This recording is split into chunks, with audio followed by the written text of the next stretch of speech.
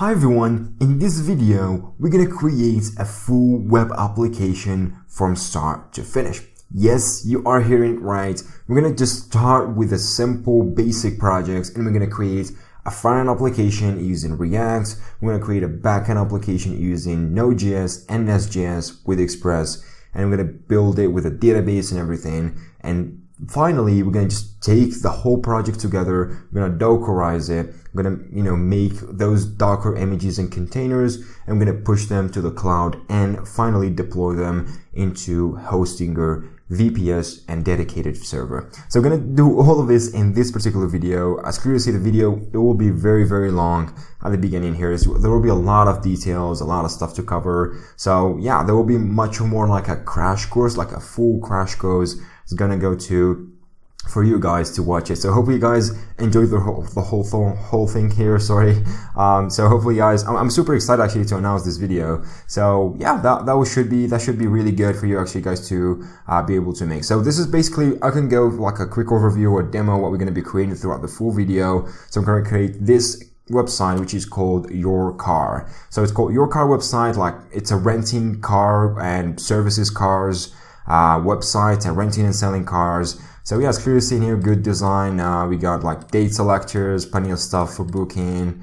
We're gonna create, this really awesome, nice one with cars. Those cars actually fetched real time from the database and from the GraphQL server with GraphQL and TypeScript and everything. So those are actually like saved up in the database and fetched from there. And we got this really nice, awesome footer all working together in harmony with React, TypeScript, React App, GraphQL, and many, many more stuff going on behind the scenes. So we also are going to be deploying this clearly in here. This is the deployments into the server. So this is where we're going to be deploying it into Hostinger dedicated VPS server. And by the way, this is actually a good place where to announce the giveaway. So there is actually a giveaway on this video. So make sure to go ahead and watch the video until the end. You're going to find the giveaway instructions and details, and you can read more about the giveaway, how to enter the giveaway, and what is going on in the giveaway down in the description below. So basically, we're going to be giving a fully VPS for 12 months, a year, the VPS plan 2, a fully dedicated VPS from Hostinger provided for one lucky awesome subscriber. So make sure to go ahead and read more about the giveaway down in the description below. And yeah, I will talk more about details of how to enter the giveaway at the end of this video. So stay tuned inside of that. So what we can see in here, as clear to see, this is actually what we're going to be creating at the end. There will be also like a backend server running from behind there with GraphQL and everything. So this is the backend server. It runs on basically Node.js, and if you take a look on it, clear to see, let's Express, Node.js, and Nginx, and many more stuff going on behind the scenes from that particular side. So yeah, we've got plenty of stuff going on. And yeah, so we're going to be creating all of this. We're using Node.js, React with Express and MySQL DB, TypeORM, TypeScript, basically Apollo GraphQL, and a lot of stuff gonna happen all behind the scenes with Tailwind, without forgetting Tailwind, of course. So we're gonna be using all of those technologies. And as I said before, we're gonna be using Hostinger. So I'm gonna just like show you here. And by the way, so Hostinger is basically like a really good place to grab your very awesome hosting that you can just like bring it up, and it's just like really awesome dedicated servers, VPSs, and support is really nice. You can get it up and running with like 15 minutes, 20 minutes. You can just set up your server and you can get it up and running, and then you can start, deploying your applications within like 20 minutes. So it's really important, and it's really good. I just like love their servers from that perspective. So yeah, I'm going to be using all of those, and I'm going to be building it throughout this whole crash course. I'm going to name this crash course because it's a very long one, and hopefully you can just go ahead into like the timestamps and you can find the right portion. You can now learn throughout the video, because pretty sure you can stop the video, you can come back, and you can find these timestamps that you can choose throughout the video, and these like sections, so you can watch each section alone and you can learn more about it. So hope you guys enjoy this video. I know it's quite a long video, so please bring something to drink or something like a coffee or anything. And yeah, without further ado, let's go ahead and get started.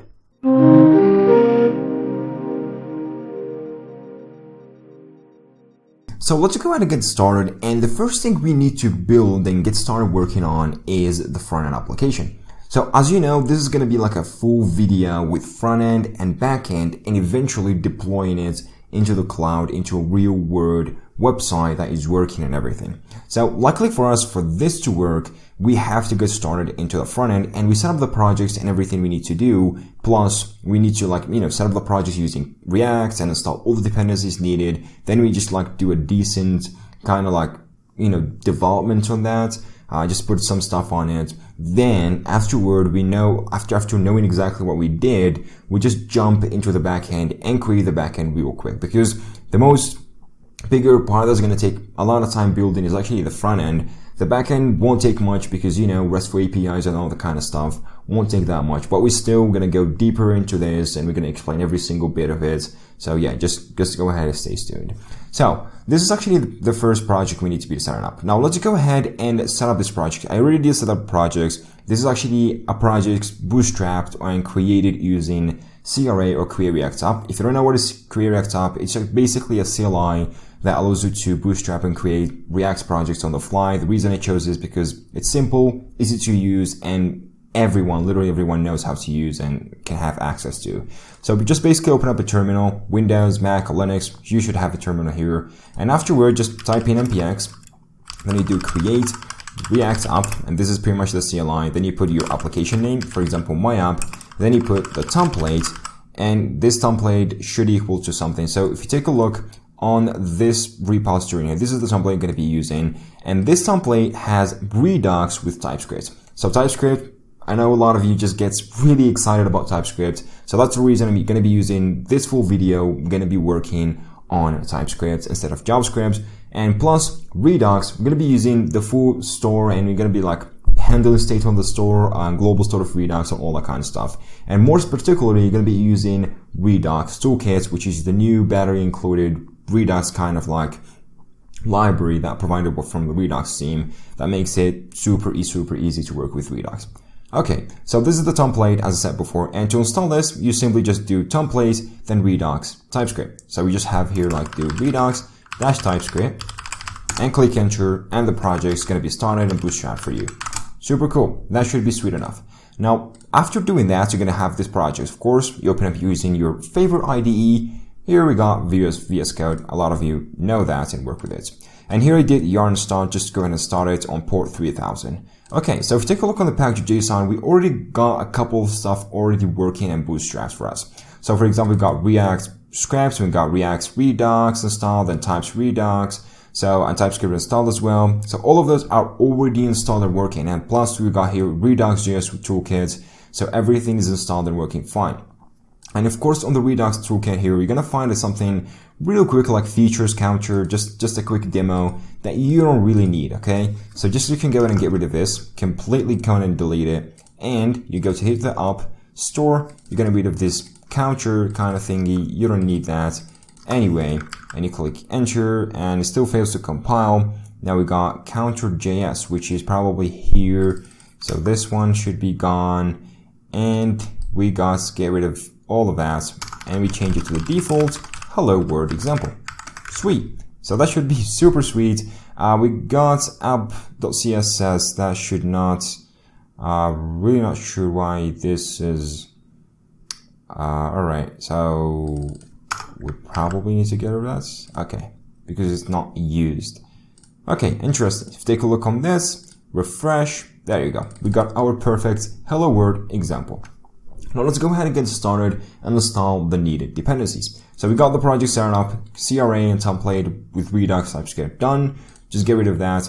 Now TypeScript is already included throughout this template. That's why this template is super sweet. So we got TypeScript already done there. And for Redux, as I said before, this is what's going to be installed. If you're not familiar with Redux, this is not going to be a super beginner friendly introduction into Redux.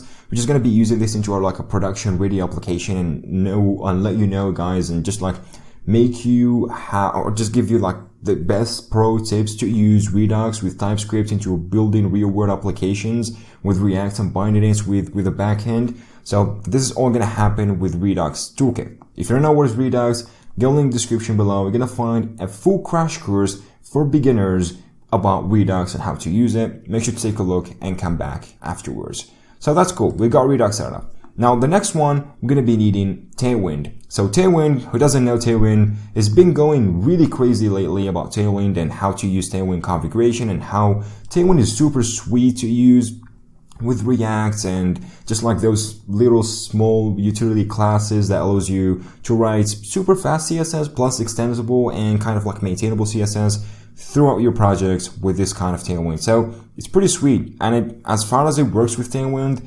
it pretty much looks really, really promising, and it has a lot of cool, good stuff into it. So that's what we're going to be using, and luckily for us, Tailwind gets really working like really well with React. So we are super lucky to do so. So to install Tailwind, you can go in and figure out documentation, and basically it works really well with Create React App. So that's the reason I chose Create React App as well. You don't need much of configuration to go through about that. So just go ahead and copy this install command. So just copy this, go to your projects, and I want to just go ahead and open up a new terminal. So let me just take this a little bit bigger. And we got yarn, so I'm going to do yarn add. I'm going to be installing all of those. So I'm going to hit install because we're not using npm. And this one should be a dev one. So I believe we should just keep in the D, and that should be all. So just click enter, and this should be installed as development only dependencies. Super cool. Now we got this installed. Now to use actually Tailwind, and we have to override the actual configuration of React and Webpack. So to do so, we can't do it directly on Create React App, and to do so, likely for us, there is something called Creco. It's a really good utility here that allows us to override Create React App configuration with the configuration we want. So all we have to do is just go ahead and install this Creco package and just change this script, and of course provide a little teeny tiny configuration here and there, and boom, that's pretty much all we need to do. So let's go ahead and clear that out. I'm going to do yarn add Creco at Creco, and that should install the patch for us. This is all you need to do to install Creco pretty much as a beginner. So that should be pretty basic. We got Creco already installed here. Now the next one we have to create a Creco configuration, and we have to replace the start script from React script into Creco. Okay, so let's go pack.json, and we need to get rid of these for the start. So replace it simply with Creco, Creco here, Creco there, and Creco for testing. For ejecting, just leave it as it is because this is not Creco's job, okay?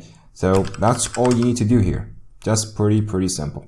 All right, pretty cool. Now we got this is installed, we got Creco and Tailwind installed, and we have to provide this small configuration. So just copy pasting. The reason I'm showing you this documentation directly, just for you guys to understand that it's pretty simple to install this if you just go through it, and just like walking you through that just to make it much clearer for you and explain every single step and why you need to do it, okay?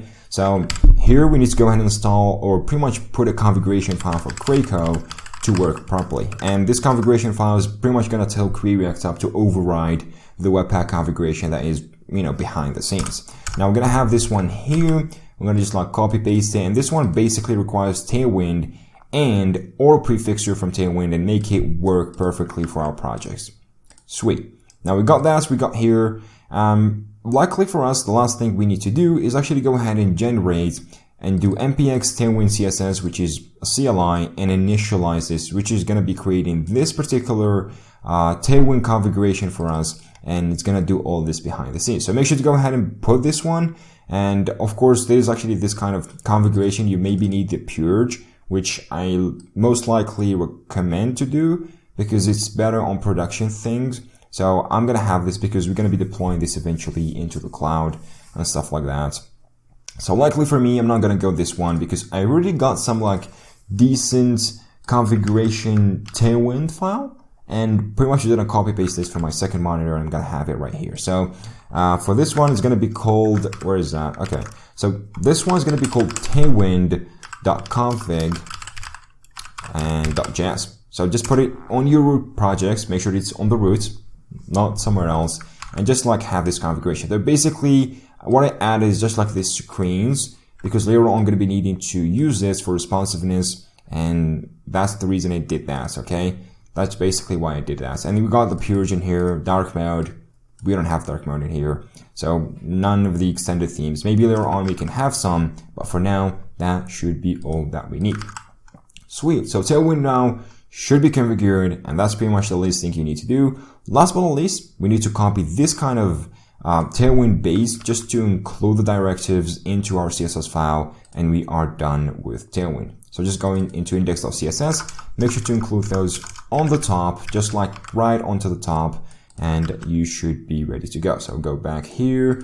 If you're actually saving, this is being recognized, no issues, no problems, and make sure to import this into your application, which we already have. So that's it. That's pretty much all you need to think about to support or pretty much configure Tailwind, and we should be ready to go in that particular case scenario. Now we got Tailwind set up, we got create code set up and everything. So after I have create code here, make sure to go ahead and run start again, just for the changes. You can see now we're running this create code start command instead of the other one, and that should be already making a lot of sense, okay? So if you take a look, the server should be running now, the configuration is fine, and we should be getting Tailwind already. So the Tailwind is set up and working pretty much fine. Now, let's go ahead and install the other libraries you're going to be needing throughout this kind of project. First and foremost, we're going to be using style components, and likely for us, this other library called Twin, which is a Tailwind kind of specific library that allows it to integrate really well with the CSS and JS libraries, especially styled components. So it's going to allow you to use Tailwind kind of specific classes and utility classes with license support, of course, with style components on the go. So you can just use them together in a really nice harmony way. So that's pretty much the reason I'm going to be doing right here. So just go ahead and install the yarn and style components first. Second, we're going to be using twin.macro, and this is the kind of library that allows us to use Tailwind with style components. And last but not least, we're going to be needing another library that allows us to pretty much use some kind of like responsive code. We might need it because Tailwind is pretty much going to handle all the responsiveness and all the kind of like, different screen sizes and changing here and there, but we still sometimes need to like hard code this just to get the best out of the design. So just going to install React Responsive. We may not use this, but we're still going to go through this and install all the needed dependencies. All right, sweet. Everything is installed and ready to go. So let me just clear all of that kind of mess, and we are actually good to go with dependencies. Now, as if you see in the website, it's going to be like having a lot of images and kind of like SVGs and, different kind of stuff that I already did prepare for the website to work fine. So I did go through like scraping some images and getting the best quality images out there, plus just removing the background and all that kind of stuff, just to making sure the website looks as bad as possible with the assets. So I already got like an assets folder. You can find these kind of assets if you're looking for. By the way, you can pretty much find the whole project on the GitHub repository. You're going to find a link in the description below, or you can just go to my GitHub at ipinwes, and you can pretty much have this project full for you with assets, the code and everything. So it's free for you, and especially for you guys. So whatever. So we got here assets. We're just going to straightly copy into the src folder. And this assets folder is going to have different images, files for cars and everything. So for example, this is the logo I'm going to be using. It has some pixels. Yes, I agree. But I kind of like this logo. So I'm going to use it. It won't look bad because it will be just a small logo. We got also homepage design. This is kind of like from where we got the inspiration. And we got this kind of like different logos of different images of pretty much cars going to be using, and basically use this kind of like orange McLaren car with this Jeep car as well that I've handcrafted and removed the background for. So yeah, we're all going to use other SVGs for these blob files and everything that I already set up. So that should be good for you guys. Wherever you need it, you can file it on the repository on GitHub. Pretty cool. Now that's pretty much what we need at first. Let me close all of that and let me collapse all of these. And we are actually pretty much good to go to start putting the components together. So if you take a look in here, we still got hello world with localhost 3000, and pretty much we don't need like any Tailwind or other windows open. Okay.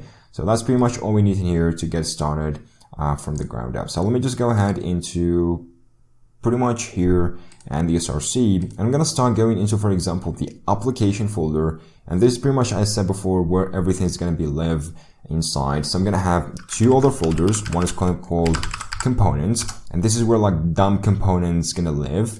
And this is basically like the pro architecture I always use in my production level kind of applications whenever I work, or just like hobby projects. I always go with this because it's much easier to work and maintain, especially for React application. And I'm going to be needing here like containers, and this one is going to be like more oriented into like holding different pages of the application. So this is where we're going to have it all going on inside of that. Okay, so this is the containers, and first I'm going to have like the first and foremost container, and which I'm going to be working right now is actually the home page container, or the home page pretty much. So this one is going to be the folder. I'm going to be using the same kind of like folder structure. So the index.tsx in here is going to be like the main entry point components for this home page component. So this is because it's index.tsx, so that's the entry point of it. So I'm going to be using it like this name, and I should rename this to tsx because this is going to be TypeScript with React components, okay?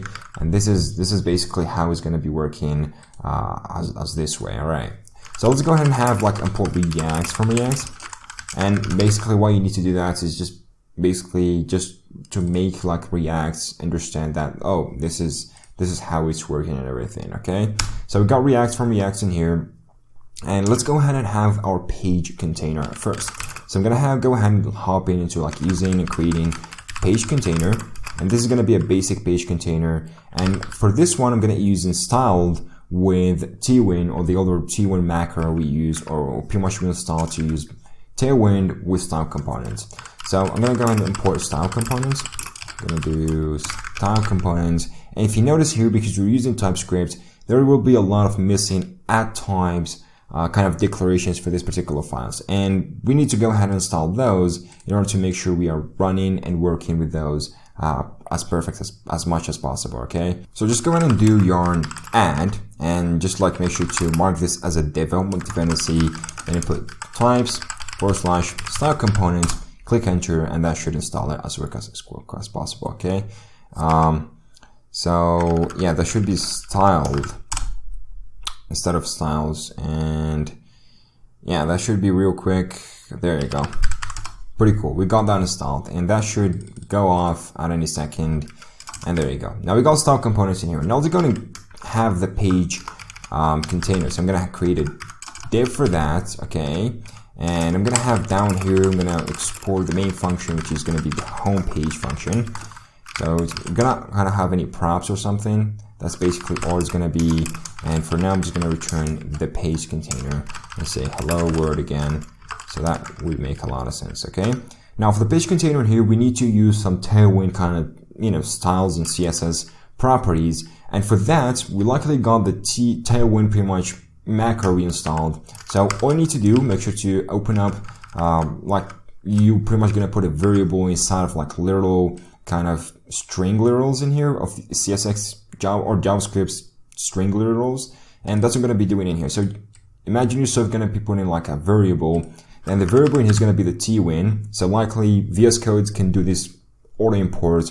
A lot of you actually guys ask me how I do this. It's pretty much like from VS Code because it knows the kind of like libraries and dependency install on Node modules. So whenever you just put the name, it does that automatically for me. And all I have to do is click enter to import it, and that's it. Okay. So that's, I'm not going to do any kind of like magic behind the scenes or something. Now the Tailwind in here, it's as well kind of like it takes a string literal in here, and you can put whatever style component class you would like to. So here we can put whatever kind of class we want. For example, we want flex, as you see, and also I got into license enabled, and it works perfectly, really perfect. So for example, we put flex in here, it works. Of course, for example, we want flex column to work. Yeah, we got that too, and it gives you this really awesome into license. We want full width, and we want full height because it's going to be a full page container. For example, we want to center them like horizontally here, and also we don't want any overflow on the X, so we want this to be hidden. So if you want this kind of like awesome into license, all you have to do is just go and install this awesome extension from Tailwind CSS into license. Make sure it's installed, and that should make it work for you perfectly. Whenever you try to put this like class in your components, on a class property, on this style components, all is going to work for you really good. Okay, so we got that page container ready made for us. Let's go ahead and import it into the up.csx.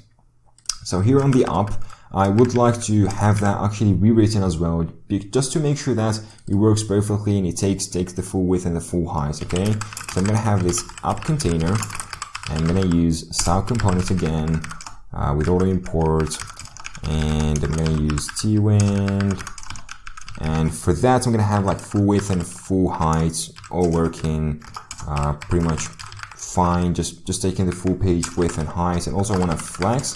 And I want flex to be column, okay? And that's pretty much it. I don't need that. So I want the up container, and inside of the up container, I want to use the home page for now. All right.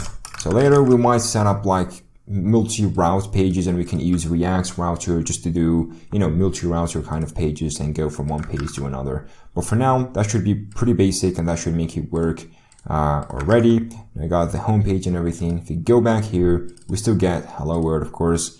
If you want to change that should take it as necessarily as possible.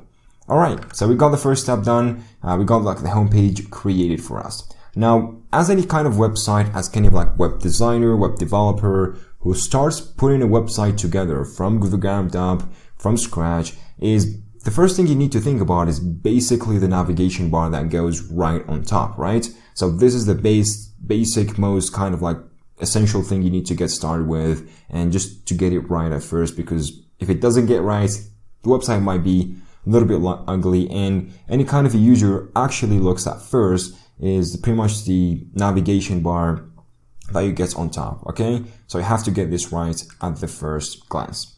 Okay, alright, so let's go ahead and put that.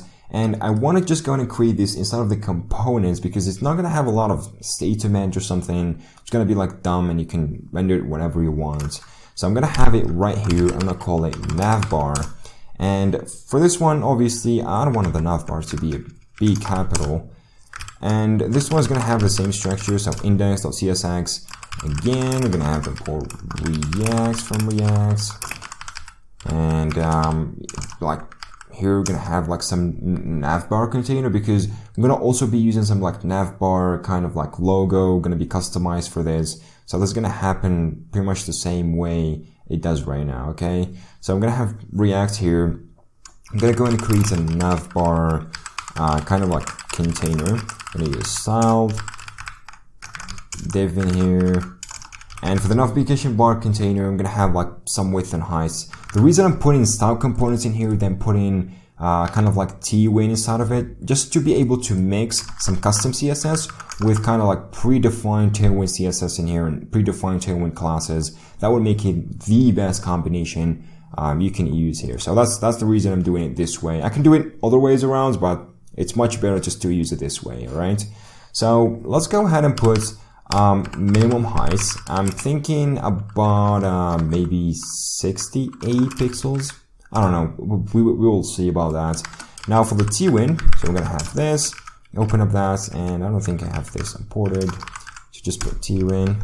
There you go. Now I want the full width, of course, for the navigation bar, and also I want to set some. I want to set some max width, just to make the navigation be centered and doesn't go away with larger screens. So I want the max width in here to be set up to 2XL, which is kind of like, I'm guessing if I take a look on my configuration, it's 1536 pixels for 2XL. You can have more defined in here as much as you want for screens, but I'm guessing this should be enough for this. And for larger screens, 4K for example, it should just like show this kind of website. If you want to support this, you can go and support it. I'm good with you, but we don't have pretty much potential to do this. It doesn't really matter for that, okay? So I want to flex row, because it's all going to be horizontal, and also I want to like center stuff vertically pretty much. This is for vertical stuff.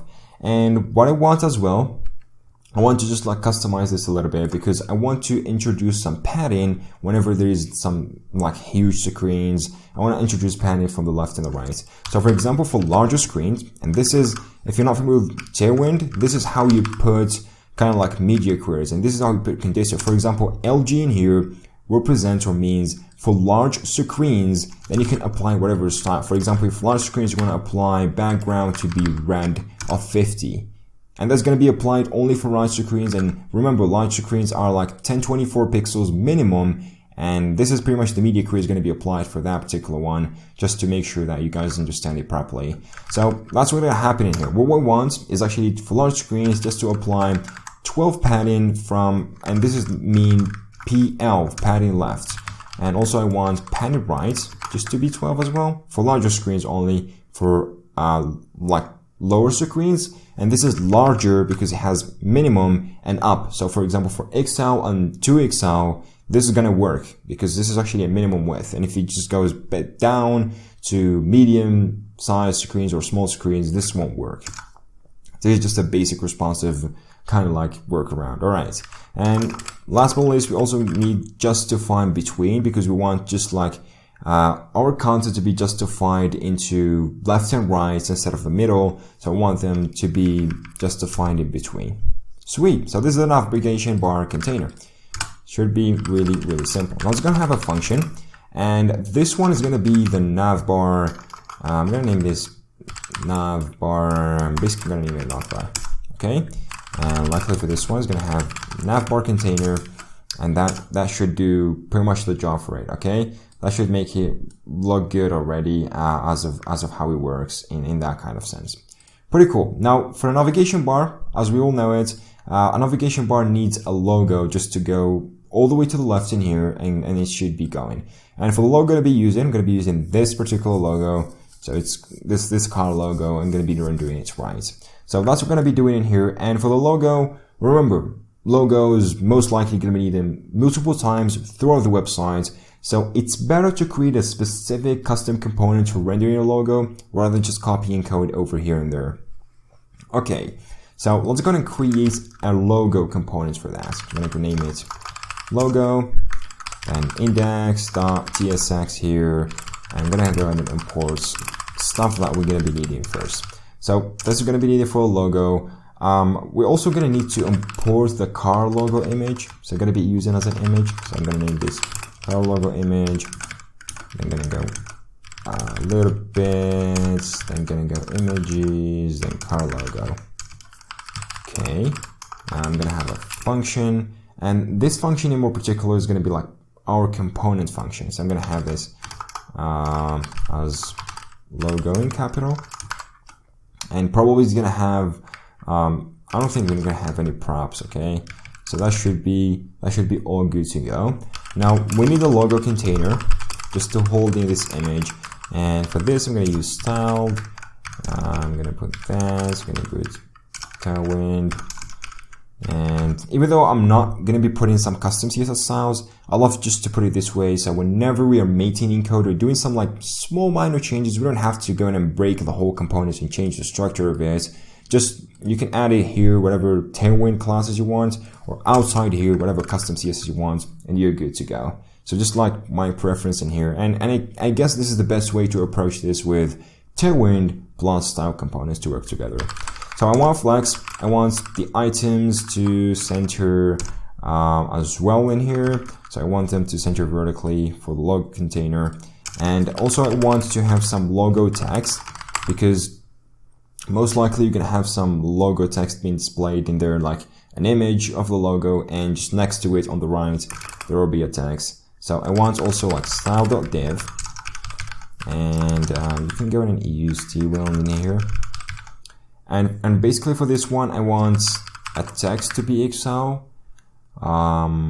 This is actually for small screens, and pretty much the idea, how we want to design this website, pretty much design mobile first screens, which means we want to go and design for mobiles first, and just like whatever works for mobile, then just like we go up the resolution. So for example, with small mobiles, like for iPhones and whatever, then we go to medium screens and larger screens and XL and 2XL just to get it right. And this is what mobile first approach means. It's actually to start working and designing for mobile, then going upward.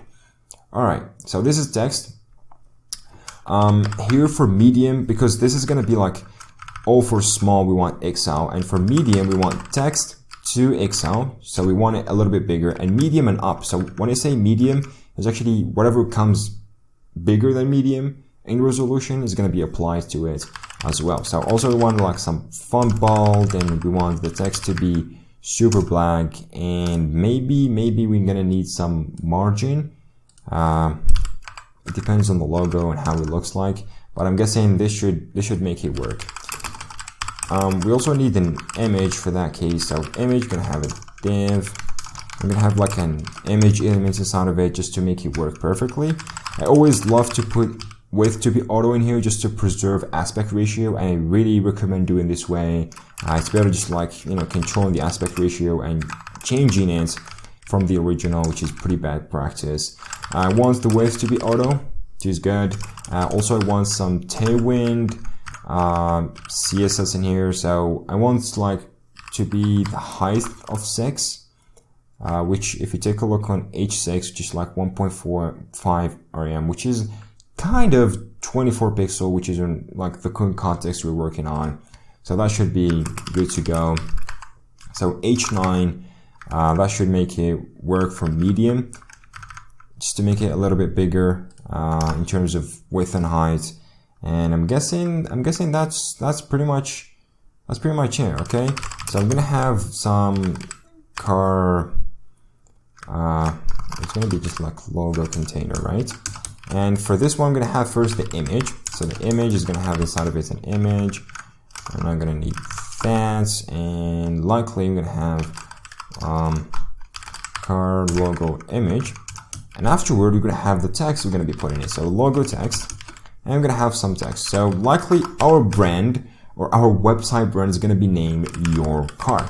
So that's gonna be it. And this is gonna be like a really good name for a car rental kind of car shopping website that pretty much showcases a lot of cars and just allow you to rent a car or pretty much shop for a car, and you can have all that kind of discussion. So this is kind of like a car rental agency or car shopping or car selling agency pretty much. This is what this kind of website is about. So this is what I want. Sounds good already for me. So I can go back in here and I can have some container. So for example, I can say logo container here. I can have style, then I can have div. I mean, I'm guessing this should do the job for it. Just to hold it off, then we can have some logo. That should make it a little bit kind of work. Now let's go ahead and have a navigation bar in here imported. So I'm gonna just have navbar, import it into here. If you go back, there you go. So we got our logo, got text in here, and we got some image being shown up next to it. And it kind of looks good already in terms of that. It does a really good job.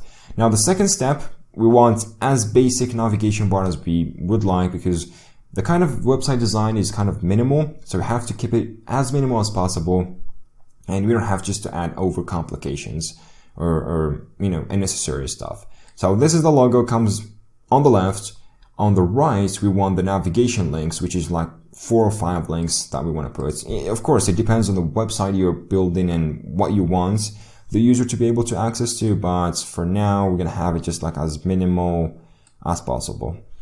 Okay, so in this case in here for the navigation bar, I'm going to have different components that's going to handle having or rendering this kind of like navigation items. So I'm going to go back here.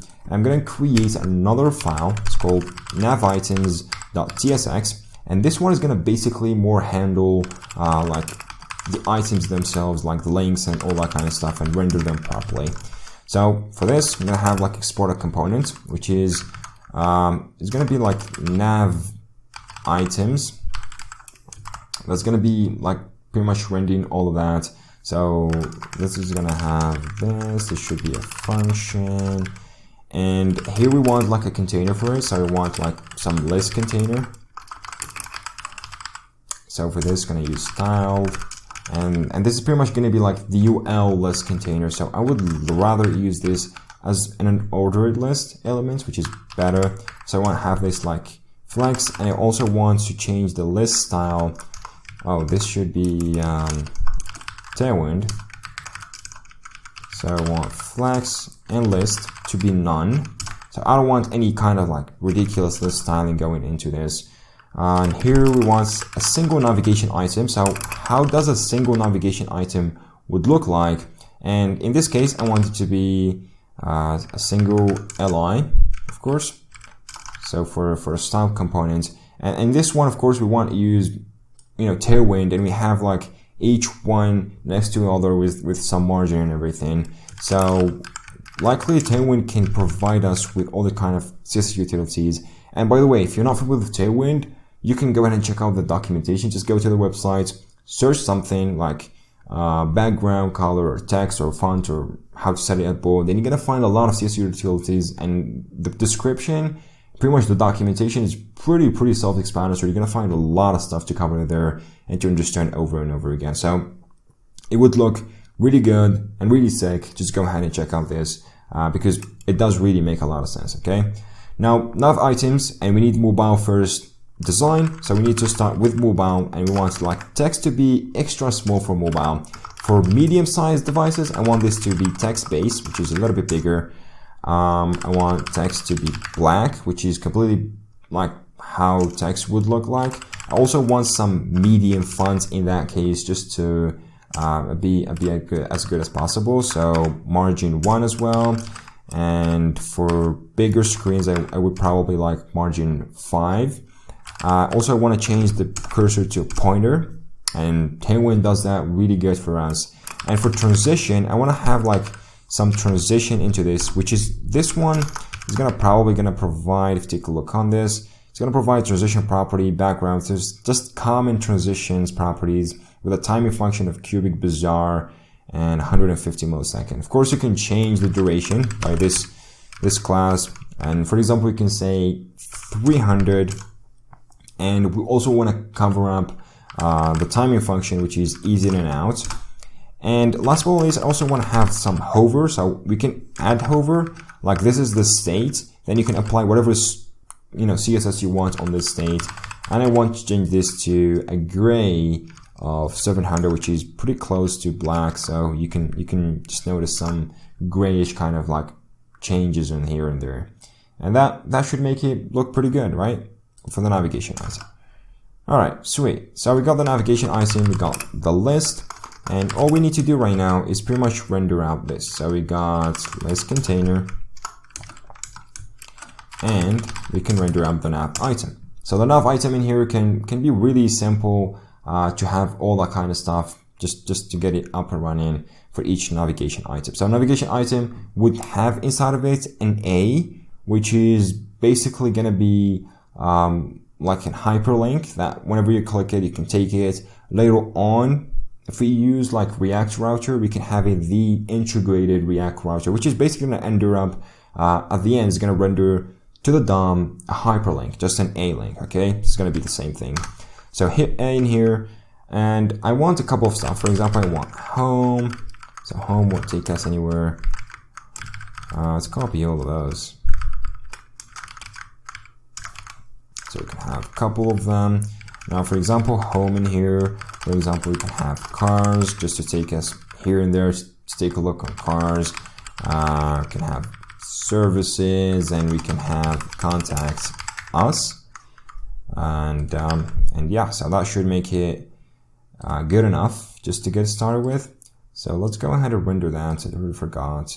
So we got, for example, logo container. And afterward, what we need is actually to render the navigation items, which they should take care of their own. So we should just do nav items, close that, and there you go. So we already got that up and running, and it's kind of working, but I'm seeing a kind of like an issue that this one is not taking full width of the page. So, so this one, this is, take a look. So this is kind of like the navigation bar container. So the navigation bar container. I'm not sure why this is not taking full width. Well, it should. Even though I'm putting width in here to be 100%.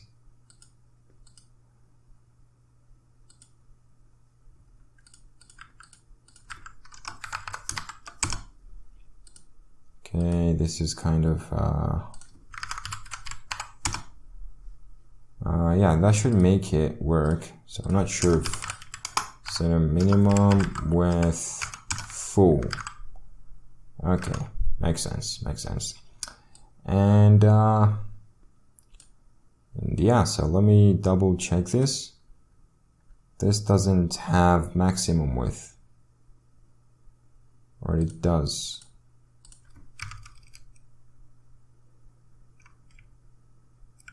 Okay, so maximum width is not taking effect whatsoever. Maybe we should be taking this. Okay, so maximum width was kind of taking care of putting it as small as possible. So I'm guessing I'm having something with a maximum width in here. So I totally forgot this should be screen instead of directly to Excel, because this is going to be much bigger than that. So we need to use the screen's width. And there you go. So I already need to get rid of that as well. And that should make it perfect. So this is the perfect size. As I said before, I want to just take the full width.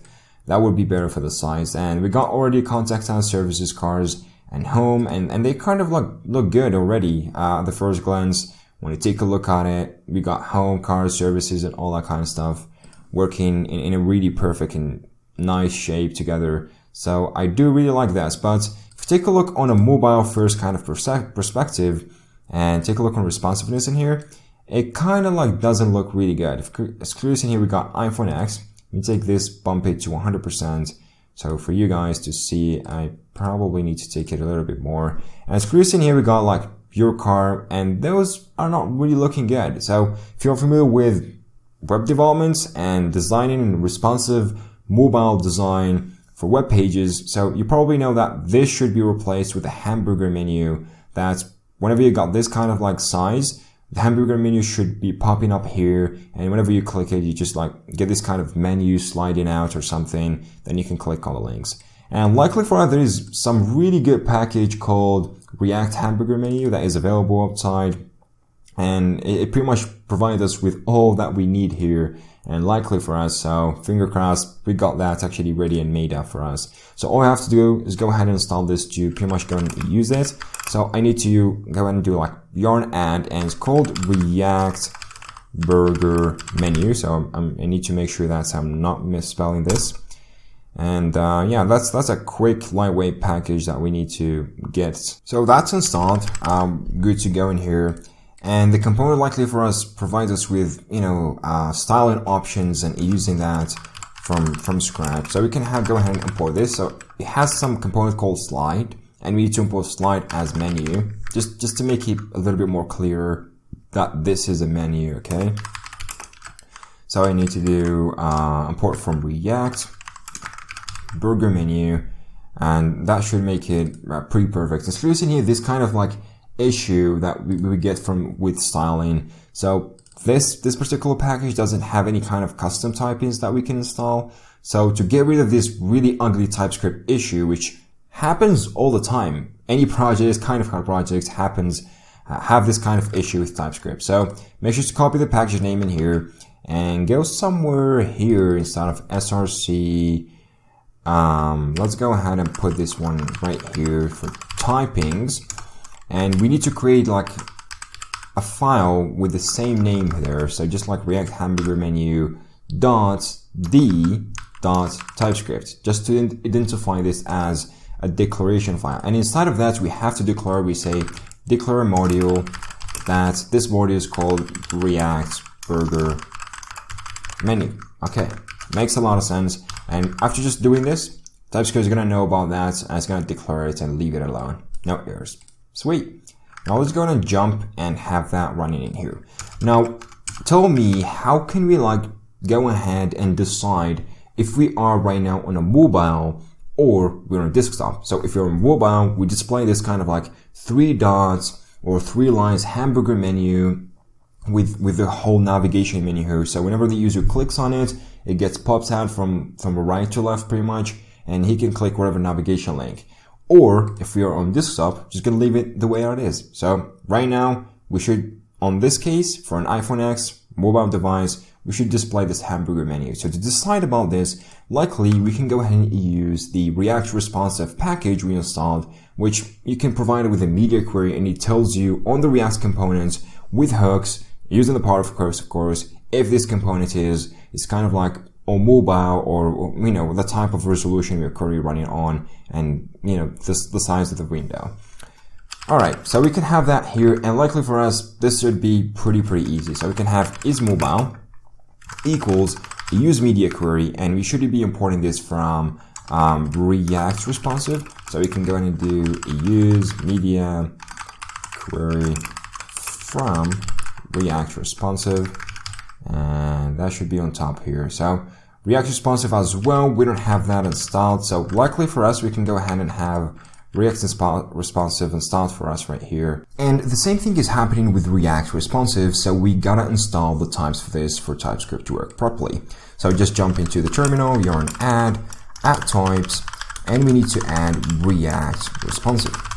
So just click enter, and that should be added real quickly. And this actually add types kind of repository has all the types for all repositories that provides it, or for pretty much for all npm packages that provides it in there. So whenever you find for an npm package and you want to know whether it has a types, like a dedicated types kind of like package for it or not, you just simply go in and search into that repository or this namespace more likely, and you can find it or not. So that should be pretty self-explanatory, just to make stuff working as fine. So that should not take that much of time to install for you probably, but and yeah, so there you go. We got React Responsive installed, and the error should disappear now, and we should be able to use media query. Now, if we jump back right here, we can just go ahead and do use media query, and in this one, what we have to provide it with specific screens. For example, we have to provide it like we're saying we got like maximum width, and the maximum width it's pretty much like CSS kind of like attributes or media queries, where you just say, minimum width, for this minimum width of pixels, just whatever that comes after that minimum width, you can apply the CSS style into that, and so on and so forth. So we want to use it with maximum width because we got like a specific screen size for mobile. So like just the maximum width that you need to apply this only for mobile, so we can go ahead and apply it. And for this pretty much one, we're going to go ahead and create a brand new file that is going to be responsible for like displaying or just like, storing the constants for different screen sizes. So instead of components in here, we can have another folder called responsive, and we can go ahead and create, for example, inside of it like index.ts TypeScript, and here simply just go ahead and export like something, export const screens, and this is going to be an object where we can have all the screens into it. So the screens are basically the same thing in here, so you can go ahead and copy it. You can just go Tailwind and copy the same screens we got here, so they basically are the same. And the reason I'm just putting right here so you can have access to them throughout the application without any issues, and of course they are on the configuration as well. So it's better just to put them with this const, and since those settings are actually const throughout the whole project, they should never change pretty much, unless you got some changes, but they usually don't change. Like there's just a single 1% or 0.5% chance that this particular settings would change for screen resolutions and all that kind of stuff. So they will stick for that, and they work absolutely fine. So we can just go ahead and now use the file we created, and we do screens dot, and the maximum width we want to go for here is actually like small, of course, because small represents the minimum or the maximum width for a mobile device to reach out. So small is just like 640 pixels, and this small one should pretty much represent like more like a tablet kind of view. So we want maximum to be 640. Anything below 640 pixels is going to have this menu. Anything above it, so medium or large or anything kind of comes above that 640 pixels, it's not going to have this hamburger menu meant for mobile devices. Pretty sweet. Now we got the is mobile. Now how can we check if it is mobile? We simply now got the boolean. All we have to do is check if it is mobile, and if it is actually mobile, we're going to render something completely different. So we're still going to be rendering that list container, which is obviously going to have all that kind of list containers, but we're going to wrap this with the actual menu we created. So we're going to have the menu we reported from React Hamburger, and we can just go ahead and close it with that. Sounds sweet. Pretty cool. Now we got the menu here, and we got like slide. Now we're importing as menu, so that is pretty good. Everything is working fine. Now what I want to do is actually go ahead and style that, because usually this kind of like React burger menu provides us a way, or kind of like an API, to provide our custom CSS styles to different classes to properly style this menu. I already actually figured out some styles in here, and basically if you just go to the like npm or GitHub repository for this particular package, you're gonna find a default style. So all I did is just went there and I copied it, and I came back here. So you can go ahead and copy it, or you can just like find it in my code in here. I think it's better just go ahead and find my code in here. So I'm gonna go ahead and create a folder for it, or pretty much a file. I'm gonna name it menu styles.typescript. And this is pretty much the default configuration. So all I did is actually change it a little bit right here for the BM burger, or the bottom burger button, which is, you know, just like a background button here. So it has like top from 20 pixels, right, and height of 20 pixels. So that's basically where it is for the button right here. And that's all I did in it. You can go and play around with this configuration however you want. It's just basically a CSS style that needs to be applied to different classes. For example, BM burger bars. So those are actually the bars of the hamburger menu. So you can play with that, or the hover effect, or the cross effect, which is responsible for closing the menu, or the menu itself, like the background, the padding, the font size, and you can put other CSS styles in here if you would like to. So it's very, very accessible, and you can have it as, you know, however you want. It depends on how you want to work it with. Okay, pretty good. So we got React burger menu not found. So what is this? There sounds to be something like React burger menu. I don't know why I put that here. So text should not have a suffix. I don't know what I have it text in here. So yeah, I should have something like text as some. Yeah, I guess I screwed some stuff while I was just trying to install a couple of others. But anyway, so here we can go ahead and put the styles, so you can override the styles in here. And as I said before, we're going to be using the styles that we provided. So we can say styles object equals menu styles. And for this one, I need to go ahead and import it. So I'm going to just import menu styles, and likely I'm exporting this as default. So everything should be all good to go up in there. So I can go ahead and import it from menu style. And I should have named this menu styles, because it would make it a little bit better. Okay, VS Code does a really good job by renaming it, doing like an auto rename for us. So it takes us like a couple of seconds of doing this kind of headache thing. All right, so menu styles here, we can have it right here. Now, if it is mobile, it's gonna render up this menu, and it's gonna still have this list container inside of it. Otherwise, if it is normal, it's not mobile with a tablet or a laptop, or even bigger screens like 4K, this is going to be working as a normal, you know, a navigation kind of like buttons, and they can be laid out normally. Pretty cool. Now, if we go in and check out this, we still got like our navigation items in here, or navigation links going on pretty good, because we are on desktop. So let's try to go in and inspect the elements right quickly. And if you put that here, we got typed in as valid, but undefined. So you likely got, so that does seem to be some kind of an issue that I'm really not sure what is going on, but let's try to do that. Class of a function. So check the render methods of nav items. So this is the navigation items, and this is what it should return basically. So we got the menu, and so I'm not really sure why this is not being returned properly, or it's not being read properly. So I guess I'm kind of like, this should be lowercase slide, okay? Because there's no exported component. And there you go, yeah, boom.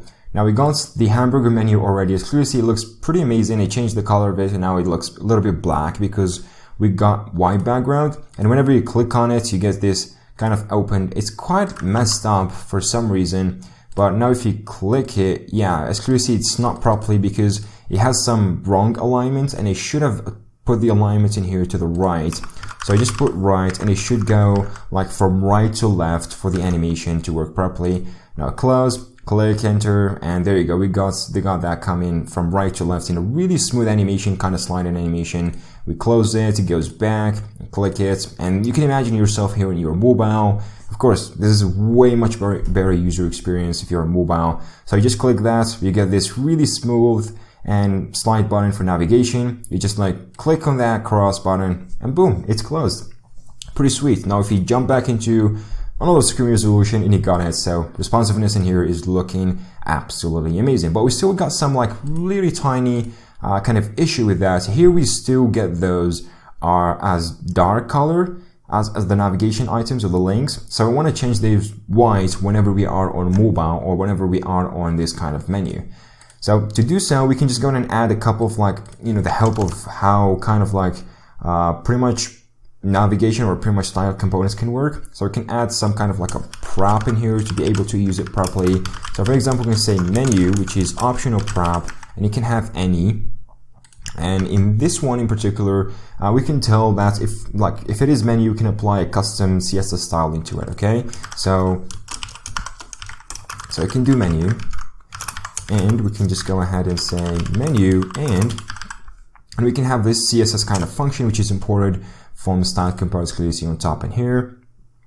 So we can have that right here, and we can just quickly say if it is menu, so we need to apply this particular CSS style, and we still can use Tailwind, and all they get really together really nicely with each other. So I want to change text to white. I also want to just bump the text a little bit bigger because they look really small, so I'm not really a fan of this. And margin bottom and MB-3, which is margin bottom, I want it to be 3. And also I want to put like some focus within, because sometimes when you click on the link, you get this really weird focus. So I also want to put like on the focus state, I want to just apply white text. Okay, pretty sweet. Now if we are right here on the menu, on the list container, so we got the navigation item in here, we have to do is actually apply menu to every single one of these to make it properly working. So we can just go back here, put menu everywhere, and if we go back here, there you go. We got it really smoothly. We got some margin, we got some really nice white color, and plus it is way much bigger. Now you click close that, you can come back here and you still can go in and click those, and it look amazing. How sweet is that? You are on mobile right now. Pretty sweet. If we close that, we got our nasty kind of awesome looking navigation items on top of there with background and everything. So that's pretty good. Now if we try to go ahead into that responsiveness in here, and we can have it as however we want, clearly see whenever we just reach the threshold, it gets back into that kind of stuff, and it's clearly see it just like it goes and responds to the kind of like screen sizes, different screen resizes and it goes pretty smoothly. So I like this kind of responsiveness, and yeah, we did pretty good so far. So that is looking absolutely amazing as far as that. And I guess here for the navigation item or the navigation bar, it's pretty much done. We got everything working as we intended to do. So that's looking absolutely amazing at first glance. Now we got the navigation actually done, and it looks absolutely amazing. Now the next step is actually to create the landing page, or pretty much the top section parts of our landing page. So this is pretty much the most crucial part that every single user that comes into your website and visit the website at the first glance, he just looks into this section first. So this is pretty much his first experience with your website and the first look he takes into your website. So just try to make sure that you get it right on this particular, side, and you have to just pretty much put the best kind of designed and just put the best UI plus user experience on that part of top section, just to the user get attracted and he can engage more. You can have a couple of buttons, some really motivational kind of positive text to interact with the application, pretty much register or log in or do whatever you want for the application. So this is pretty much the crucial part. And for our case, what we want is actually the top section component. And I'm going to split it into like two sides. One is left and the other one is right. And from the right side, we're going to have this like Porsche kind of car coming out from the right side, which is going to look absolutely sick. And from pretty much the left, I'm going to have some engaging text. We're just going to say some really awesome, nice title. And down there, we're going to have some like buttons. You can click, for example, just like start viewing the shop list or the cars list or interact with the website in general. So this is pretty much your vision as a web developer and as a web designer, more specifically, plus as a UI UX kind of designer. So you have to think this way, like how to pretty much attract the vision and kind of like and the engagement of the users once they just like view your website and web page at the first glance, especially for the home and landing page. It's pretty much very, very crucial to make users feel that way.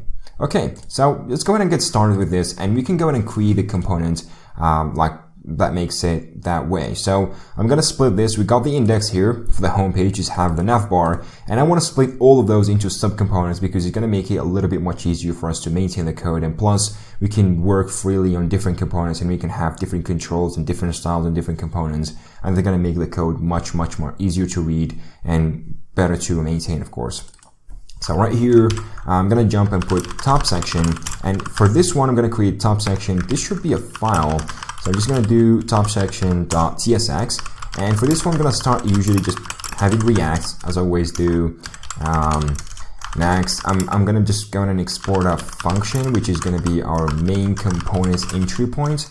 So it's going to be top section here, and that should make it good already. Now, next, what we need is actually to create the top section container. So I want to just go ahead and do top section container. And for this one, of course, we want to use styled. So I'm going to just do styled, have div. Then I can use some Tailwind help, and that should make it pretty good. Now, for this top section, what I want is actually the first most kind of like what you want to do for the top section is have a minimum height at least, because you're going to have a lot of kind of like maybe images or pictures or like SVGs and illustrations going around. So you have just like to put a minimum height to take at most like, you know, half of a page or most of the page, then for the user just to attract, then you can scroll all the way down. So that's what I want to do here. I want to have like minimum height. And for example, let's say a 400 pixels minimum height to start with. I think this should be pretty good. For this one, I want like full width. So with full, I also want some like max width screen. So I want it to match the actual max screen that we put for the navigation. So if I go back here, I've got max screen to Excel. So just to match the actual kind of like threshold of the whole web page and the width. So I want to just keep it this way for at least those two top sections. Then we can have bigger ones and taking the full width for the rest of the sections of the web page. So maximum width in here.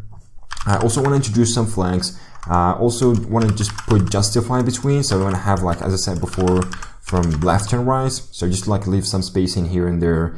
And also I want to like, this pretty much like mobile first design. So this should look pretty good on mobile. Now for larger screens, I want to use large, and I want to see LG, and I want to like have some padding from left for like 12 padding, because this is going to be a huge thing. And also for large, I want a padding from right, which is 12 as well.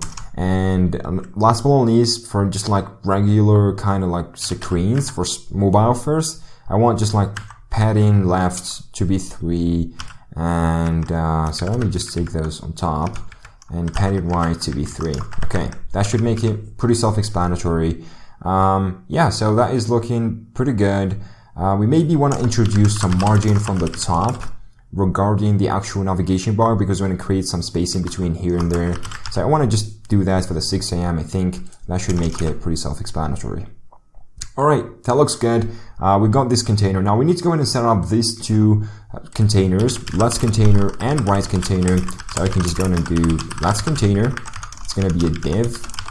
And we're going to use Tailwind again. And this is pretty much going to take like half the width. So I want to just like do 1/2. So this is how you specify 50% of width on Tailwind, if you're not familiar with that.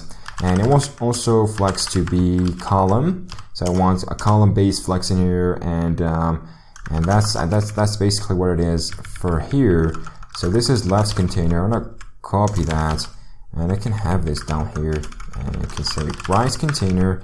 Now for the right container, we're gonna have, you know, half the width again, flex and flex column as well, because it's gonna be working like this way. And we also want to put some relative positioning, because later on the image is gonna have some absolute positioning. So we want this to be the parent that controls that.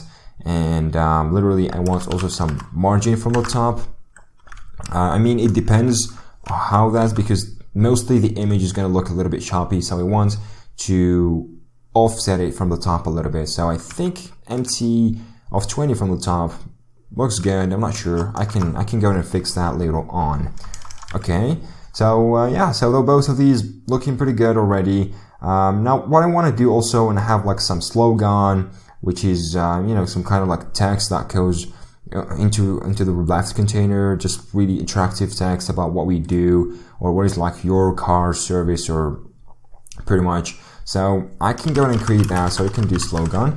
And for this one in here, what we want is actually create some, this should be probably an H1, because this is going to be a really big one. And yeah, I want to use some Tailwind again. So of course, as always, we design mobile first. So we start with the most basic one, that's the style that we want it to appear on a mobile. Then we can introduce, you know, the media queries to make it look better on other screens and up. So I want bold fonts or bold text on mobile. Also want 2XL of text, because this is going to be a big anyway, so 2XL should do a pretty good job. Now for bigger screens, I might want like text to be maybe 5 or 6XL.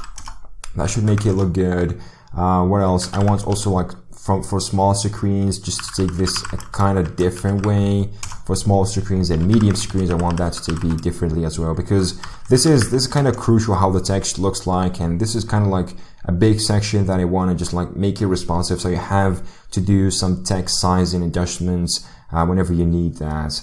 And yeah, so we want also, like for example, font to be black or large. So black is, you know, extra pretty much bold. And yeah, so medium, I want full extra bold.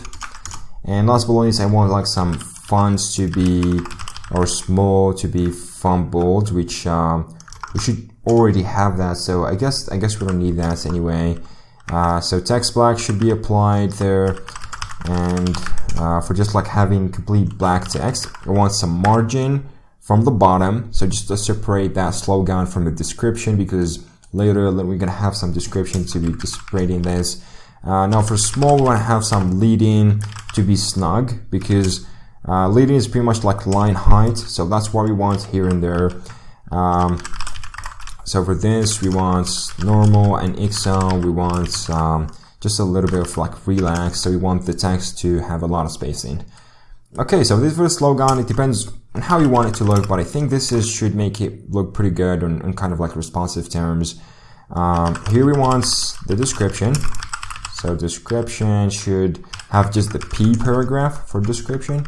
That should make it all good for us. So I want some, okay, I totally forgot about Tailwind. So text, I think XS should do it, just because we want this to be super small. Now for smaller ones, we already got that, so we already like want just for larger ones to be either small. I think small should make it look pretty good in that kind of term. And for XI, I want the text to be a little bit bigger, so I want it to be large. And here I want to have some maximum height on this. So I wanted to take the full width and full height for smaller screens as well. I don't want any overflow, so I want to hide any kind of overflow comes through, because on smaller screens, if we have like a really huge kind of description that has a lot of text, I want to hide this. And on smaller screens for mobiles, I want to completely hide this. That's why I'm setting here to take the full height, because sometimes when taking the full height on a normal screen, or on like a PC screen or laptop screen, that is possible, but on a mobile screen, that is not possible. So this is gonna like chop it off, and we got overflow hidden, so it's gonna hide some text here and there. So that should make it pretty self-explanatory. And I'm gonna have some maximum height to have 12 of this maximum height. So 12 should pretty much represent 48 pixels or whatever you pretty much have your, you know, rem assigned to. And last but not least, I want some grayish kind of look. I want it to be super gray, so 800 should make that look absolutely good. Okay, pretty cool. We got description, we got slogan. That should make it look absolutely amazing at first. Also what I want here, I want from the left side, right over here, I want this kind of blob thing. So this kind of like really awesome SVG shape just to take place in here. Then we can have on top of it our Porsche car, and that's gonna make it like stand out of the background, and they're gonna make it look really, really cool. So I already got this blob SVG. I used some service online to generate this. You can create your own. There's tons of services to generate this randomly for you, so you don't have to worry about that. But you got it here. It's kind of like going a little bit to the red with some opacity on the background, so that should make it look pretty good. Now for the blob container in here, that should make it look good as well. I just want it to be on a div in here, and it got like a couple of stuff. I want just straight into this because we can't use some Tailwind in here. There's going to be all custom CSS. So I want some 20 EM on the width. For the height as well, I want some 10 EM here. Position is going to be kind of absolute, so I want to absolutely position this whatever I want. Also want a little bit like from 5 EM from the right, and maybe 8 or 9 EM from the top, just to take it a little bit. And I want to also set the Z index to -1 because, as I said, the Porsche kind of image should come on top of this, so we can hide this. And also Z index -1 should hide it behind the navigation links, so just behind these links, and that should make it look pretty good. So yeah, we got that. Also, I want to rotate this a little bit in both angles by a -30 degree. That should make it look good as well. Now for the image, I want the width to be 100%. So since this is an SVG, so that shouldn't affect the quality of the aspect ratio. Also, I want some height, and I want the height to be auto, and just to fit pretty much the parent height in here that you can find. And for the maximum height, I want to take it max content, and that should make it full the whole void of that, and that should make it look, you know, so far so good on the block container, just to be a placeholder. Okay, so that is looking pretty good in here and there for the block container. Also want it for some standalone car, so I want to name this standalone car, and this is going to be the container for rendering the actual car itself. So I want to be some width of auto, because I don't want to mess with the aspect ratio, especially for the car picture. You don't want to just like change the actual aspect ratio of that particular image. It would look choppy, and it wouldn't look real, and that would be really bad for kind of website design. So always make sure to put width to auto, and you can set whatever height value you want, and basically the width is going to follow the height in terms of the current image's kind of like aspect ratio. So you won't be actually necessarily changing the aspect ratio, or dangerously having your own aspect ratio, which is going to make it look really, really bad. Okay, so yeah, I want to go ahead and put that myself. So I want to put, like, for example, 10 EM, and remember all of these kind of settings are going to be for mobile first. So when I design right now, I should have like enabled this for mobile first. I should go and enable for something like iPhone X and have like 100%. So this kind of like style in here, see me, I'm putting really small values because I want this to look first on mobile really good, because we're going through like mobile first design approach. Then we can have media queries to scale them up for different screen resolutions. Okay, now I also want to have some 6 EM on the right, and that should also have some top, like -5 EM. And last bullet is I want like position to be absolute. Okay, that should make it look good. Now I also want some width and height in terms of that, so I can go and use Tailwind, and I can say take the width of auto, or basically they're just going to ignore Tailwind. I can just use the custom CSS as we already started with it, and height to be full, because those kind of shapes you basically need to depend on your own style and how you want it to look like. So you have to have a custom CSS. And for the maximum width in here, I want it to fit the whole content. So that's going to make it preserve the aspect ratio, plus take the whole available content with the width and auto and height to set to that particular value. So that should make it look pretty good in terms of like a mobile screen, but nothing more, nothing less in that kind of terms, okay? So let's go ahead and render first stuff in here. So I want to select the top section container. That is, the main part of what we want. I want some left container, and I want some right container. So both of these, and for the left container in here, I want the slogan. So the slogan can be something like really cliche, it depends on how you want it, but since you're like car rental kind of company, your car called, I don't know, from that name is kind of ridiculous, but whatever. So this is what I want, run the best quality, and it meant this kind of typo. So this would look like quality plus cool. So it would look like quality. I don't know, that looks pretty good. I saw that somewhere, so I decided to choose that and work with it. So this kind of like funny, plus it looks good. Also I want some description, so I already got some description made up, so I can use the components really quickly, and we can go ahead and have the description right here. So that should make it really good in terms of how it should look like in kind of like slogan and everything. Now right here, what I can have both of the others. So I can have first the blob container I said before, and this is where the image should be put. Now I want this blob container. Second, I want the car container, which I totally forgot what I named this. It is standalone kind of car. I want to have an image for that. So let's go and import both of these images here and there. So I'm gonna first do like Porsche car ENG and go back to the assets folder.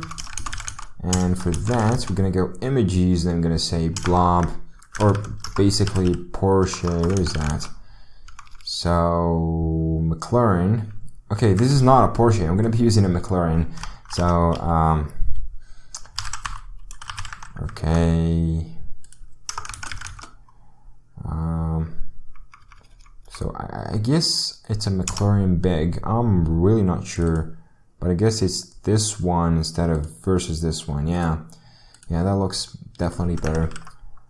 We can have this copied over here, and you can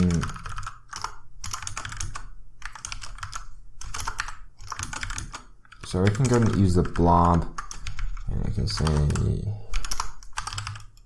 blob EMG. Okay, looks good. So we can go and do blob EMG down here, and here I can go and use the McLaren, not the actual Porsche as I thought it would be. But yeah, whatever. So we got the top section in here. It should only render good for mobile, so we should add the media queries in a second. Well, anyway, let's go and have this. So I can just go and do top section, and that should make it look good already. There you go. So that's what we got. We got this really nice. Let me just zoom again in so you can clearly see what's going on. So we got this really blob going on, and so you see how it makes the car feel with this car shadow. It makes like the car stand out of the screen, like the car is real, and it's kind of like, if you're driving the car is just moving. And this one looks pretty good. The kind of like description looks pretty good. So yeah, I like it. And the menu comes on top of those. It looks absolutely amazing. Kind of love this kind of design. Now, if we take this, it won't look good, of course, because we don't have kind of like different designs and different media queries for that particular case. So let's go ahead and have this to work in that particular sense. So for the blob, I'm going to go to the top section, and yeah, for the blob, I'm going to have a couple of them, and I'm going to be using media queries. So I'm going to use media queries directly here. I'm going to do media, and I'm going to just like directly do minimum width, and inside of it, I'm just going to use screens, the minimum width I want. So for example, I want to start with small, and SM in here should pretty much cover tablets and kind of like tablets and small screen laptop, but basically tablets, and that should do the job for those. So in that kind of case, what I want is I want to have a completely different one. So for example, width should be 40 EM. The maximum width or height in here that it could take is 10 EM. I also want to change both like right and top. So for example, 9 EM for the right, to just like increase that a little bit on top. Also, I want to just take this way much down. So 116 EM into this. That should make it look good. Also, I want to take transformation a little bit into minus 25 degrees instead of 30. So I'm just going to copy all of those because it doesn't make sense just going to have those again and again. Now we got small, let's going to have it for large and XL. So that's what I want. And for large and XL is going to basically be the same, just some values changing here and there. So maximum width should change. Right and top in here should kind of change a little bit, especially from the right in here. I don't want to just have a lot of choppy kind of stuff going on. And this one should be taken out again. And here also I want to take the car's kind of like resolution up, but for other screens, like for example for 2XL, 4K if there is possible, that won't be scaled up because the image doesn't actually support that, and you have to stick with that. And it kind of makes no sense just to support all of kind of these resolutions on the website. Okay, so this is the 30M. I maybe need to take this a little bit up also for this one, 25em, just to make it look a little bit better. Also, I don't want to rotate it much because once it's smaller, you want to rotate a lot of it. But yeah, for larger screens, we maybe need some kind of like transformation in that kind of terms. But anyway, so let's gonna have this one here, and I can copy that again, and I can have it as well for the standalone car. Now, the standalone car is gonna have the same one, small, large, and kind of like XL for big. So I want to have those the same. Now, for this one, we only need to control the height. So the height here, I want a 16em. I want right 6em from the top, and top basically 6em again. So copy all of these. I can have it here and down there. So here we can have large and XL, and both should have different values depending on the screen resolution you want it to support. So basically 2080em, and also want to just take the right a little bit more, and here also I don't want to have to the top all the way on top of there. Now this one is kind of, because we want to take it as big as possible, so 30em in here for the right and the top. Also I want to just like take it minus 13, so I want to pop it off a little bit as well as this one. And yeah, basically you can play with the values in your house however you want, but I think this is kind of like the perfect values you can go for that case. And there you go. So we got this really choppy kind of thingy going on, but as you can see here, that doesn't really look good and promising because we got this kind of like issue with the height. So we got minimum height of 400 pixels, which is not really looking good, and we still need still go ahead and need to put more pixels into this. So it kind of depends on how that looks like. So if I take a look on this, I'm pretty sure the mobile device won't look good with that choppy thingy. So I need to support both. So you see the mobile works pretty fine with this, but if I take it right here, that doesn't look to be supporting that. So let me see. So basically here the main issue, as any other website does have this issue, is actually the HTML. So you see it's not taking the full height of the web page. Thus, all the descended, all the child elements are not taking the full height. So it's going to cause this kind of weird styling issue. So we're going to fix that real quick in here. So we can go into index.css, and I can go through HTML, body, and root, which is root rendering point. I'm gonna put full width and full height for both, for all of these actually. So just saving that, I guess that should make it work fine. And there you go. So yeah, it does. I didn't change the height, and that still looks absolutely amazing as intended to be. As clear in here, we got this really awesome how the car is pointed out, and we got this really nice blob thingy, and it's kind of making it look way much better. But I don't really like the slogan in here, so I want to just take this slogan a bit more. So I want to just have the slogan for XL. Where is that? So bold, so fonts black. So yeah, I think black should make it work.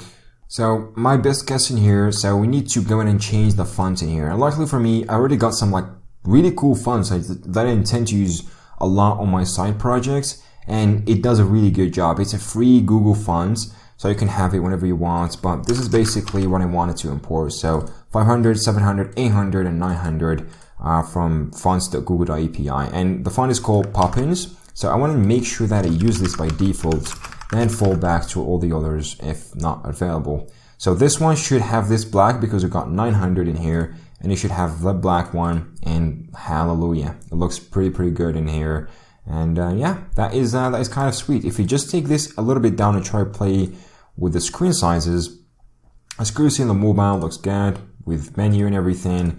And if you go responsive, so if we try to take this down, so you see it kind of like fills the available width and height. If we are here, it never, of course, goes up. This is like almost 4K, and we still got the website there. Of course, you can play around with this to support 4K, but this is kind of like way much beyond like more work. But yeah, there you go. And here, clearly see it looks absolutely amazing of how it fits all of those and how it works really perfectly. As clearly see, this one does look really good. So the car is kind of like, you know, coming out, and the text is pretty big. And look at this landing page, absolutely amazing. I'm kind of in love with this kind of page, and it looks absolutely amazing at first. So yeah, we got this awesome page. Now the second one we're still missing on this kind of landing page is pretty much the buttons. So the button is going to have like two buttons in here, for example, rent your car or sell your car. And then of course they have like different style kind of buttons. One is contained and one is like outlined or something with some border that kind of make it, you know, stand out and people to notice these. And you're going to have the buttons the same color theme of the website, which is of course red, that matches this logo color. So that should make it pretty good. So it's going to have this kind of buttons, and for the buttons, of course, we're going to be creating completely separate components. That is a dumb component that's going to allow us to do a lot of stuff throughout this. So I'm going to go ahead in here. I'm going to have button, and I'm going to create inside components. Going to have index.tsx. I'm going to start the usual stuff for creating the components, basically. So I'm going to have React, and I'm going to export a button. I'm not going to have any kind of, or I do need some props on top of here. So I'm going to have props, and for props, we're going to have some like interface tells what the props, since we're using TypeScript. So that is kind of like really good for us. Also, I want here for the button to have like multiple themes. So for example, I want like field theme or outline theme. Okay. And I want also some text to be put on the button, so we can have this button look a little bit better with a new API rather than just putting the text as child. Okay, so that's good. Now let's go and create the base button or the button wrapper. I want to name this base button because this one is going to have like most of the style that we want. And this should be a button. So we can go ahead and have this a base button in here, and I can just go and use Tailwind again. And likely for us, Tailwind supports our button kind of like what we need. So that should make it look absolutely good. And also we're gonna, you know, follow the same approach of mobile first design with the button. So that should make it good in here as well. So the first most important stuff that you need to care about on a button is actually having some padding from the left and the right, a little bit from the top and the bottom, just to make it look a little bit taller and like really nice and stand out. So I wanted some padding left, padding right, and padding top to be 3 at least, and padding bottom, so a 3 as well. I don't want to just like use any outline. I want some rounded medium button, so you can have some border radius of 6 pixels or something, and some text white, so just completely white for the base button. I want also some small text for you know, kind of like mobile first, and a semi-bold. I don't want to have, also want to have some border transparency. I just like want to put border transparent because later on we're going to have some transition going on through the border and some animation. And make sure to always have border transparent whenever you have border animation or border transition in your CSS element, because this is going to make it look more stable and not choppy, because the border of course plays a major role on adding or removing width and height from the button. So whenever you hover the button, for example, and if you don't have this transparent by default, it's going to make look like really choppy and the buttons start like, you know, changing screen or changing sizes here and there. So yeah, always make sure to do it that way. And assign a border of 2 pixels on all sides, of course. I want the border style to be solid, so just like using this kind of by default. And on focus, I want to disable the outline as well, so that should make it look good. And I was going to add some transition in, so I want to do transition to be all, so to have all kinds of transition you think about. And I also want to configure the duration to be 200 and ease in and out. I don't want to use ease linear. I don't know why I would do that, but yeah. And also I want to introduce some margin from all sides, and this just to create a margin between the buttons themselves. If you have like 2 child buttons after each other or next to each other, just to create a separation of those, and that should make it look good. Now for different themes, we're going to create like extend this one and change basically just the color and transition and whatever. So I'm going to go here. I'm going to create now the 2 themes I want, like the outlined button, and this one is going to be using style. They're going to be using or extending the base button. So that's what I'm going to be doing. I'm going to use Tailwind in here, and yeah, that should make it work with the base button. Never mind about that. And of course, I want to change this. So since this is going to be the outlined button, I want some background to be red of 500, and this should match. Basically, as you see the color here, should match pretty much our theme color. Now I want to add on hover, so background color should be going absolutely transparent, and on hover as well. So make sure to do text by red. It's 500 because background is going to be transparent. So I want to at least keep the text to be red to be readable, and we can go ahead and turn on the border. So that's what I mean here. I'm gonna just like do border to, or just basically do border red 500, and we already got border by 2, so that should make it good. Okay, so outline button, that's gonna have filled button, and for this one it's gonna be the same thing. So it's gonna be having filled, or basically base button. I don't know, I just cleared all of that. And for this is going to be a little bit different because this one is going to be like outlined or at first, or pretty much on the hover state of the outlined. And whenever you hover over it, it becomes like an outlined kind of button, of course. So that's the point of having it this way. So to do that, I'm going to have like some border at first. So border red 500. Also want to like some text red to be 500. And we already got some border radius going on there. So I want transparent background and literally some hover. So whenever on hover, we're gonna have background to be 500. And hover, I want also text to be completely white in these terms. And last bullet is we'll also wonder on hover, so I want a transparent border. So we don't want any border anymore. So that should make it look good. Okay, sweet. Now I can go in and tell about the theme. So extract it. And I can just use a simple if statement. So if a theme is outlined, I can simply go ahead and return outline button, and I can return the text, which I'm going to import from the props. Okay. Else, it's going to simply return filled by default. So I guess I'm going to use here filled,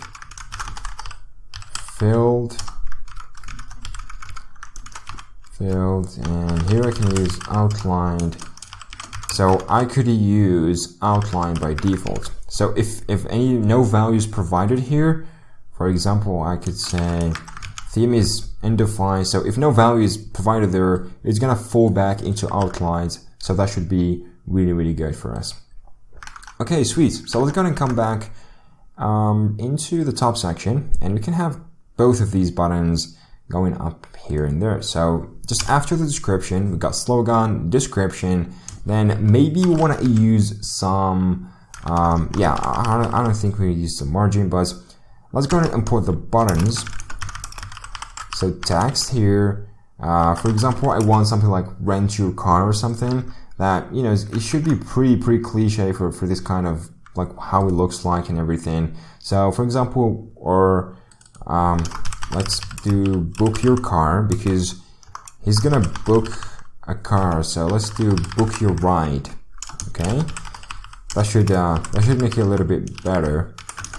And the other one is gonna have a different theme. So this one should have a fill theme, and for this case, I want it to be sell your car. So maybe our website too provides the selling service, so you can list your car among the cars that, you know, want it to be listed on the list of the website, and people can come here and you know, see your car and buy the car from the dealers themselves. So yeah, looks amazing. So I'm guessing that is all good. If we go here, that is not really looking as good as I want it. So I might need another container in here to have. So I can do buttons container. So I can do south. I can use Tailwind, and I can do flex. And flex, yeah. I just want flex to be row. Buttons container. Okay, that should make it look good already. If you go back, there you go. So that's looking absolutely amazing. We got book your ride. If you go into it, that looks good. And we got sell your car as well. And the buttons just like make the website really stand out. Plus, it matches the whole theme of the website. So that's pretty good thing to get started with. I mean, here for the buttons container, we can have some margin certainly going on top. So margin on top, like 4 something, probably, yeah. So margin on top, it's kind of like this way. So it should make it look good already. If you take a look on a mobile kind of design, so this is a smaller one. Take a responsiveness. And yeah, so this is not like going really small. We can have it go really small on that. So if you go back to the button, so where is that? So we got text XS already, and it's font semi-bold. So what I want, for example, I want like medium or even smaller ones. Okay, let's go and do a medium one, font semi-bold. And for less ones, I want just like fonts to be thin or something. Okay. And text, we got, this is actually the smallest text possible in our case. So I might also want to do some really good trick. So here I can introduce flex wrap, just to have this wrap whenever there is no position is available. As clear to see, it does look good with the flex wrap, and I think we can just fall back into fonts to be semi-bold for the size, because this is definitely how a button should look like, right? Yeah, I don't see why you shouldn't be putting it this way. But yeah, anyway, so that is that's looking pretty good. The menu, navigations, this cool car. In general, if you are on a mobile device, so on a mobile device design, that you want to take the minimal kind of stuff always. So in that case, if there's this car and blob images, so we want to take them away completely, get rid of them on a mobile design, just to like show the text and stuff like that. But in this case, we want to make the website look good, right?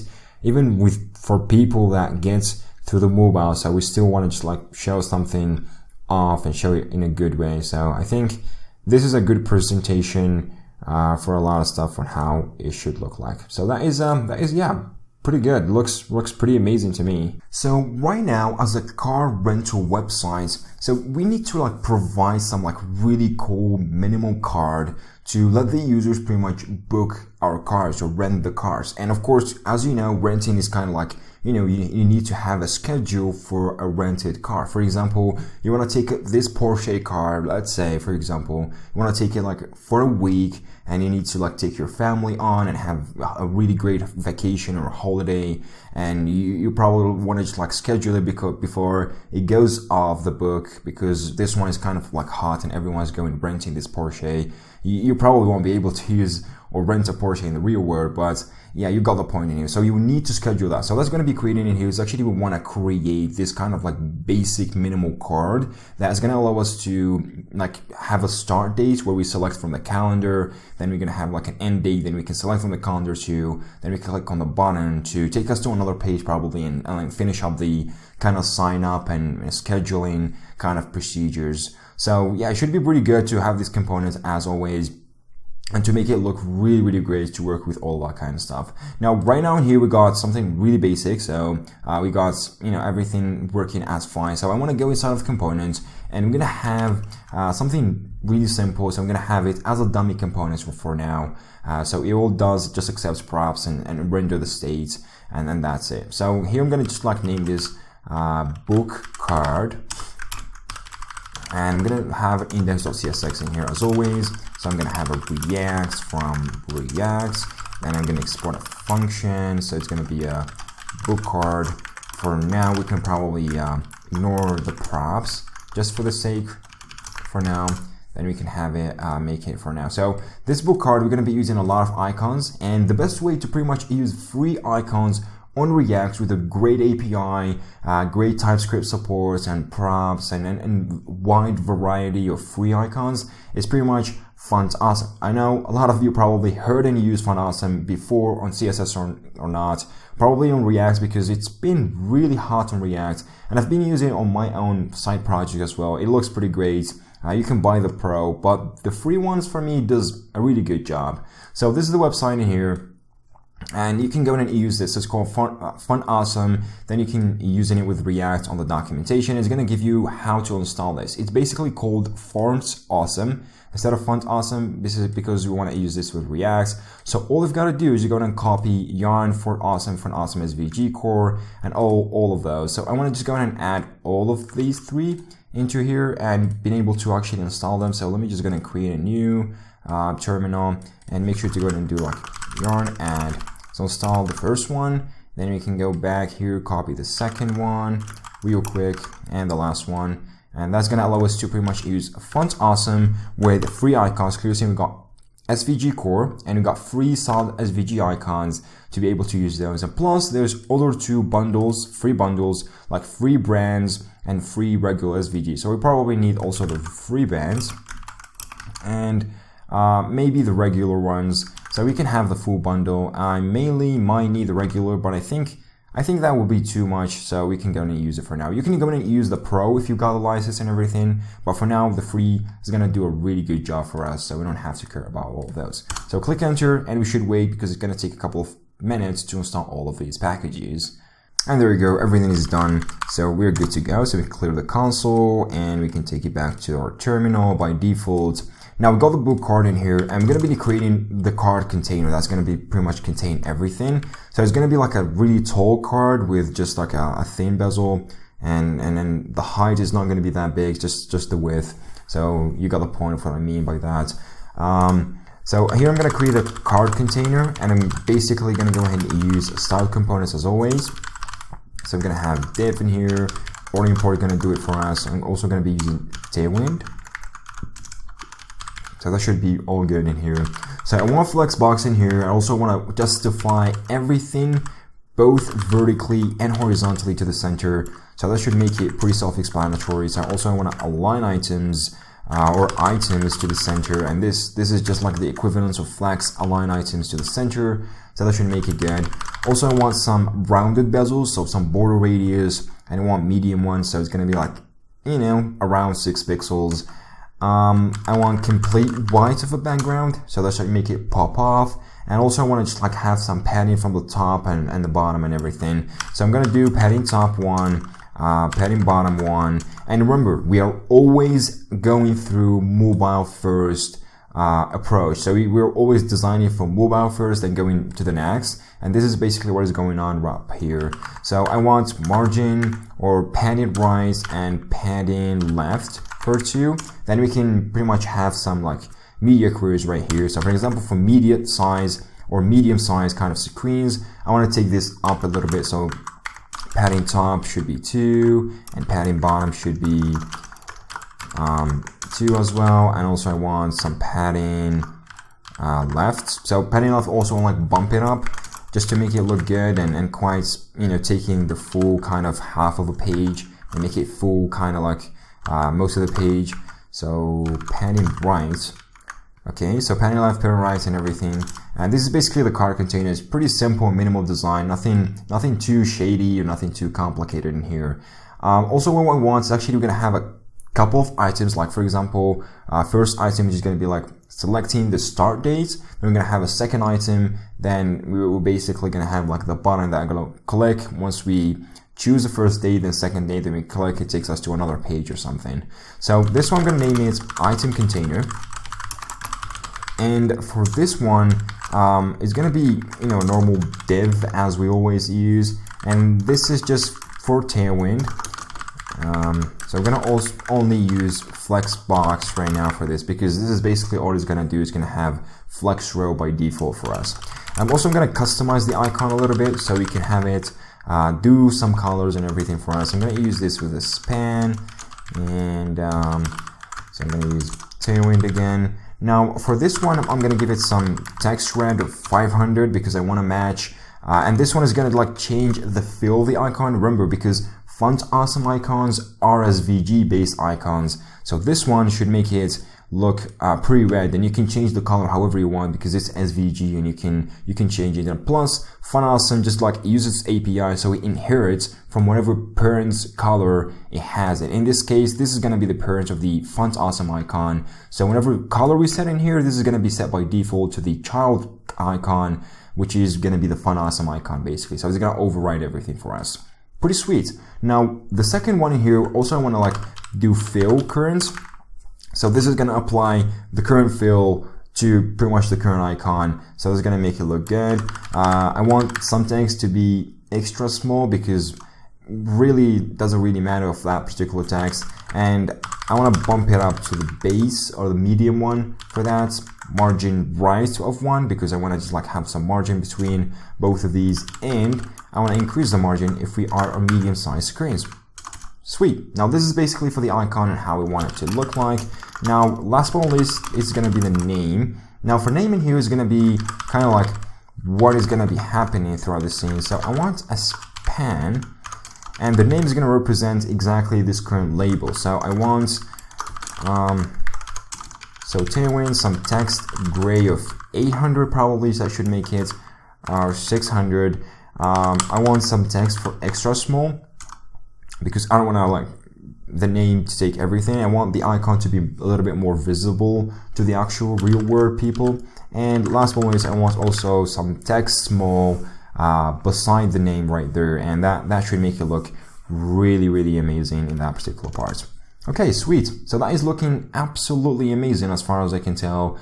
And yeah, the icon, the item container, card container, and yeah, literally everything that we're going to be looking for. I also want some separator because we're going to have like 2 sections, and having this kind of like really thin line separator that is going like vertically, that would be really, really awesome.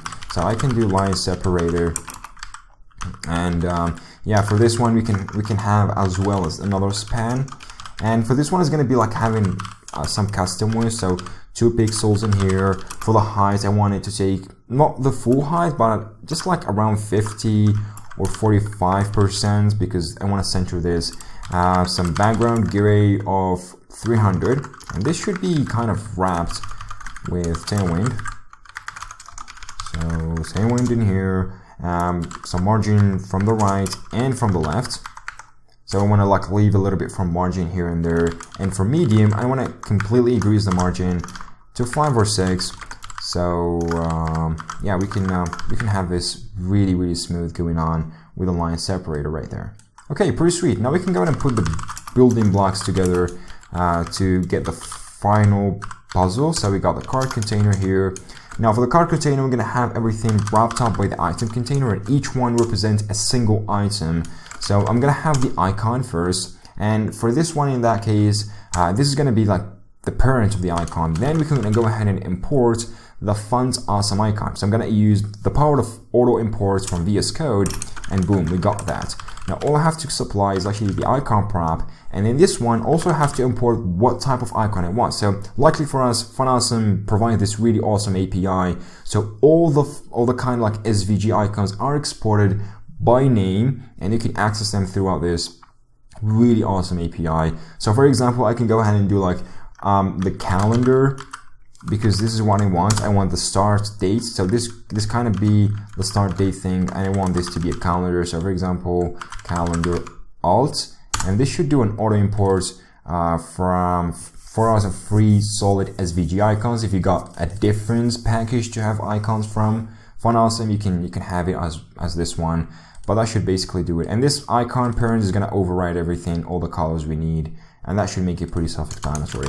Now, just beneath that, we're also going to have to put the name. For example, I want pickup date, and that should be for the first item container. That is, going to be pretty simple. Now I'm going to have a second one, and make sure to have the line separator that is going to go between both of these. Now we got this one, and here I'm just going to name this like return dates, and the icon is going to basically be the same because they are both calendars. They both represent actual dates. So this is what I want the audience, or pretty much the users, to notice it as, and to be pretty self-explanatory just by looking at the icon, basically.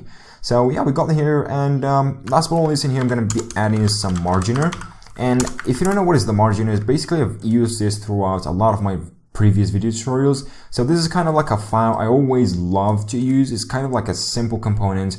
All it does in here, it does some margin for us. So it's a component. Whenever it's being rendered, you supply some props into it. For example, a margin, then you give it a number or string. Number is going to represent pixels. A string, you can choose whatever CSS kind of units you want to have that, and a direction. So if you want to apply some horizontal margining between two components, so you can have this marginer component go between both of them, then you can basically have this horizontally or vertically, and this should be pretty self-explanatory. So if you like this kind of one, you can find it on my GitHub repository. It's basically around a lot of my projects, but you can go specifically to the code repository responsible for this one, for this particular application. You can grab it if you would like it, but the logic behind the scenes for this one is pretty straightforward.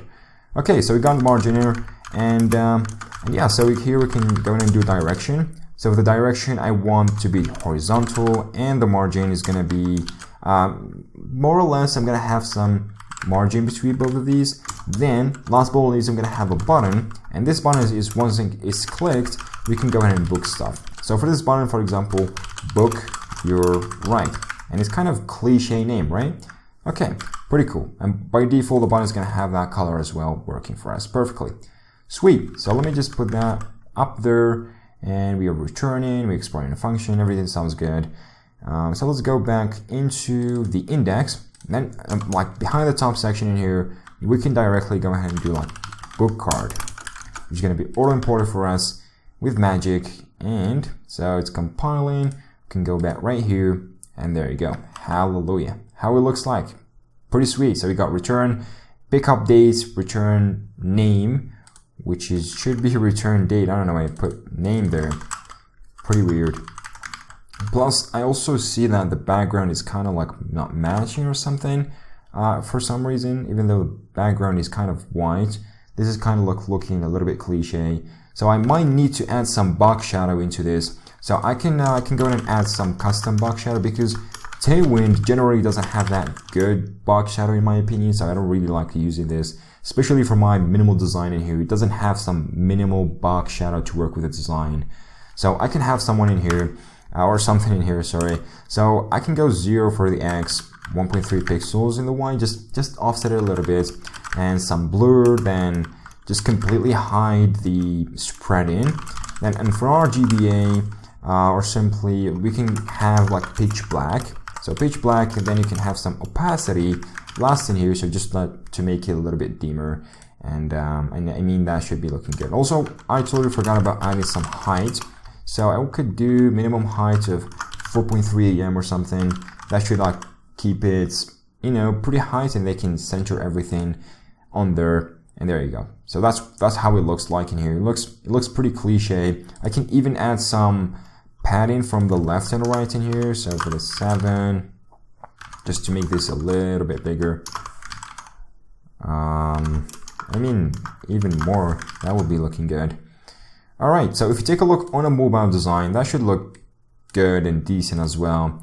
So if I just take this to mobile, yeah, it's kind of looking good. I'm not lying. It's just, you know, kind of perfect in that particular side. So you see, if you take a look on an iPhone X, yeah, they can still go ahead and do all that, but I'm pretty sure having this responsively on a mobile, you would probably want to hide this completely if I'm on a production ready, because yeah, or you can completely go ahead and do rework of that. But mainly those kind of pickups website where you have schedules and this kind of stuff, they create their own custom mobile applications made perfectly basically for the user experience on mobile. So yeah, I wouldn't count on the website here because there's a lot of stuff that goes into websites that couldn't be supported by a mobile really perfectly. So I would guess a mobile application would make it look absolutely amazing in that particular case.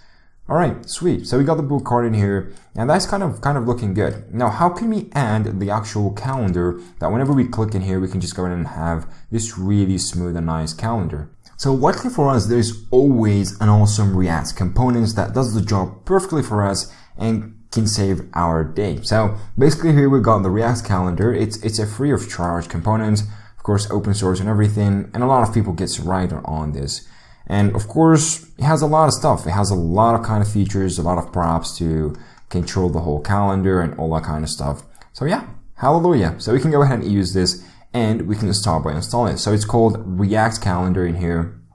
So we can jump right here and we can go ahead and install it. You can add React Calendar, and that should add it real quickly. I already have that actually added. Plus, what I also want to add is actually the types. So I can go ahead and do like React Calendar, and you should add types in here for TypeScript friendly things, and that should also be added for you. Pretty sweet. So after adding this, all you've got to go ahead and do is actually go and import the React calendar. So you can do like calendar, name it calendar, straight, simple, and plain. So you can do React calendar.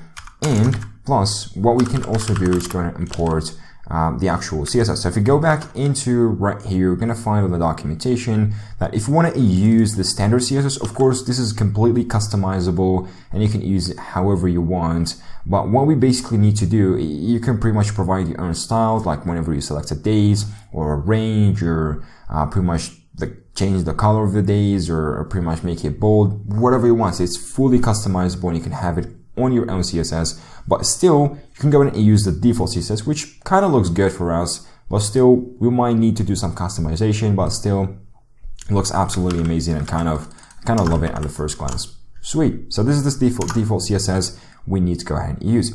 Now to have the actual calendar, what we have to do is actually pick it up in here.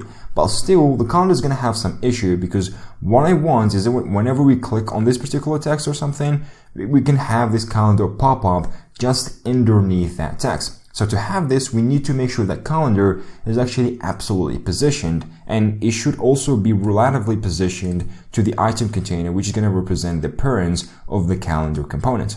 So to have that, we have to create something and we have to override the calendar. And the reason we can do that, because if you go back into the documentation in here, into the props, we're going to find a class name. So we can go ahead and inherit this and actually override the actual style throughout this class name using the power of style components, and it can all do the magic for us. So if we go back right here, we can just go and have like, I don't know, some like dates calendar or something. And you can go and use style, then you can override the calendar itself. And for here, you can just go and have like position absolute. And I can say, for example, from the top, I want this to go 1 AM on the top, and left, I want this to completely go into 0 left. Yeah, that should kind of make it look good. Not really sure, but still, I want to go ahead into the item container, Also make sure to put relative position up there to make sure it gets really well. So if I go back right here, I can go ahead and render the day calendar, sorry. So I can go back right here, and we already got the CSS. It kind of looks a little bit as we want it to be, but still kind of not taking the width as we want it. So this is the span, and it's taking maximum width is 100%. So I need to take this off, and I need for top is kind of good. I'm not really sure, but I want is actually left to make it -1 EM. Yeah, kind of -2 EM will do the job perfectly for here. So I can do left -2 EM, and I can 1.5, I guess. That will make it look good. Also, for the maximum width, I can say, I believe I can say none for the maximum width, if I'm not mistaken. And there you go. That's kind of making it look a little bit better. But still, I want to take this down for a bit. Is it looking good now? Really doubting this. Yeah, we might need to make it go down 0.5. Is that looking good? Yeah, it's kind of better right now, and it's clear to see you can have the calendar do whatever you want, but still it looks kind of good. Now I can go in and make this button so whenever you click it, it toggles up and down, and that is kind of like really good kind of state I want to have. So what I can do is go right here, and we can have the state going right into it. So for example, we can go ahead and control the actual value of this. So we can say start date and set start date. So I'm gonna go and import use state, and I want to just store this right here because this is gonna be like more a local state. But later on, if you like click a submit or something, we want to go ahead and control this and put it on the actual Redux store, because this is literally all going to be need to do is actually control the behavior of the actual calendar. So no need to have this on the actual Redux store, because this is not going to be really that fundamental. But later on, we can have it work with the Redux store and being populated right there. So yeah, that should make it good. I also want to like make sure is start calendar open. Set start calendar open. So use state here, and we can make this go into false. Okay, so we can go ahead and have this one here. I want to do like is start calendar open and show up this one. Looks good. Now what I want to make sure this one is kind of like clickable. So to do so, I want to add also a pointer cursor. So it's called cursor pointer for some reason right here. And so yeah, that's for the name, right? Okay, that's for the name. And what I want in here is actually whenever we click on that, so we can open start date calendar. So we can go and do set start date calendar open to true. And only, or pretty much, I want to just go and use this as a toggle button, because what I want is if we click it once and it's closed, we open it, and vice versa, if it's open and we click it, we close it. So it is going to be like a toggle button, more likely. And all I want to do for a toggle button is actually check if is start date or is start calendar open. So, or if it's not open, or pretty much to do a toggle is simply, all we have to do is actually use not and start date calendar open, and that should make it pretty self-explanatory pretty much. And I want to have this as an on-click, so we can have it toggle, and yeah, kind of looking good. I want to also provide the value here, so start date, and I also want to provide the onChange callback. And if we take a look on the onChange in here, it takes onChange date callback. So the documentation says that onChange. So where is that onChange callback? That should be right here.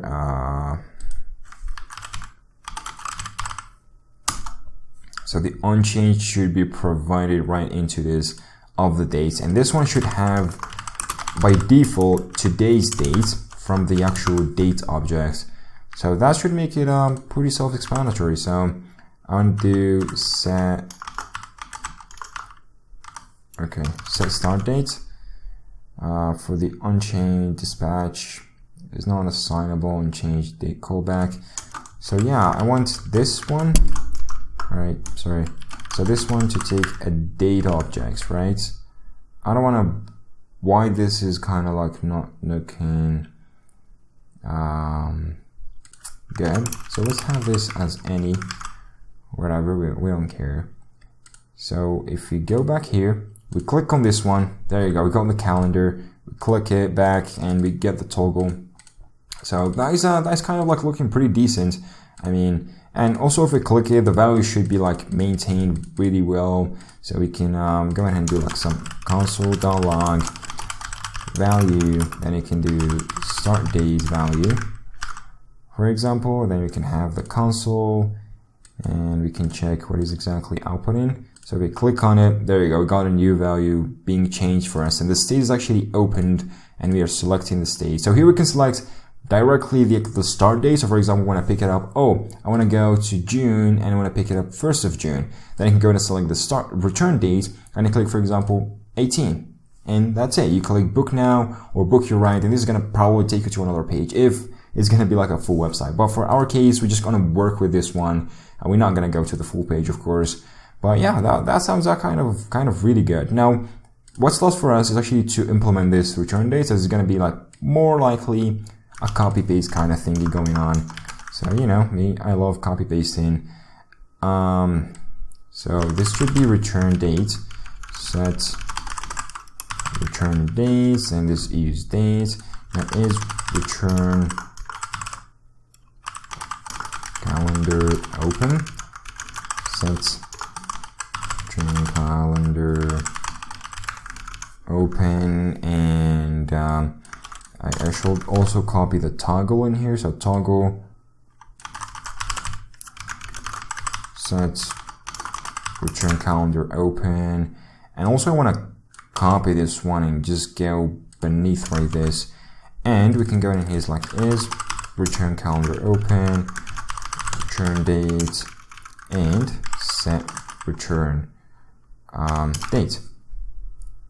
Okay, so this should be return date, right? Okay, pretty sweet. So we go ahead and have that as well. So we could probably now click this one, which I'm not sure why this is not opening for us. Well, this is doing it correctly. So is return calendar open and set return. I'm not toggling this properly. So yeah, it's my bad. So one click. I'm passing this one, and that should make it pretty good. So if you click it now, so clearly see, click it, it takes it right into it.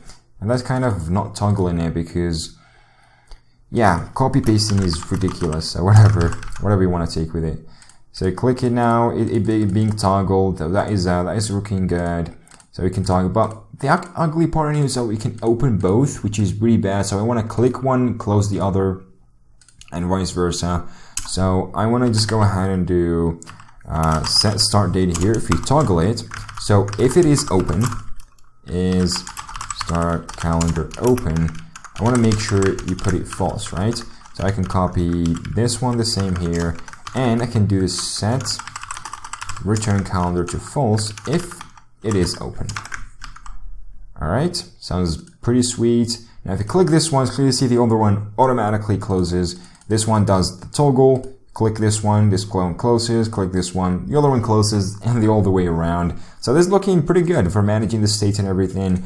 And it kind of looked like that, and how you can go in and pick up this. Of course, you can go through this and customize the style, but really not into customizing the style for something like this right now.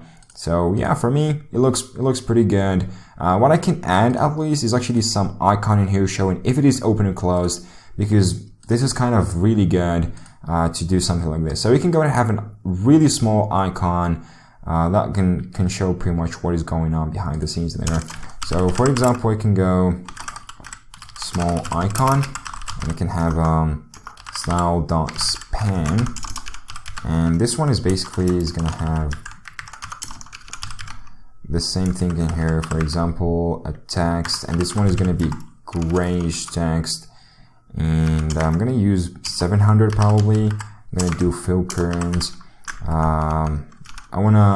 For text here, it's pretty much going to decide the font size, so that's why I'm using it. So whether it's going to be small or medium or something. For now, also I'm going to use XS. It's going to be small for medium one. Probably base. Let me go ahead and test this one. And also I wanted some margin from the left this time, not the right. So yeah, sorry. That should make it look good from the left. And yeah, so let's go ahead and try that. So this should be an icon. This should be the name, which I am displaying right there. Then afterward that, I want to display something which is the actual icon. So I want to do small icon, and I can go and do font awesome icon. And if I remember right, the actual caret should be called fa caret down. So I want to toggle between both of these. So if it is actually, if it's closed, I want to show the down carets in here. If it's open, we're going to show the up carets, which basically mimics the actual action the user needs to take in order for hiding this or showing this. So that's basically what I want in here. So depending on the icons, I want to do like is start calendar open. So if it is open, I want to use fa calendar or fa caret, sorry, up, just to close it. Otherwise, I'm going to use it as down, just to mimic that. Okay, so let me just go ahead and copy all of these again. So just right beneath the name, so I can have here is return calendar open. Then we can do pretty much the same value. All right, sweet. Now we got the caret in here, so we click it. So you see it goes up, so which means we need to click this up in order to take the action. So we click it, it becomes down, and that's kind of looking pretty good. I like that. It looks pretty sick, pretty sweet in here in terms of how it works. So clearly see the caret does mimic that really, really well. So yeah, looks pretty good. Also, if you see this, like whenever we click it, we get the user selection in here, which is, I'm not really a big fan of this. You know me, I do really care about the teeny tiny details on every website. Whenever you design it, put online in there. So we can go to the name components right here, and I mean, it can do like a user, or I think this should be more like a, I don't know, if select none, and this should call user select or select text or something. So we should set this to null, and maybe the calendar, I'm not sure if this is going to work, but if the user selects can be set to none, that would be good too, if it works with us. But yeah, I also want to just change the color. So I'm guessing 500. That would mimic it this. And it's clear to see now whenever we click, it doesn't select that. And it works as well with the calendar. So with the calendar now, with double click or something, it looks really smooth. So I don't get this ugly thing that goes on. So yeah, I can go in and select whatever dates I want to pick it up. For the return date, it can go real quickly. Then I can book my ride. Sweet. This kind of design looks really smooth and really nice. Now, I want to take this a little bit down because it doesn't really look good on top there. So yeah, I want to go and check this out and how can I make it go down. So let's just go back into the index. And luckily for us, we can go and use the help for our friend marginal components. So I can put the direction now, which is going to be vertical, and I can go and put margin 2 EM. Okay, 2 EM probably not that much, but we can increase this to 4, and really not sure of how this looks like in a kind of user's level. And let's try responsive in here. So we click that. It really not that good in terms of responsiveness in it. So I might need to control this a little bit. in terms of responsiveness and how we should make it look a little bit better. So in terms of that, I want to just going to use some media queries. So let me just get rid of this value. We don't need it anymore. And so in terms of media queries, I can go and use that. So let's say, for example, for media, and I can do minimum width. So I'm guessing the minimum width that we need in this. So I can do screens, and probably the minimum width we're going to be needing for that particular case is probably medium, just to start applying this. Then I can go and use this top left. Then by default, because this is a mobile first approach, we can have these both set to 0. So they could probably work fine now if we are on mobile. I'm not really sure about this. Really is not as I want it to be, really, is it? So this is kind of like the problem with absolute design and you know, all this kind of positioning and everything. Maybe in this case, I want this to be fixed. Would that fix it? Would that like make it, yeah, so this is not as good as I want it to be. Okay, so it's kind of ugly. And what we want, so this is the one. This kind of looks good, right? Because this is completely centered and everything. So we might want to use it this way, but for the top, I want to just do -2em. Just take this a little bit to the top, and yeah, that would make it like no way to close this. So this is kind of like a bad approach, right? So I want to have a way to close this, right? And I can scroll the way down to have this being seen, but the problem, all the problem is going on right here because we are on return date. So maybe we can have something passed in through here. So for example, we can have some code in here going on. So let's say we can just go do offset, and offset should be a boolean, right? And here for the offset, so we can just gonna check. So if we want to do offset, we can have this one working out there. So let's say we want to do, for example, so we can go and access offset. Then I can do if offset, and I can go and apply some custom CSS throughout the CSS usually Style component provides us with. So I can do something like, so what it wants is some offset to the right, okay, or basically to the left. So we can do left -2em, and that should kind of make it look good. I'm not really sure. Basically, because we have these both -2em, why not just have this -2em?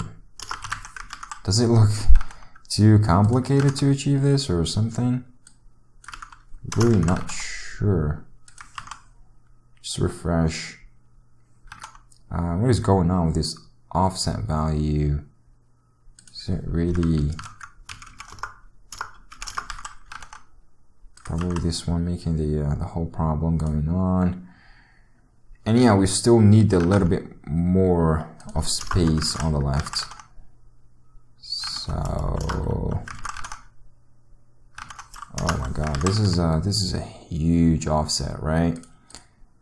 So let me try it on a desktop. Would that look that good? I mean, yeah, that's definitely looking absolutely better in terms of offset and everything. Okay, I will take that. It looks good indeed. So as planned, this is kind of working, and indeed, so this is not really causing that much of issues and everything. So that's looking sick. So I click in here, I'll still get that as well, but this is the one that is being offset right now. So yeah, so we kind of needed this kind of offset parameter to have been set. So for example, we're going to be setting this 0, and let me try to use both. So let me just get rid of this one, just Control Z everything, and offset in here from any. I can do offset if offset, so I can go and do 6em from the left, and that should work. And we should go back right here All I have to set is offset in here, and maybe do this as an any. Really not sure.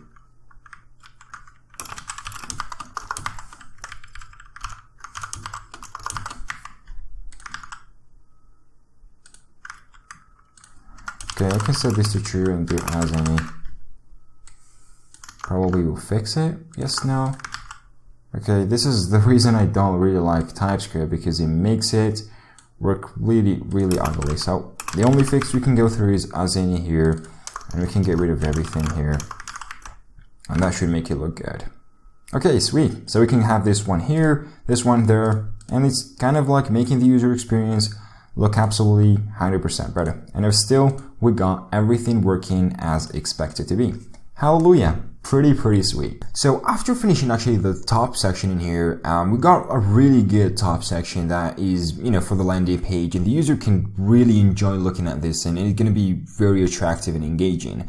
Now, what we need to next is for any website, especially for this like services, where this like, local services kind of websites where you got a shop or something, then you expose your services throughout a website or a web application. Explicitly for this case, so for a car renting, because you're gonna deal with a lot of like old people and people who doesn't really know the process of that and doesn't really understand it. They're not too geeky like us. So in that particular part, you need to explain the steps in a really simple way. So that's why providing this like simple steps or how to book steps in the front of your website is really helpful for a lot of segments of people.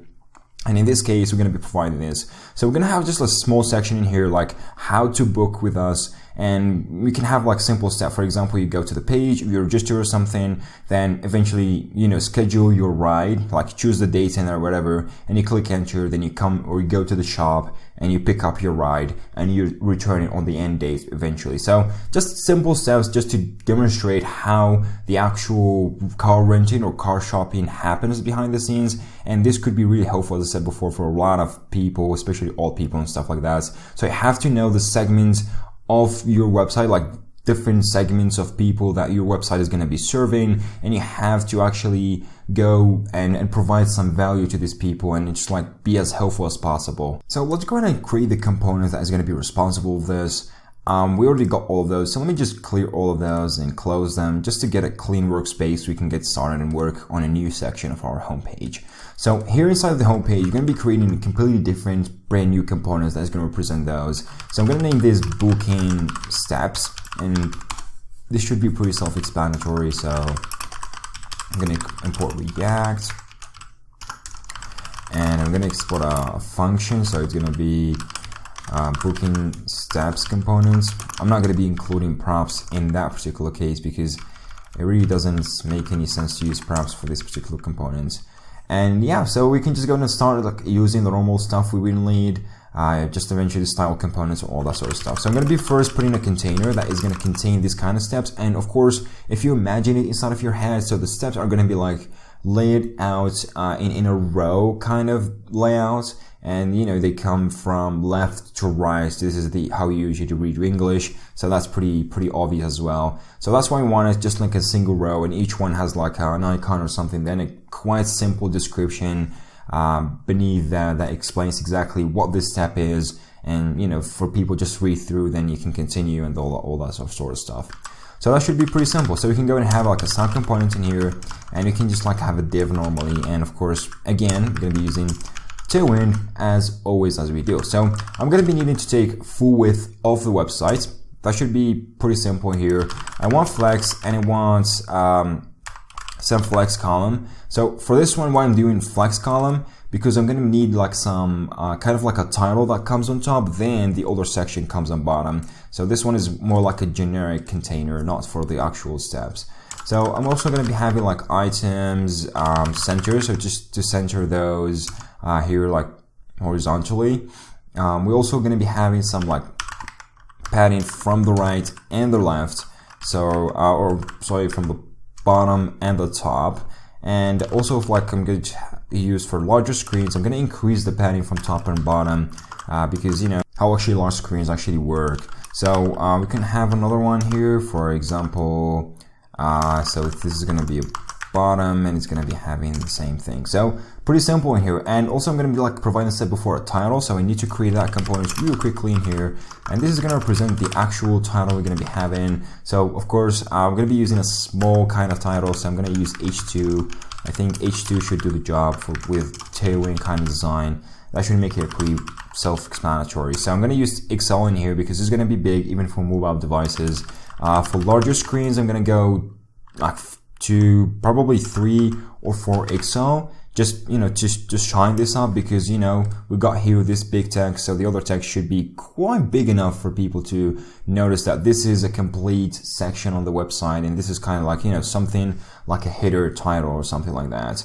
And yeah, so also want to like some text black to just change the color, and the font I'm going to be using extra bold, so just like to be super bold in that particular case. So this is basically what the title is. Then we can have like another container. This time this container is going to hold up the step. So for example, I'm going to name this steps container, going to be styled, going to be div, and for this one, going to be Tailwind. So I'm going to use Flex, and Flex by default, you know that he has some like, you know, Flex column and everything. I'm going to give it some width, some particular width in here. I'm going to use so 60. Pretty much. Yeah, so I guess we can just go ahead and like make it auto width for now, so it fills the whole whatever is possible. Then basically I'm gonna use justify evenly, and for this one, just to justify everything evenly horizontally, of course, because here we're using row column, so justify should work from that particular perspective. I also want to wrap, and this should be for mobile, just to wrap stuff around here and there. For margin top, I'm going to give it some margin from the title, so this should separate it from the title. And for larger screens, I should also give it like a little bit more margin, so I'm going to use like some 14, or let's go wild, let's go 16. That should be good. Then we're going to have a step container, and this time this one is going to be a single step. So this one is going to be more like a column based kind of step, if you know what I mean.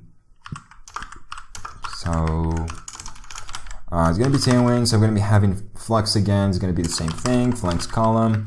And this time I want to like make sure to provide a fixed width for each container, so we know that each container is going to take a fixed width and it's going to be properly centered out on the actual page. So everything is going to be in the center, just right beneath the title we're going to be providing. And this way we don't have any kind of layout issue, because if we leave it this way and each step can have a little bit different text and description inside of it, for example, you're going to find step 2 have longer text than step 1 and step 3. So that's going to give the layout a little bit kind of like offset. We don't want to. So make sure this way we can control it. And likely for us here, width has a lot. So for example, you can provide 96 or something. And this one is clearly 24 or like 384 pixels.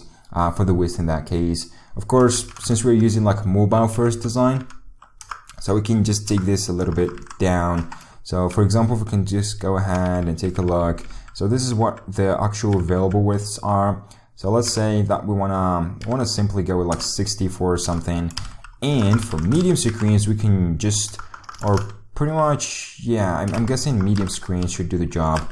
So width, and we can just go with so 96 in that case, and this is pretty much the biggest width that you can choose in that particular case. So I want to go ahead and center everything horizontally, so item center. I also want to put some cursor to be, I don't want to use cursor pointing in that particular case because it's going to be really ridiculous and it won't look that good as we want it to be. So I want to provide some transition in colors if we want to do some hover effects, some transition colors, and also I'm just going to give it some hover for the text itself, and yeah, I'm gonna just give it like 500 whenever we hover over that and we take the mouse over there. So this is basically for like the actual step on how pretty much gonna be laid out for the container. Now for the actual step, so the step in this case is gonna be a container that just have an icon from Font Awesome icon. So that should allow it to work properly. So I can use Tailwind again, and in this one, so I'm gonna be having some padding mainly. So I'm going to be using Flex. I'm going to give it some rounded border radius. It's going to be using large, so I'm going to justify everything in the center, and I'm going to also justify, I'm going to justify everything on the center in here to make it work properly. And maybe I'm going to give it some margin from the top just to separate it from everything. So or we can really separate it from all kind of, you know, patterns, or simply just give it some kind of width and depth. That should make it look pretty good in that particular case. Now each step also is going to be having like a small title beneath it, so it's going to be called step title, and this one I'm going to be using a span instead, or we can just going to simply use H4, and that should of course probably be better than that. So I'm going to use Tailwind in here again, as always, because we love Tailwind. So the text is going to be super dark and super black. For the text in this case, I'm going to be using large text. That should make it look good. And I'm going to be using font semi-bold in this one, because this is kind of like, you know, a subtext or a subheader. And I'm going to give it some margin from the top just to separate it from the actual tile in here, just to be concerned. So this is the step title. It should be pretty simple. And last but not least, we're going to be having is actually the step description, which is just a simple text we're going to be putting to describe exactly what this step is about. So yeah, we can make it pretty self-explanatory. So I'm going to use a paragraph. I'm going to use Tailwind again. And so yeah, for this one, it should be pretty small. So we should like make this small enough for most of the screens basically. So for example, we can say large for that screens, and for medium screens, we can just going to use something like 3XL or something just to make it go up. But yeah, I mean this one is kind of like a little bit big, so I don't want to, this is kind of a description, it's not a title, so I don't want to make this look that big actually.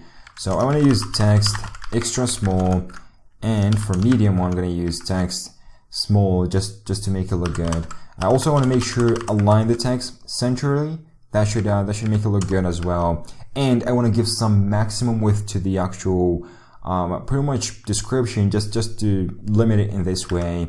So I'm going to give some like width to 10 out of 12. So this is just going to be like 83%. We will see how that's going to be looking like eventually.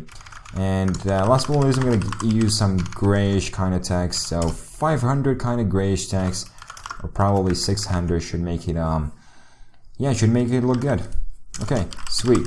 Last but not least, we're going to be having the step icon, and this one is going to be a span simply. So simply this one is of course going to have pretty much the same thing for a normal icon that's going to be needed. So I'm going to be using make sure to fill the color of red. So it's pretty much our theme color for the whole website. And I want to make sure to take the icon a little bit up. So I'm going to use 3XL in this one. And yeah, so that should make it look pretty good in that case. So let's go ahead and try to put those kind of, you know, containers and everything inside of each other and try to figure out something good that we can go and start work with. So I'm just going to return. I'm going to return a container, and I'm going to return a step container. Then inside of a step container, I'm gonna return a step. Well, this should be steps container, right? Yeah, plural. So steps container, gonna be having a step container. Then inside of it is gonna be a step. Inside of a step is gonna be a step icon. And for a step icon, I'm gonna use a font awesome icon. And in this one, basically what we want is actually to like some icon we can grab from Font Awesome. So the first step in here is actually to choose the location, because renting a car is of course that you want to know like your nearby location. Then you can go ahead and grab the car from, because you literally, if you live somewhere outside of the country that, you know, this company is not operating on, you can't probably have the car. That's pretty obvious. So you have to first pick up a location. This is probably the simplest thing to do anyway. So we can do fab map marks alt, and this should make it good for us. Now for the step container, also I'm going to be using step title. So here we can just like choose location or something simple. And last but not least, we can do step description, and of course this one we're gonna just like describe it. So find the nearest. So I'm gonna be using so for example, nearest your car point and go. Okay, so and book your car. Okay, that should be pretty good in that case. I mean, yeah, let's go ahead and try that. So I'm gonna copy it. I said before that it will be 3 steps. So this is another step container. Now we want to change the maps like for another one. For example, this time what we want, so this should be the first, it should be the second. So I'm going to use a calendar in this particular one. I'm going to be using the alternative calendar icon. So now what we want is actually to pick up a date for your car schedule, because this is going to be super important to pick up a date before you go and show up there. So just like pick up a date. Then here, I don't know, you can like pick up the best date to rent a car for you.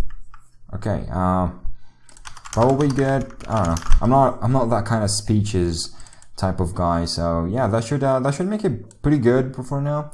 But yeah, so last but not least, I'm gonna have another one. So I'm gonna do car size. I'm gonna use a car icon in here. And last but not least in here, so we want to book your car. So you find that, you pick up a date that you want to just schedule a car. Then you go ahead and book that particular one and schedule it. So this is gonna book, let's try to use like book your car. And yeah, for this one we can do like book your nice car with ease in one single click. Okay, you can probably figure out a little bit better kind of speeches and sentences in here to have some motivated users to work around your website. But yeah, that should do the job for me perfectly. So here afterward, what we want to do is actually, I want to go ahead and import that particular section. So I want to import booking steps, and yeah, I want to probably have some marginer here going also. So this should be having some marginer, and we can just go ahead and do like 5 or I don't know, 4, maybe something like this. So let's try to go ahead and see that eventually. So as clear to see, it's not really that perfect, and plus we totally forgot about having the title. So I'm gonna have this a bit more, like a lot more. And I'm trying to go, not the marginer, so the booking steps in here. So steps container, then a step container. Now I want to have here like a title, and this is pretty much going to be like the biggest title that attracts the attention. So for example, you can say like our working steps or something, just to figure this out really quickly. So that should do it. And also we want to need some box shadow in this just to highlight what it is, because right now as you see there's no box shadow and the icon is not properly appearing up. So I want to just go ahead into the actual step, and I mean this one, and just have some box shadow going through. So I'm just going to use my custom box shadow again. So I'm probably going to be using the same one there, 12 pixels. I'm going to use like -4 pixels or something on the spreading. I'm going to use complete pitch black with some opacity here and there. So for example, 0.4 opacity is going to be doing the job perfectly for us. So yeah, let's go ahead and test this one. And there you go. So it looks pretty amazing for me actually. It does look really good. So working steps, it's curious to see how it looks. We can have like our working steps in here change from mixed bold to black. I don't know if that is gonna make it look better, but I guess extra bold for now does a good job in that case. So 5XL maybe. Really, does it look better with this? I don't know. Let's try go ahead and see the mobile version. That should make stuff for us, right? Because it's all about responsiveness and how it looks like. So as you see here, it's not being wrapping properly, and I'm not really sure why. So that should have worked about the wrapping and everything. So I can go and select something real quick. So I can do. So this is the actual container. This should have display flags. And flags dash wrap, And okay, so this is the title. This is what is going on. I mean, I guess this is all about the kind of width is going to be provided for each tile. So maybe because I'm limiting the width. Yeah, indeed, because I am actually limiting some width. Also, I can do like some margin, 1 AM. Then we can have some margin between both of these. So let me try, where is that? So where is that width? Okay, width, not here. Yeah, it's right over here. And maybe we can have a little bit more of a width in terms of that, like 56, 160, or let's just get rid of it all of a sudden. And I can do just M3 for the margin. And I guess that looks pretty good already. So let's see, we can pick it up. If you go back here, that still looks pretty good for me. It's pretty centered and everything. Take a look at back again. And there you go. So this is how it looks like. We maybe need to bump this up for the actual size of the, pretty much the title, because it doesn't really look that good. I mean, I can go with 3XL and I can go with black. Definitely at that position, I can go with black. Really, am I gonna go with black? I'm not sure. This is hard to pick. Okay, let's just keep it up this way. The menu still works perfectly. So maybe just have a 4XL. I don't see the point. 3XL should make it better. And good. So yeah, we got a really nice kind of website looking of how the steps should look like. So that's going pretty great for our working steps and everything. So it just goes beneath that and it finds this our working steps. I will probably need to bump a little bit more margin here and there. Really not sure if this is a good case. But I mean, yeah, it does look pretty good. So for me, it's really making it out, and it looks pretty amazing. So I can go back here, maybe 10 EM or something. Yeah, that should definitely make it better. But yeah, that's pretty sweet. Now we can have a completely another different section. Now this time we can give it like about us, like what is the actual company, like what we do, our history, because history really matters, especially for car companies and renting companies.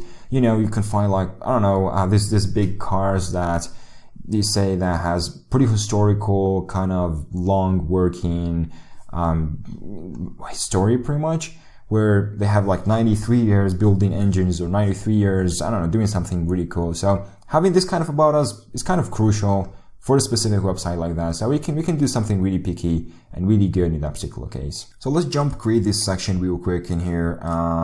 Where is that VS Code? So we can just go ahead and put it right here, because this section is all gonna matter just right in that particular case. If you need this section throughout pretty much the website, if you need it somewhere else, you can have it in components, but that doesn't really matter for now. So we can just have this one called about us.tsx. And yeah, it's going to be another component, basically. So this is like how you're building web pages, or pretty much landing pages in React mostly going to be working like.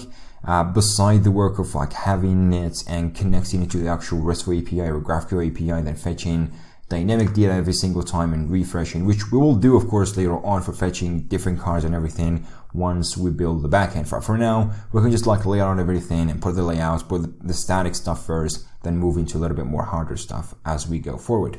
So yeah, as I said before, we're going to be having like about us. Now it should be call about us here, pretty self-explanatory. So we can have this container. So I'm going to be like about us container.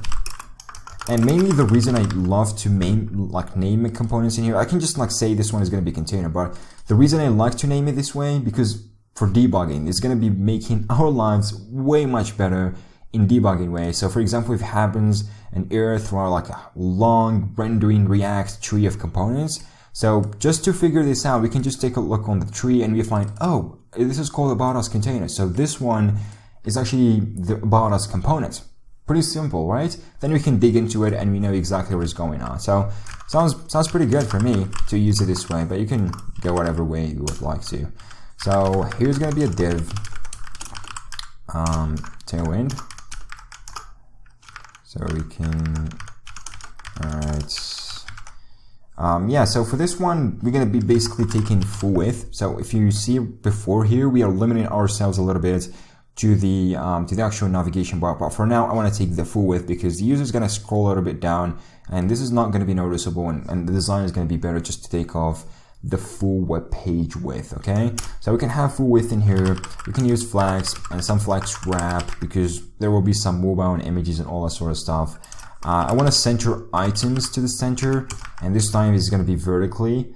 Now I want to also center them horizontally only if we have like 2XL, which is pretty big screen, like a 15.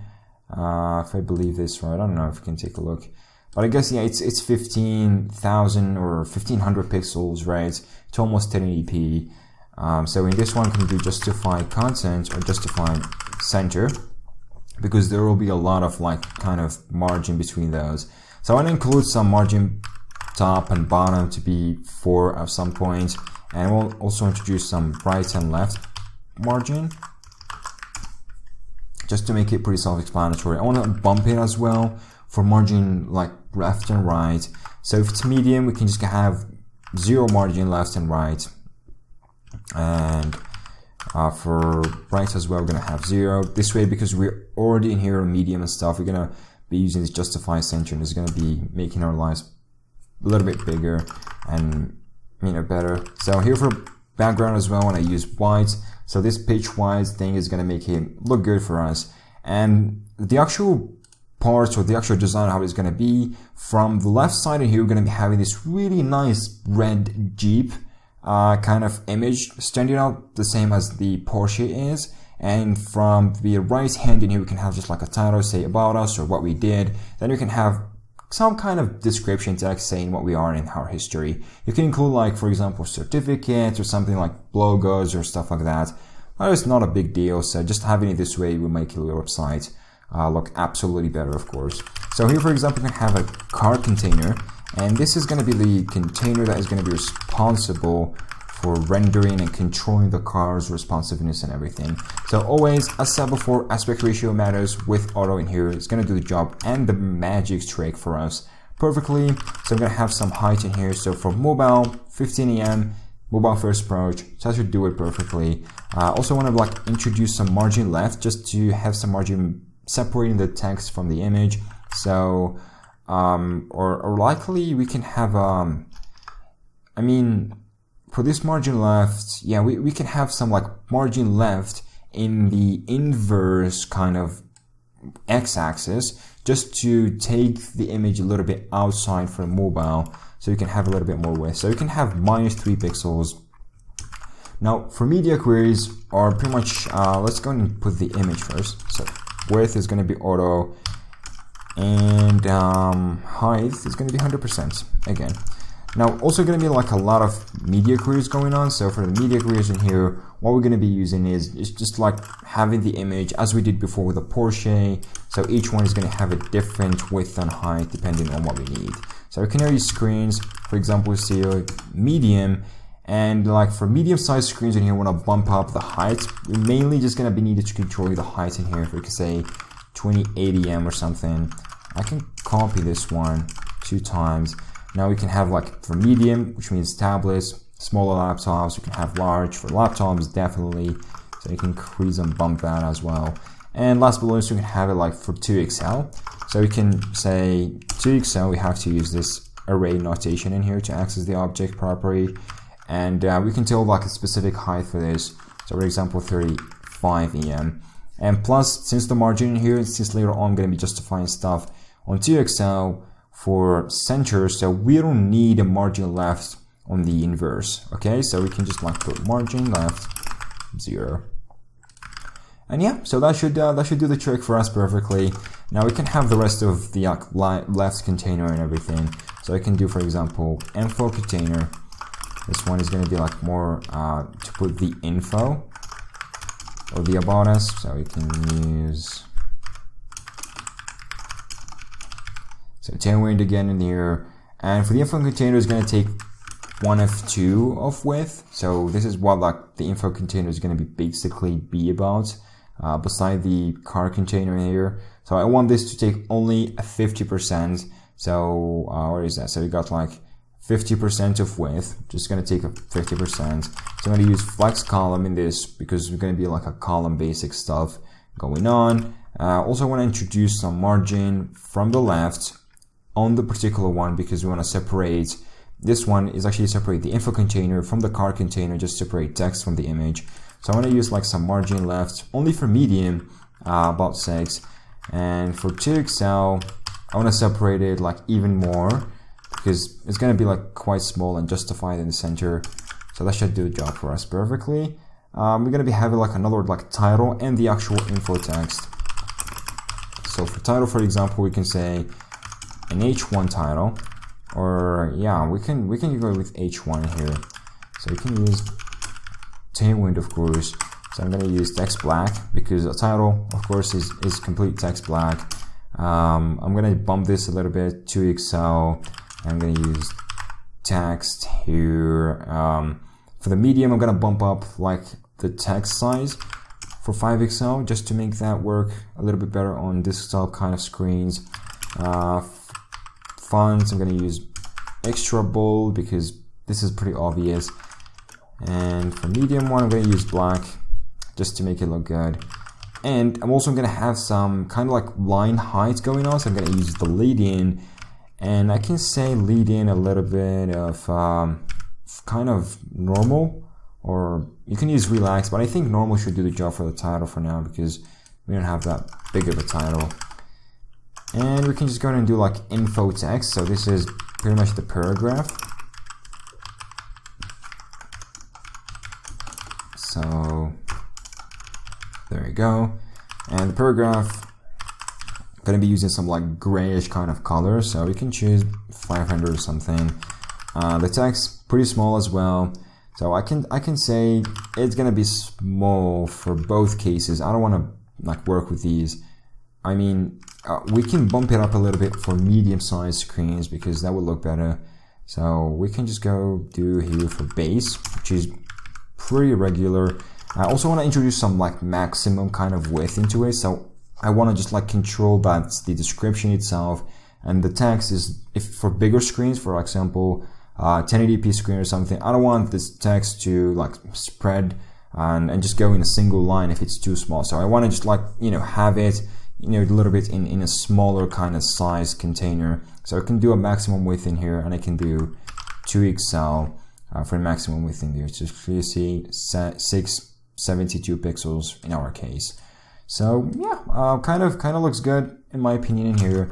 I might just introduce some margin from the top above the text. So that should kind of like make it a little bit better. Also, I want some normal fonts in here. I don't want any kind of boldish kind of text. Okay, so let's go ahead and render out stuff. I can do a bonus container real quickly. Then I can do car container, and obviously the car container is gonna need an image. So an image, I need to go and import the Jeep image in here. So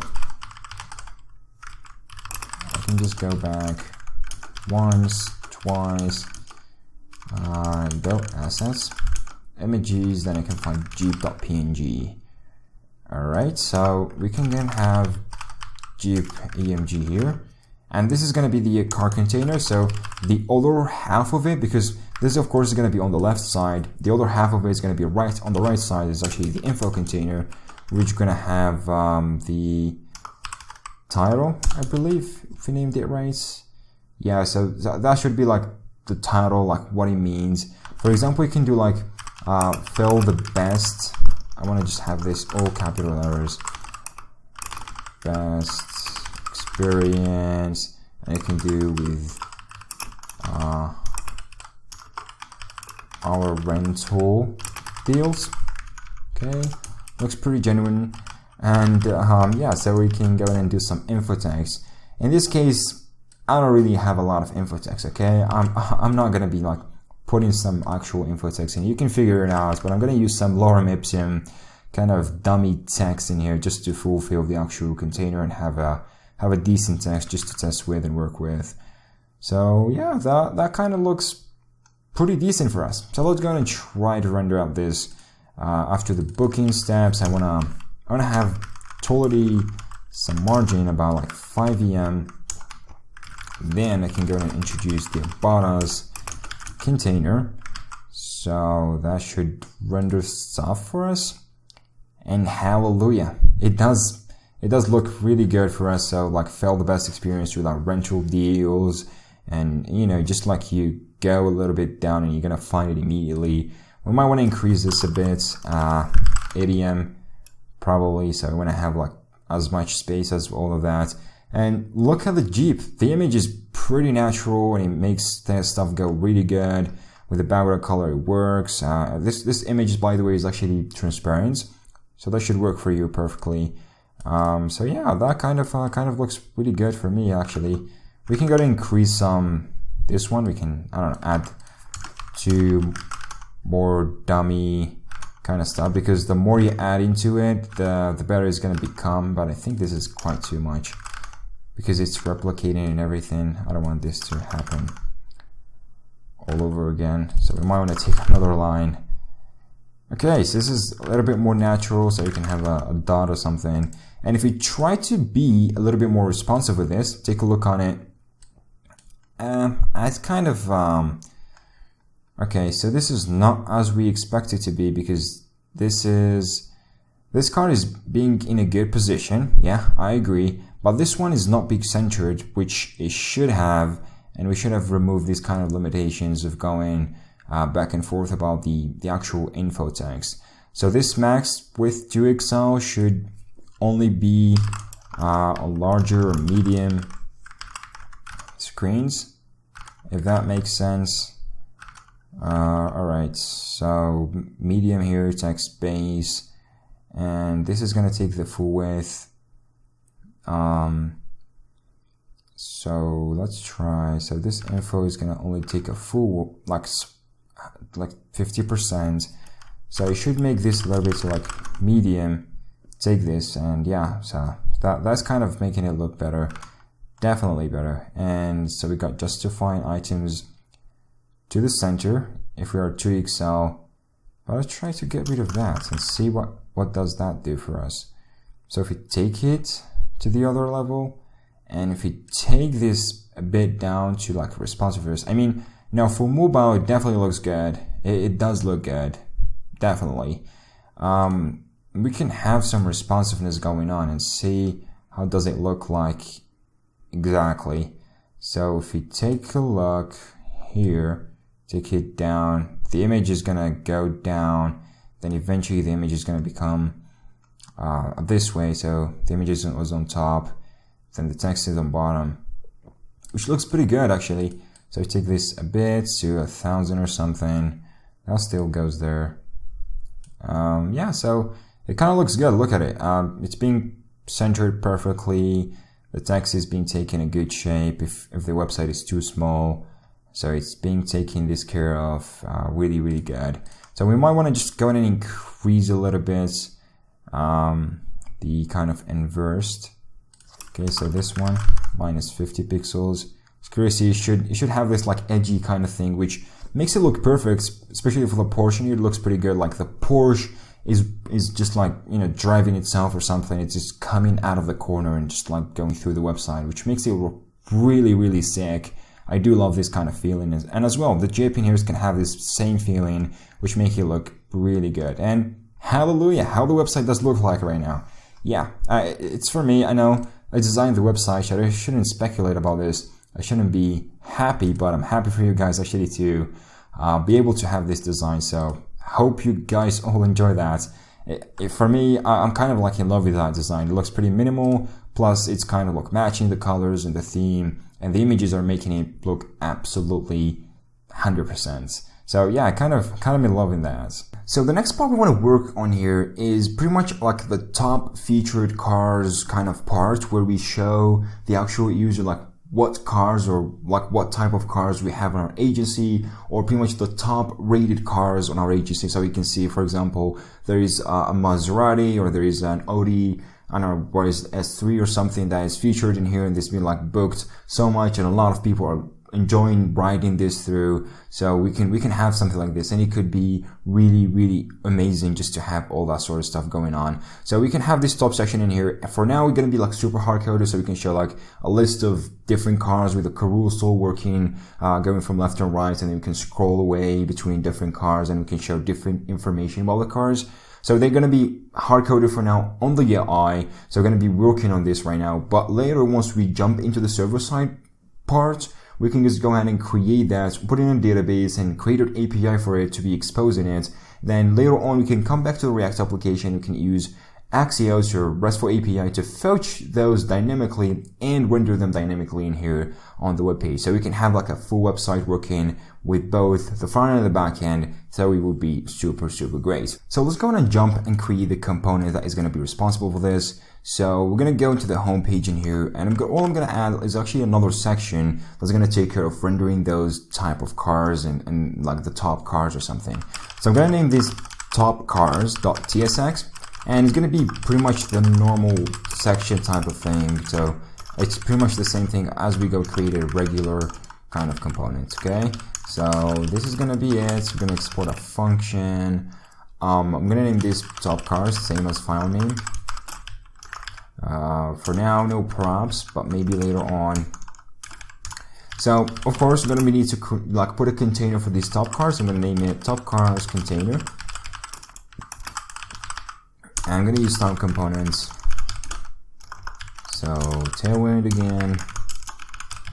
And for this one, what we want is actually a row kind of flex box where we can later on have a carousel just to go through all the cars. So we can, for example, show at first 3 cars per view. Then he can use like the dots downside, and once you click, it's just gonna like scroll him to see the more cars. Maybe you can have like 6, 10 or something like that. Just something simple and small, just to be like more minimal. Then maybe later on we can have a button once he clicks, takes him to another page. Then you say, oh, this is the full list of cars, and you can here search for cars, you can filter cars and all of that. This is more like an advanced approach. Of course, I'm not going to be implementing all of these, but we're going to implement this like carousel and cars and dynamic fetching with an API and everything going through this. So here, first things first, I want to like maximize this. I want to control the top cars because we're going to have a carousel. So I only want to show like a certain amount of cars.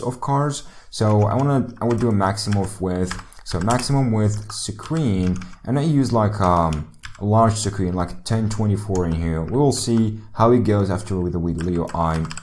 So make sure to take full width for display. So I'm going to use flex column as well. So this is going to be like having a title first, then it goes to the other stuff. So I'm going to center it vertically or horizontally, sorry. Then I want to center it vertically as well with justify center. I'm going to give it some margin from the right and the left.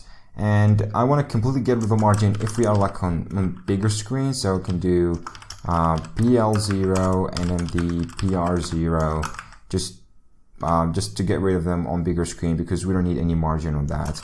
And also I want to introduce some margin bottom, about like 10 or something, just to give some bottom margin between the components and sections. And yeah, so that should be good right over here. So we can go ahead and grab the title. I believe I put up title on booking steps. So they should have like the same identical title here what I need. So just copy this component and put it here. Maybe what you want to do is actually create like a common components, put it inside of the home page here. And you can inside of that have like the common components that are, shared between multiple components and multiple sections that you can just export and import them. That will be easier. But for now, we can just have it this way because we don't have that much of components we need to like share between multiple sections. So this is for the title here. Now what we also need is actually another container to hold the actual cars in a row kind of approach, like flex row box. So I want to do here cars container, and I'm going to use style.dev. And of course I'm going to be using Tailwind as we usually do with that. So I would make sure that it takes the full width horizontally, of course. I'm going to take flex, and also I want to wrap the flex if we are mobile and responsiveness. So the cards will take a natural place of how like it should be justified. I want to justify the contents to be on the center horizontally, and I want to give it also like some margin to the top just to separate this from the title of 7. And if we are on like, you know, bigger screens, I want to give it more margin because we're not on mobile or something. And remember, we are always designing for mobile first approach. So this should be making a lot of sense that we start putting mobiles first code, then like bigger screens, we put some media queries for that. Then we target them with whatever style we want to override from that. And that's pretty much it. That should do the job for this perfectly. Okay, so we got the cars container here. We got now top cars container, the title. So let's go ahead and put those together for a sec. I can do our top cars container, and this one we also need cars container. So I will also put some title here. And for the title, of course, we can just like have simple title like explore our top deals or something.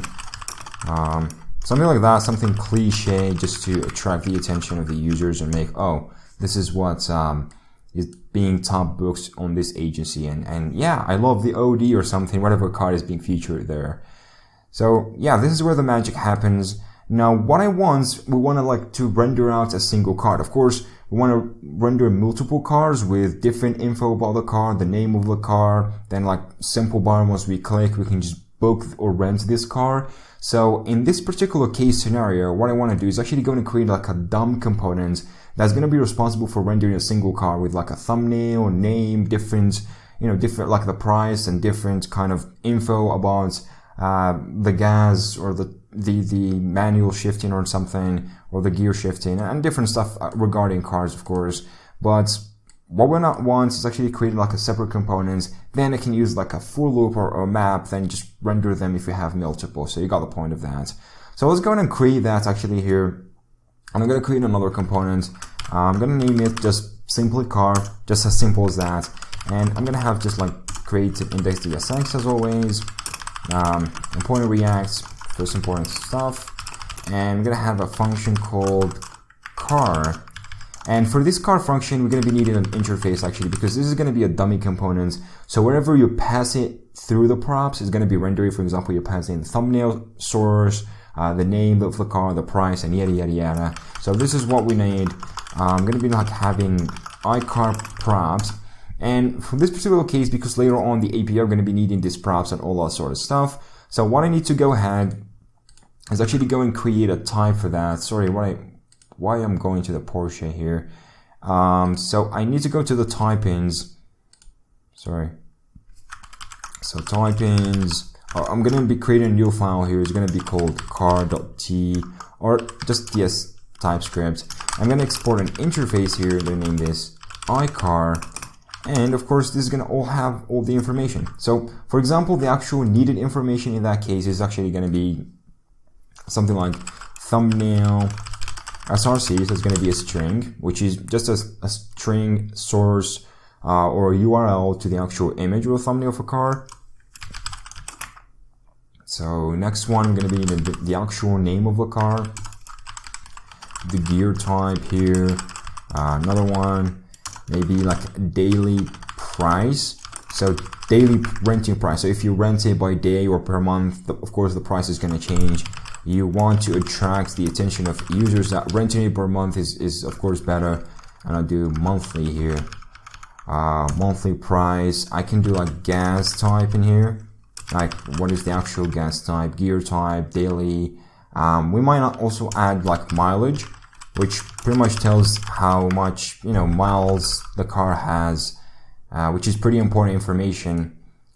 Not for renting pretty much, but yeah, it's kind of like a really good information to have it on the company. So yeah, let's go ahead and extend this. So I'm going to do extend from iCar. So I'm going to be iCar. I'm going to export that from the type in. And this props is going to have the same identical stuff that is going on inside of this interface. All right, pretty cool. Now let's go props. We can do iCar props and we can have it on top of there. All right, sweet. Now let's go ahead and start putting stuff together for the actual car, because there's going to be a lot of CSS styles, and style components, and all that sort of stuff going on. So I'm going to create car container first. So this is pretty much the card of the car container, if that makes sense. which contains the card. So I need to import some components for that. I'm going to use Tailwind to make it happen. So I'm going to need a couple of stuff, of course, flex. We need flex column because we're going to have different stuff. I want to center items vertical or horizontally. I want to have some general kind of padding of everything. Also, I want to have like a bigger padding from the bottom. Background white.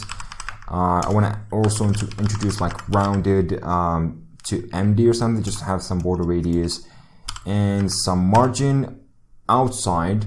So just like to create some margin between different cards if we have like multiple cards next to each other. So we want to create some, separation of that. So margin 1 should do it. But for other ones, because this is going to be for mobile, so this should do it perfectly. But for other type of like screens, I want to like, for smaller ones, for example, 3, and for medium ones, we're going to go to like 6 or 7, if that makes sense. So just to make it look a little bit bigger.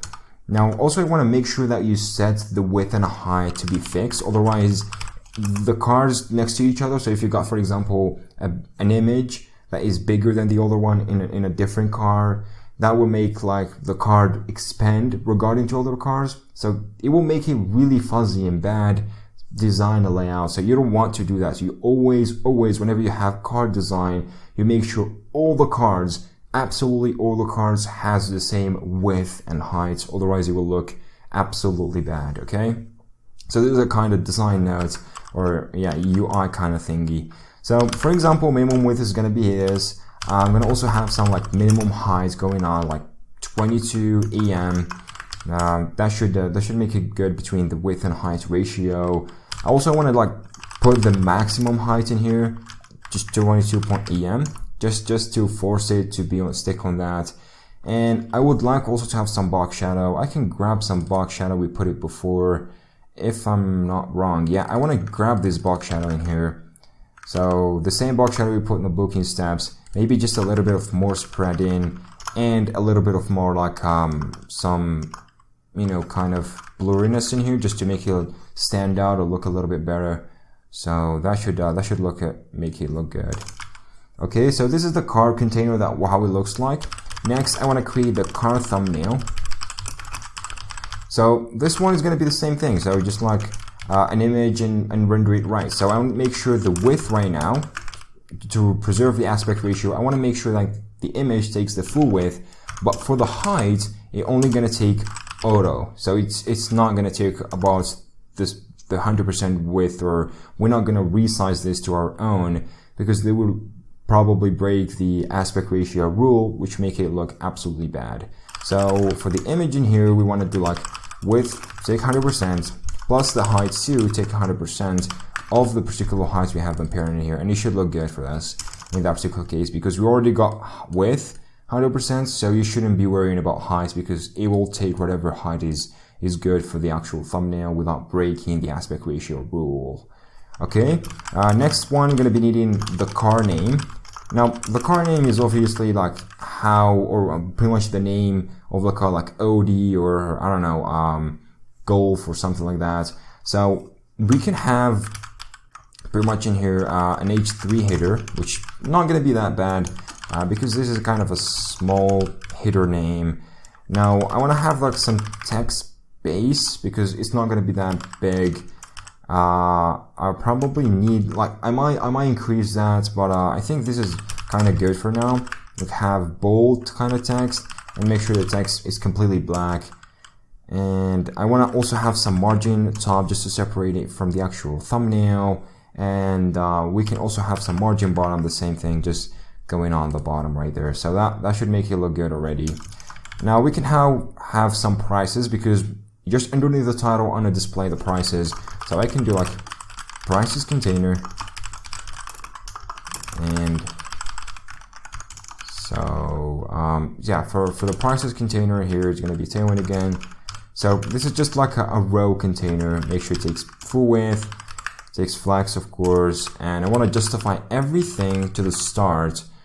So I don't want anything just to go to the center or something. And I want to also separate it from the top as well. And here we're going to have like two prices. So as I said before, we have like a daily price and a monthly price. So for the daily price in here, we can just have like styled, I can do something like an H4. They will be a little bit big, but I think H5 will make it good better. Okay.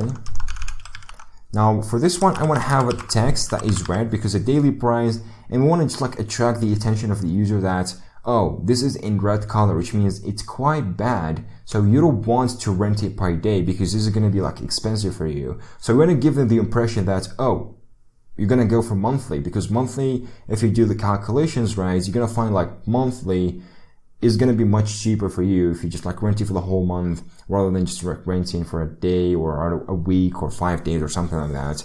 So yeah, this is kind of like a marketing kind of thing, and it all goes between like the marketing team and the development team and, you know, business team and all sort of stuff. But yeah, just a good note to know about the colors. So red here, I also like have bold text just to make it stand out. And I will make this small, of course, because it's just a simple price. I want to separate this from the next one. So let me copy this real quick, and I want to name this monthly price, okay?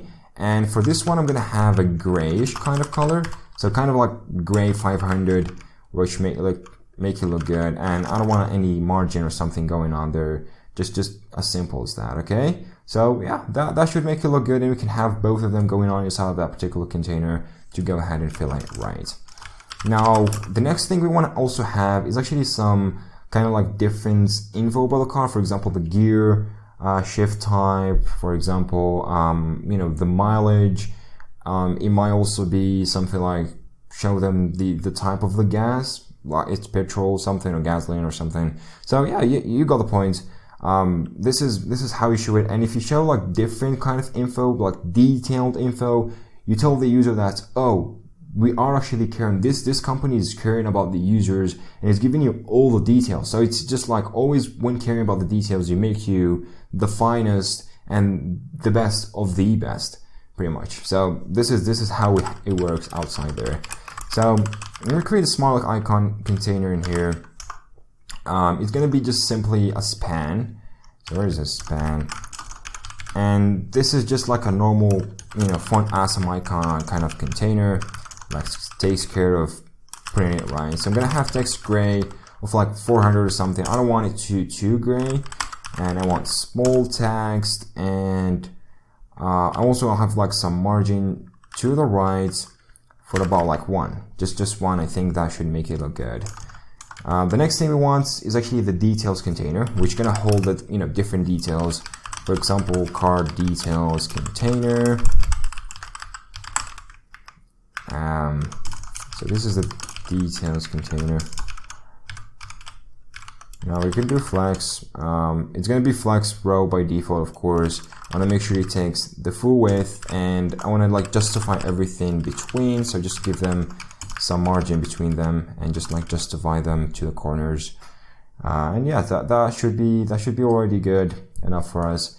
Now another one, I want to have like card detail container, which is going to contain like every single card detail, like each one, if that should make sense. I want to make this go span. So where is that? Okay, so we can do, for example, because if, you know, we want just row kind of column thingy, so you can do flex. And I also want to just like center them vertically here, so just on the center. That should make it look good. Now the car info, what I want is actually just like a single text describes the info. So we can just go style, then we can just like go H6 or something, which is like kind of a very, very small header. You can choose a P in here, but I think a header would make it, you know, describe it a little bit better for SEOs. So Tailwind in here. Also want like super kind of grayish color, like 400, and the text should be small, or we can go with extra small for our case. So that should make it look pretty good. Now we also need like some separators that goes horizontally just to separate from the actual information, so that you would make the card look a little bit more structured. So we can do like separator styled dot div, and for this one we need like some custom width and height, of course. So the minimum width should be 100%, and the minimum height in here should like be 1 pixel, because you know it's horizontal, so this is how it should work. And for Tailwind, you know, kind of style what it goes in here. So I want to make sure to apply flex, otherwise it will be really fuzzy and won't work good. Now for the background, I want like something 300 of grayish kind of background, and I want to have some margin to the top and margin to the bottom too, which is quite equivalent, just to make it look a little bit better. And last but not least, what we need is actually like to override the button, because right now our button we created is actually going to take only the kind of like the size of the text available, but it's not going to fill out the whole width available from the parent container. So we want to make it this. So I want to go ahead and override this style using style components. So I can do like rent button equals style. Then I can go and import our button we created earlier. So we can just have the button in here. Then you shouldn't do that, okay? So we can just have it overloaded here. Then what I can do is actually using, of course, Tailwind. So I can do like minimum width is going to be full, and also I'm going to give it some margin to the top, just 5. Now to make sure this button is actually overridable by style components, you have to pass it through here a class name. So we can do class name string and make sure this is an optional one, otherwise that will screw us. And we can just have a class name. Then all you have got to do is just like passing the class name to the actual components, because this is how actually class or style components works. It uses class names to apply the actual styles. Otherwise, if you don't do that, it won't be able to override this style button. Okay, so yeah, we got the rent button in here. Now let's go ahead and start putting stuff together to make it look, you know, the way we want it to be. So I want to just go ahead and first export everything from the props. For example, name, thumbnail src, daily price, monthly price, and what else? Mileage. So gear type, and I think gas. Okay, if I have had it right. This is miss. Okay, daily price. There you go. Now let's go and render our components together.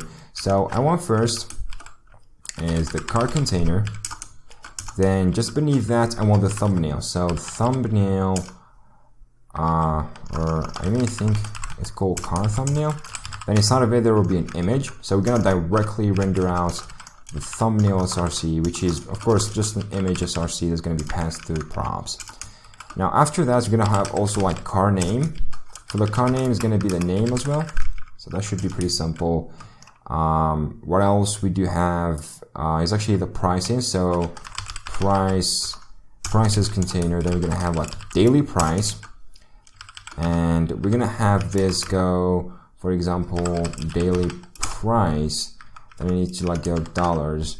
Then I want to also have another component that what it does, just before that, it puts like, for example, when you put like $50, then you do this / this small / and you say like per day or / per month. So this teeny details, I want to just like to, you know, have this text controlled there, and I want it to be really, really small. So I can do like small text,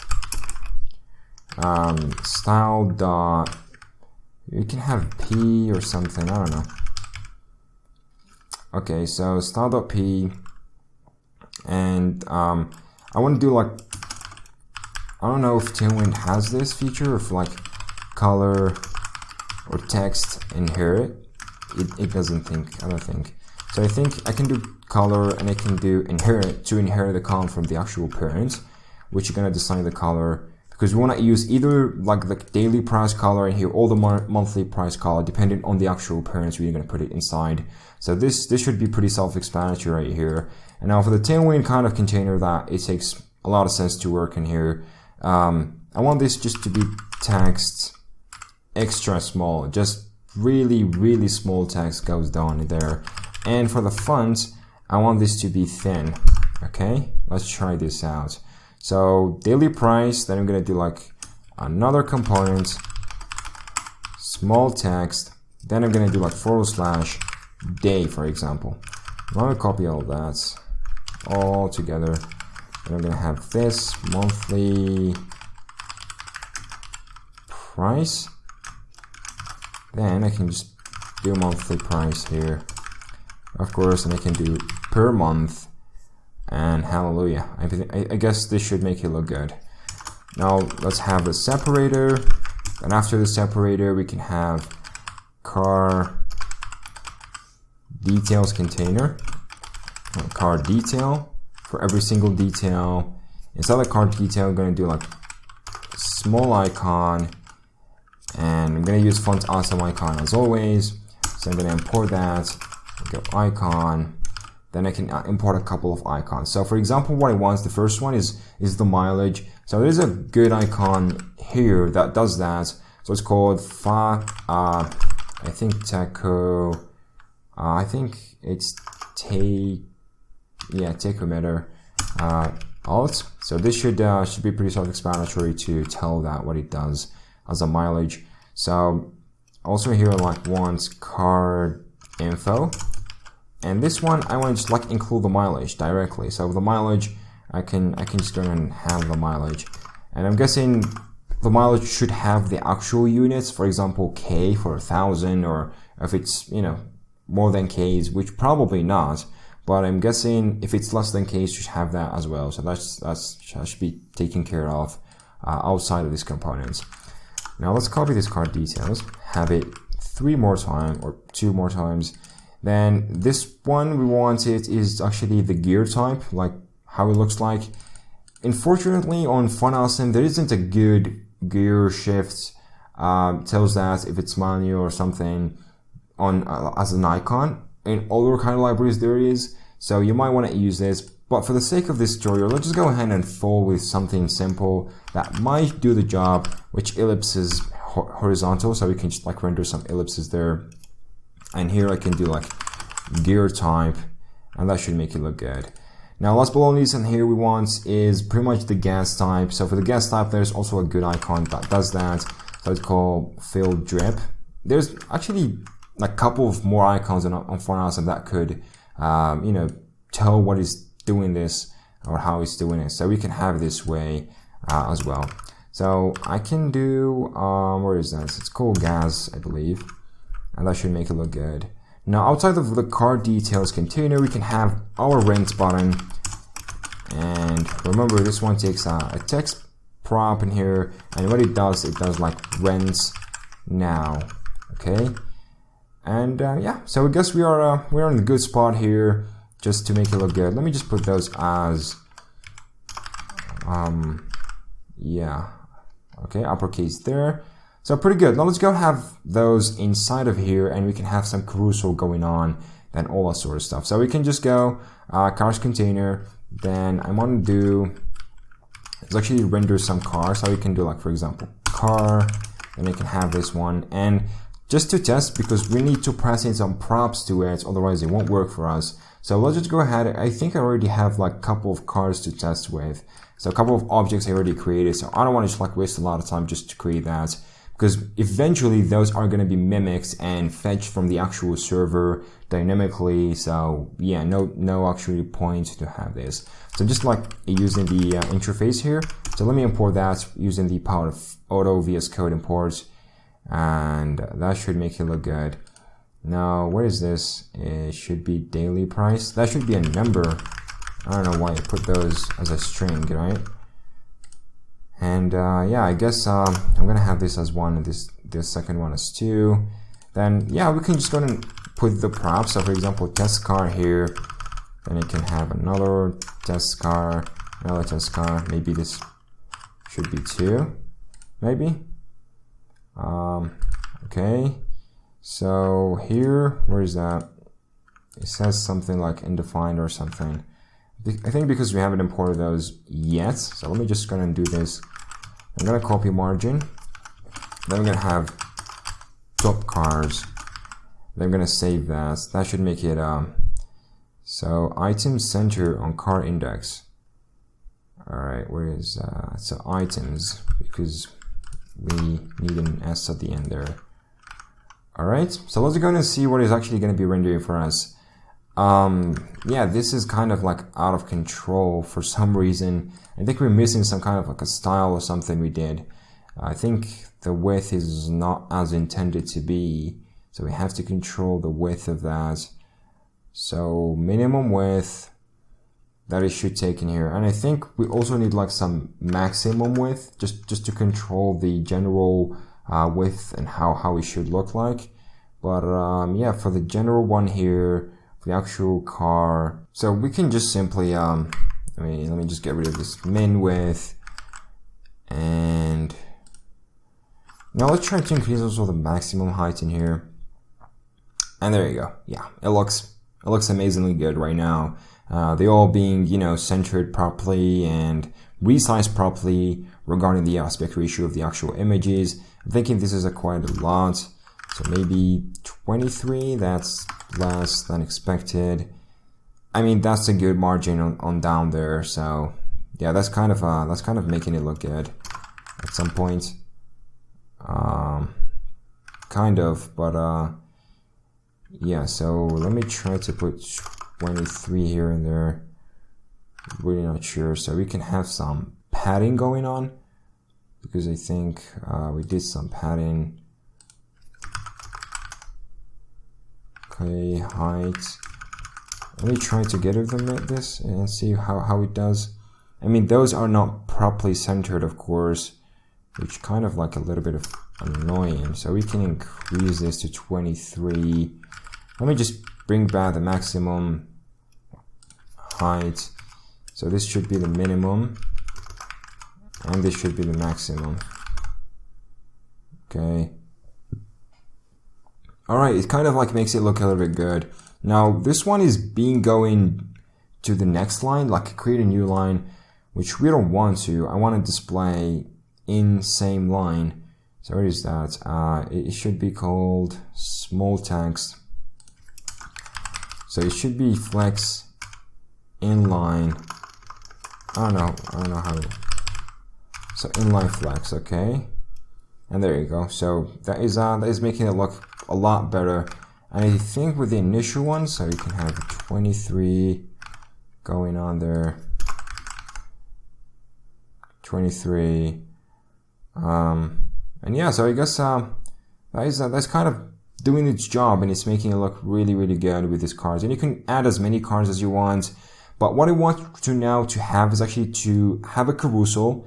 Then you can have like, you know, 3 different dots on how carousels pretty much work. So you click it and this one scrolls, and you know, you could get the list in here to just scroll between the different cars they are rated. Then if they like this and they say, oh, this is a petrol, this auto, and it's just like has a 10K mark there for the OD S3. So, oh, I want to run this. So it clicks that, it takes them to the page wherever it does handling of this. And yeah, so it would look absolutely better, or absolutely amazing to do something like this.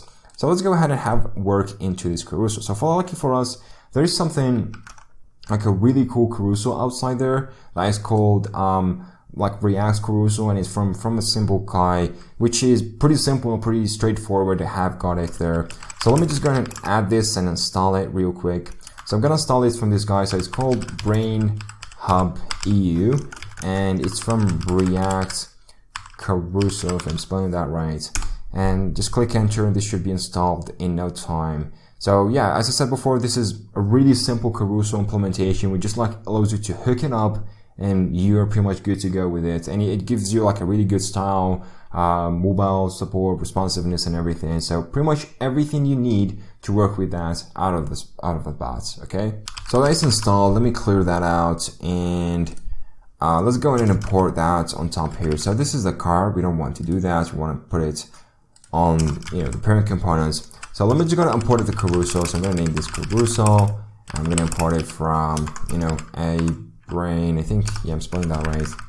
From that, and it's curious in here, TypeScript is already complaining about that particular file. So what I can do is just going to copy this.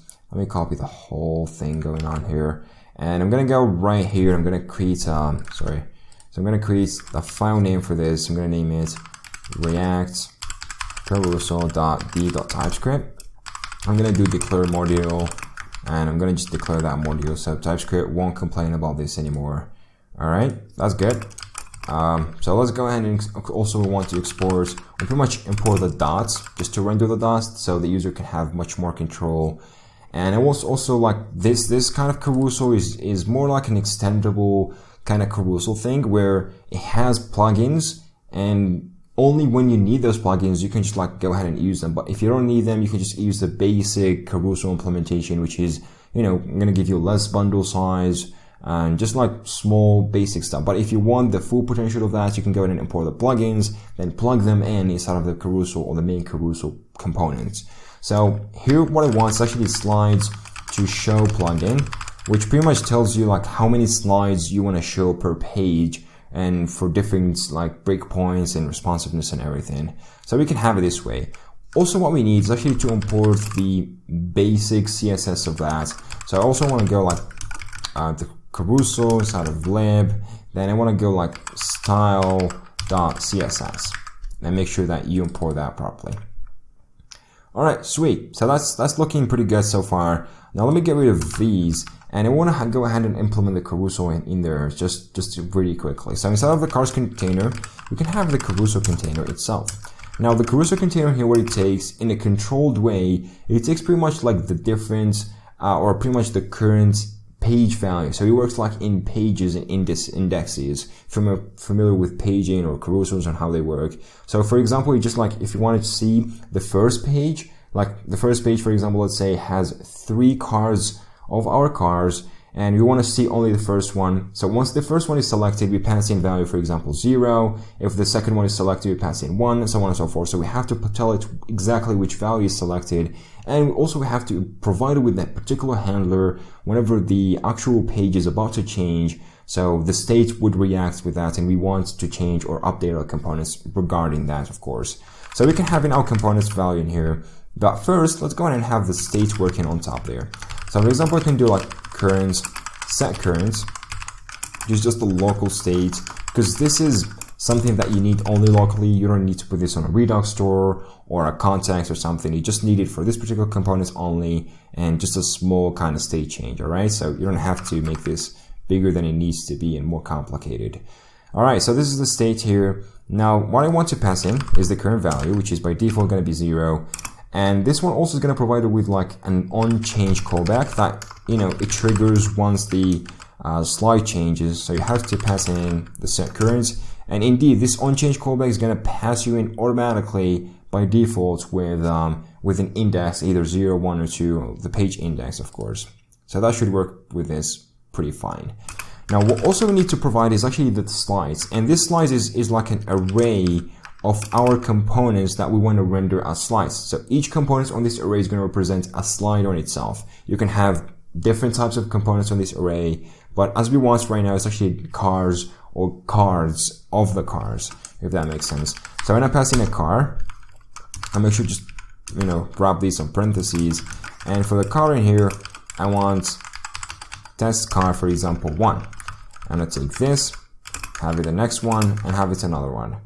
And let's say I'm going to have 2 more regarding this. So for example, it's going to be 2. Let's try just simple testing. There's going to be 2, for example. Okay, pretty good. Now I'm going to save this. I'm going to see what's going to happen. And also what we need right now, this should look good, pretty good. I want to close this here because this doesn't need any children. And after that, we want to also render the dots.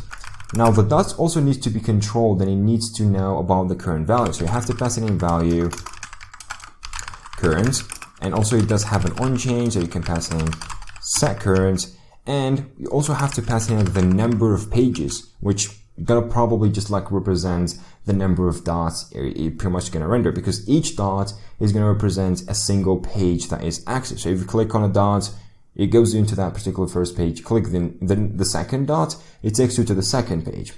Pretty self-explanatory. So for our case in here, we want to like split up, like we got 3 cars in here. So we want to show 3 cars per page, which means we're going to only need, if we do the math in here, we got 5 cars, 5, you know, divided by 3. So we're going to get like something, you know, smaller, but it's not going to be even. So we can have in here is actually only 2 pages. Sweet. Pretty cool. Now this is the dots and everything. Let's go and save that and see how this goes on. So can't resolve. So this should go outside of the lib. We don't need to go inside of the lib for some reason. So this should be, this is a style.css. This should be a styles. Okay. Okay, there you go. So pretty good. Now if we go ahead and refresh that, for some reason we only see one, then we see another one.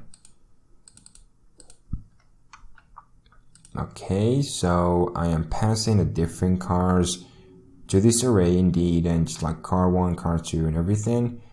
The number in here, it should be like the number of slides, right? If not I'm mistaken. So we can have the second plugin just to tell it like which number of slides we want to show. So yeah, so let's go ahead and have this plugin going on right here. So just after the slides, we can just go ahead and do like plugins, and we can do an object, and plugins of course is always just basically an array. And pretty much this pretty simple plugin I want is actually to resolve, and I think if I remember this right, it's slides show to plugin. So I have to pass in like which plugin you want to resolve, then the options this plugin takes. It's just like a basic API for creating plugins for that particular carousel components. So the number of slides, okay, so this is the number of slides you want to show. I want to show 3 slides at a single time. So 3 slides are going to be shown on a single page. And there you go. So we got 3 slides shown on the single page. And if you click it, it's going to take you to the next other left out slide. If you got another 3 slides left out, it's going to give you that as well. But yeah, hallelujah, it works pretty well. And if you click this in here, you can actually drag and go through all of that. But what I want is actually only to click, because this one is really not that controlled and it looks really horrible. And we can have another plugin in here that can work perfectly, which is click to change plugin, which you're only going to be changing once you click, so you can't have that. So for example, you just click and it does that manually for you, or automatically to better say for you, rather than you have full control of how scrolling that is. And yeah, hallelujah, it looks pretty good. The docs looks pretty minimal, and all that sort of stuff in here. It's clear to see, looks pretty good. And users are going to be super satisfied to go through this carousel and see what is actually going on behind the scenes. All right, super sweet here. Now let's go ahead and have some responsiveness going on for this to work properly. Now for responsiveness, this plugin's kind of API also, or the actual components, provide us with some breakpoints prop, which pretty much you provided with different breakpoints that you want to change or alter the number of slides that are going to be shown, and different sort of stuff like which plugins to apply. For example, let's say like less than, or the maximum width that you want to apply this is 640. So this is the key. Now the value is going to be objects, like objects of props to apply to the current component. So the props you want to apply in here is simply are going to be plugins. So I'm just going to copy this, put plugins, and plugins should be an object. So it should look something like that. Why I'm having this issue? So I think I can do it manually here. So I can do plugins, then you can give it an array, of course, an object, then it's going to be resolve, slides to show, plugin, options, number of slides. Okay, and in this case, because this is going to be more of like a mobile width, so we only want to show a single slide in that case, because you know this is why we need responsiveness in the first place. So this is the first one. Now the second one we want is actually to have this way a slides to show plugin. Then we can, like for example, do let me copy all of that. I mean the whole one in here. So I want to go, for example, want like 900 or something. Now for 900, what you want to do is actually show 2. So this is actually the minimum width. And let me just put a 1 in here. So I want to show 2. But if it is bigger than that, if it is bigger than what is actually provided in here, so this is going to be by default. So if none of these breakpoints are hits and are actually matched, so for example, if you're not on 640 or less, or if you're not on 900 or less, if you're like above of both of these resolutions in here that have breakpoints, we're going to fall back to the default one, which is right over here that is being provided. Okay, sounds good.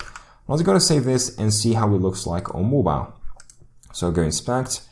As you can see, it still looks the same, pretty good on desktop. But if we just go ahead, the responsiveness, go down, and there you go. Now it only shows a single car, and as clearly seen here, it tells you exactly how that should be looking like. But the problem that is actually arising in here is actually this is not properly changing, because if in all mobile, this should change to, for example, like if we got like the number of slides in here are 5, this one should change to 5 too. So we can have this control as well to be working absolutely fine. So let me just go and have this in a simple really way. I can just gonna copy this, because later on, once we fetch it from the API, this is gonna be like problematic for us. So I want to make sure this works really good from the first time. Okay. So let's go and have this just right now. Cars. Then it's gonna be like, this is the cars length, and I want to just pass in here cars. Then I can go down to the number. I can do cars.length. Which pretty much, if you're mobile, this is how it should be. But how we can detect if you're mobile, and luckily there is something called, you can use the React responsive as we did before. So I believe we did use that somewhere here on the, it's really not here. Was it here? I don't know. Is it about us? Is it? Yeah, I'm totally not sure where I did use that. Maybe the navbar. Yes, the navbar. I can remember now. So I can go and use this use media query and everything. Sorry, it's TopCars. Then I can go is mobile, use media query. Then I can go and import screens. Then it says small, so this is the maximum width it could be providing. Now use media query in here should use the media query if it tells us it's mobile or not. Now if we are on mobile, so we can do if mobile, we're just gonna simply use this. Otherwise, we're gonna do like cars.length, and we're gonna divide this by, by 3, because each one is gonna have, like each slide is gonna have a 3, so we're gonna be dividing by 3 this one, and this should like, if I do parse int, not sure if this is the right calculation for this to work, because JavaScript is always a weird thing to have. Now, a number is not assignable to parameter of a string. Where is that? Number. Okay, so this one is a, or what? Length is a number. This one is a number. Oh, parse int in here takes a string. Or we can simply, I think it might work that way. I'm not 100% sure, to be honest. So let's test that and see. This kind of works for mobile, because that is pretty simple. And you got the whole slides, and imagine this one is like your finger, and you're clicking it, and it takes you to the right place. So that is looking pretty good, and you can go through all this. It looks pretty sweet on mobile. But let's go back to desktop and see, does this do the job? Yeah, it's being rendering only 1, which is quite bad. So let's just go back and try to take this calculation a little bit in a better spot. So I'm gonna completely copy this one. Okay, I'm gonna go right over here and try to do it better. So const, I can name this number of dots. Then for this one, for the calculation right here, what we can do is once we get the length, so we can do cars.length divided by 3. Then I can use the math library, which pretty much can do is actually seal. So we want to seal this up to the nearest integer, and we can have this as a number of dots. Now all we need is actually pass in the number of dots, and finger crossed that should work. There you go. Now we got 2 dots, and actually working perfectly in that particular sense. If we're just going to change all of a sudden to mobile, there you go. Now mobile works, and we got all of those sort of stuff. So you got a fully responsive kind of carousel working with all different types of cars and how they are being rendered properly and everything. You change like different responsiveness layers and everything to try to go through this like responsiveness and everything. Clearly see it starts changing. For example, for this one, it only shows 2 because we decided like for 900 or less, we show only 2, and there you go. It does work. But for anything above that, it shows 3. And yeah, it kind of looks really good, and it works really, really perfectly.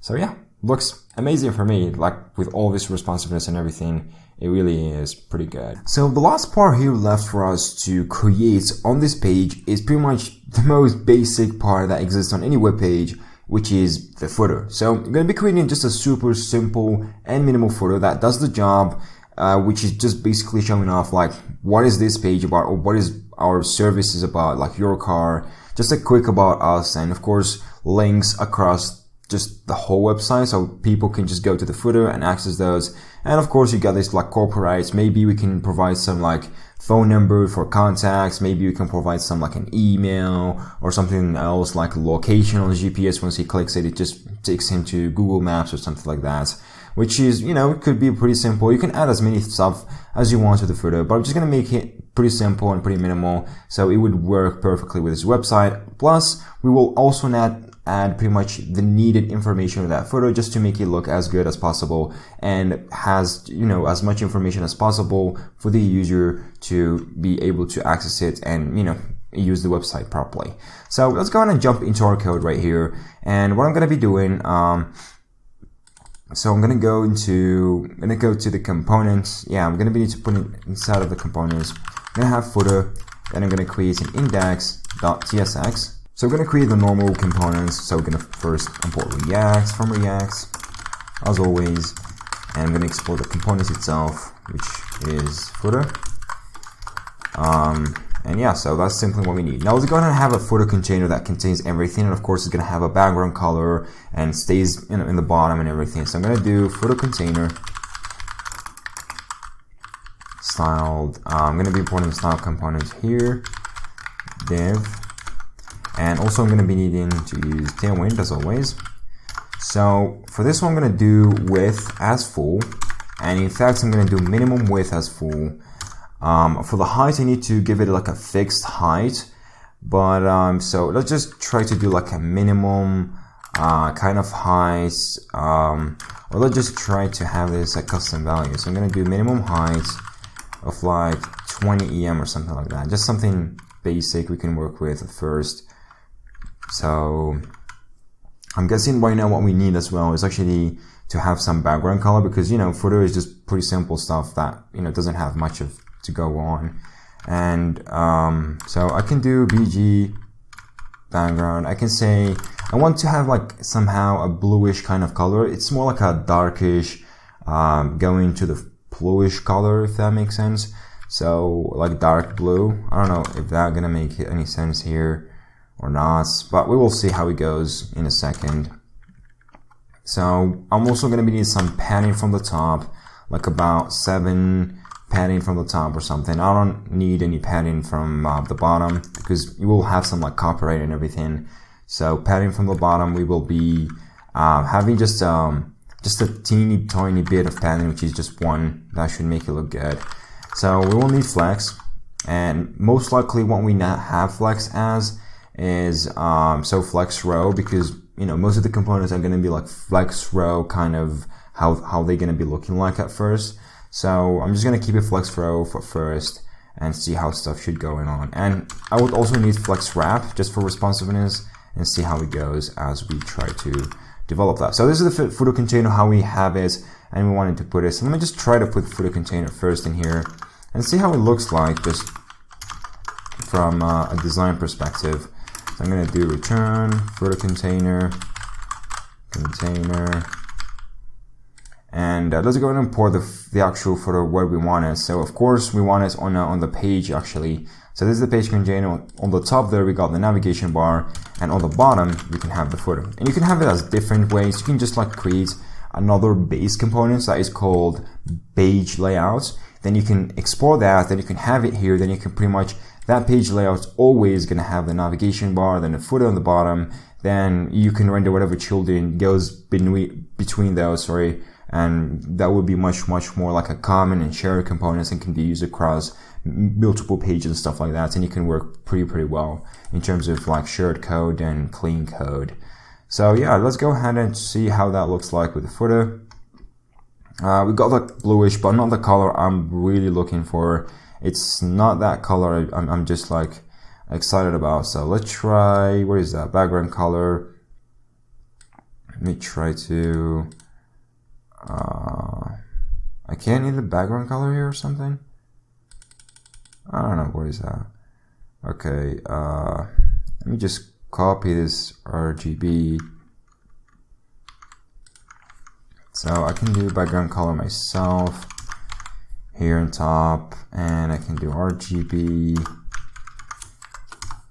So this is the current color, and I want it more dark, okay? I want it kind of super dark. Something goes dark to the grayish, kind of darkish color. I don't know.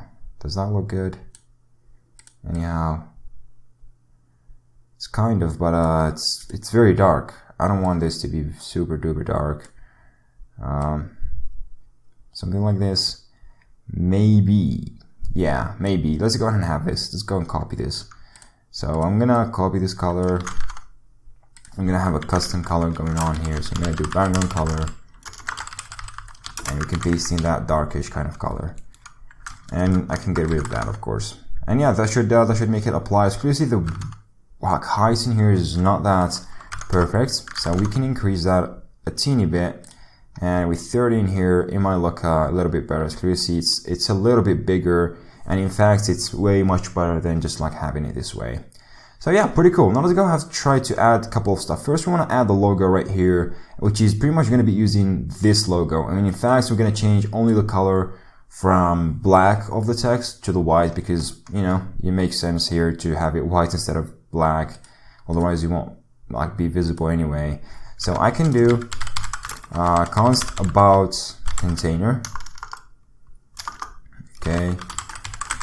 I can do style div and Tailwind again.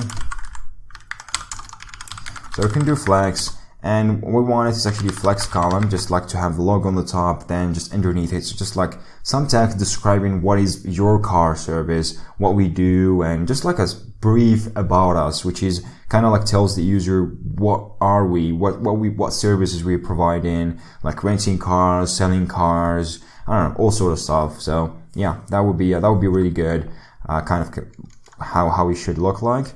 So this is pretty much for the about container. Let's go ahead and add the actual logo. So we can jump real quick to not the logo SVG, logo inside of the components. So this one should have a prop. So indeed, we don't have any props in here. So you can do props, and I can do I logo props. I can copy the interface name real quickly, and I can have here, I can create an interface, I logo props, and in this one I can specify the color.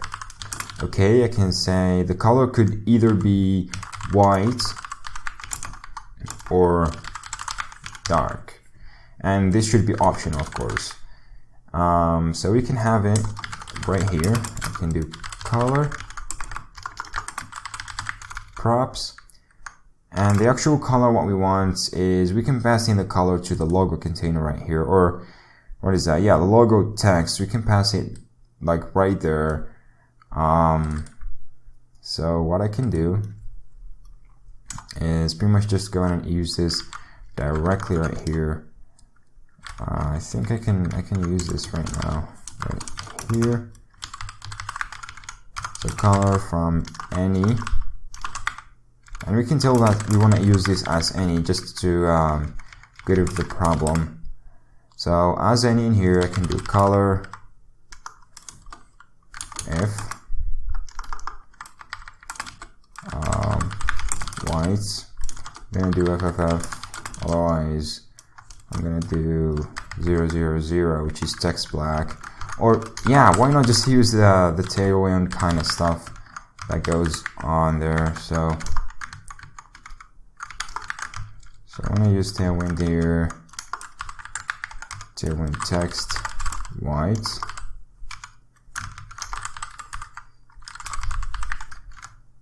Okay, should have used this that way.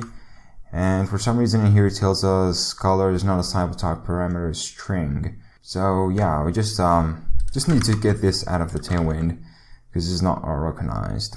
That should look good. So last but not least, we need just pass in here the color prop. And by default, the color prop here, what it could be is something like or dark. So we can always fall back to dark by default. So this is going to be like the default thing we go for that. And yeah, so just this couple of warnings, nothing to worry about. We can go back to, where is that, the footer itself. And here, I can just go and do like about container.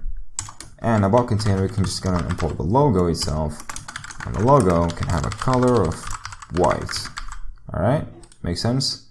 Hope it does. So let's gonna have this, and as you see, it's not really that perfect. Why? Because yeah, we got that kind of really bad SVG there, or pretty much image, which doesn't really make that a lot of sense just to work with in here. So yeah. So luckily for us, I got another image that is specifically made for dark. I know this is like a very kind of approach.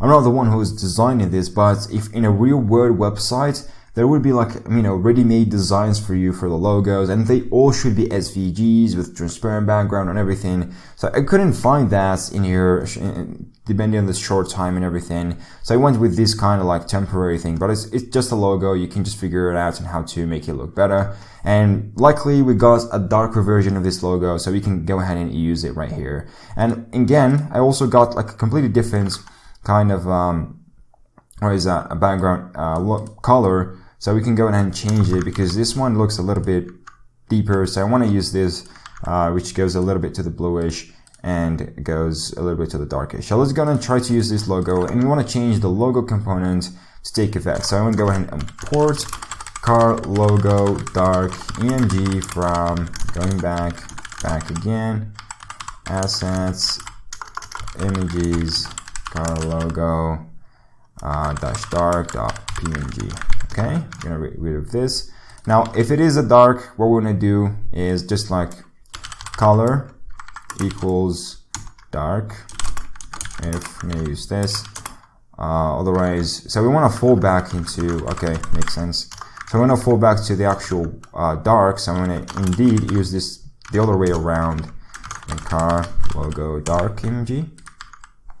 Okay, so it cannot resolve this. It's car log. It's not car log. It's car logo. All right. So where is that? Car logo dash dark dot png.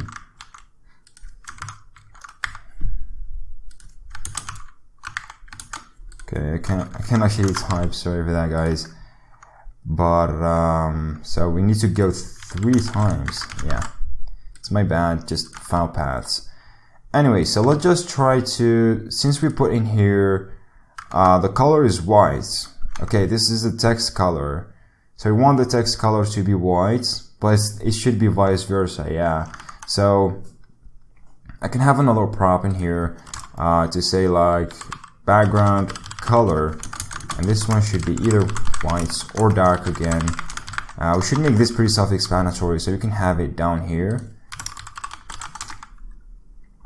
And again, we can just use here the BG color instead of the color itself. Now we can go and provide here BG color equals dark, and this should give us the dark logo image. And there you go. It does that, and it gives us that already. So it's that's kind of looking good, but I don't know why in the top there it's just giving us this ridiculous dark logo. So yeah, we're falling back with the dark. We don't want to do that. So I'm gonna change this. I'm gonna fall back to the white. So dark here. And fall back to the white, okay? So that should still look good up here, and up there still looks absolutely perfect. All right, sweet. So we got that, how it's working. Now let's go on and jump. So you see here, the actual logo is not really that well. So we want some padding just to go in here. It's just like, you know, maximize that. And indeed what I want to just like give it a maximum width. I don't want the inner content of the footer to take like the full maximum width of the whole web page, which makes it look ridiculous. I want it just to be fitting the actual navbar level, which is right here for the maximum width. So I want it to be on the same level just to make the layout really shine up and look really good together. So we can have it this way. So let's go back into the navigation bar. What is that? So we got navbar, and there is actually max screen is 2XL. So we can go back into where is that? So it should be footer somewhere. Yeah, we were doing the footer. Yeah. So whatever. So we got here actually the footer container. We can just put max screen 2XL. So if we go back, we can take a look. I believe this is not being taken any kind of effect. So for some reason, this should actually have that maximum width on that. So where is this? I believe this is the footer itself, right? Or is it this? Yeah. So we got minimum height and everything. Now we got maximum width is 15.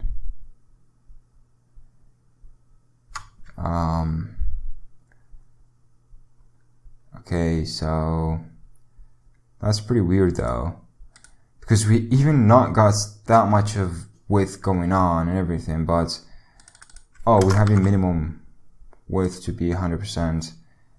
So I want just width to be full. Okay, so we want an inner container because this is going to make it look really awful, and we don't want it to make it look really awful. So we're just going to copy this one. Let me just copy the whole line, and I can just go down here. I can have inner container, which is another component we're going to put in here, just an inner container to control the actual layout and behavior. So I can go Tailwind again, and I can have right now maximum screen length. I can use flex and flex wrap again, and that should all be good. So with the inner container and everything, so I think we're all good in here. We just need to include that inner container on top, and we can just go right down there and we can have it rolling. So try to refresh, and we should get some maximum screen width. For that, I also want to make it take full width, just to make sure that it takes it, you know, for granted. So we also need to get rid of flex wrap here, and last but not least, we need to add height to be full as well. So I want this inner container just to expand throughout the parent container everywhere, pretty much in all edges. And yeah, so this kind of looks good enough for this. Maybe the flex wrap is stopping it from being big enough for that case. So maybe we want to make sure it takes 100% of the width here and everything. So I want to make sure it takes that way. So you can do minimum width, and we might also need to add this as a flex column, because you're going to need this as flex column. Plus, we also need to have it centered both vertically and horizontally. So you can do justify center and item center to have them both vertically and sturdy. So there you go. We got that in the right place in here. We might want to increase some padding from the top in here, just to 10 or something, just to make it go a little bit down, because that's not really looking good. But this is not a mobile first approach. So what I can do is actually do margin top or padding top. I can do like 4 for mobile.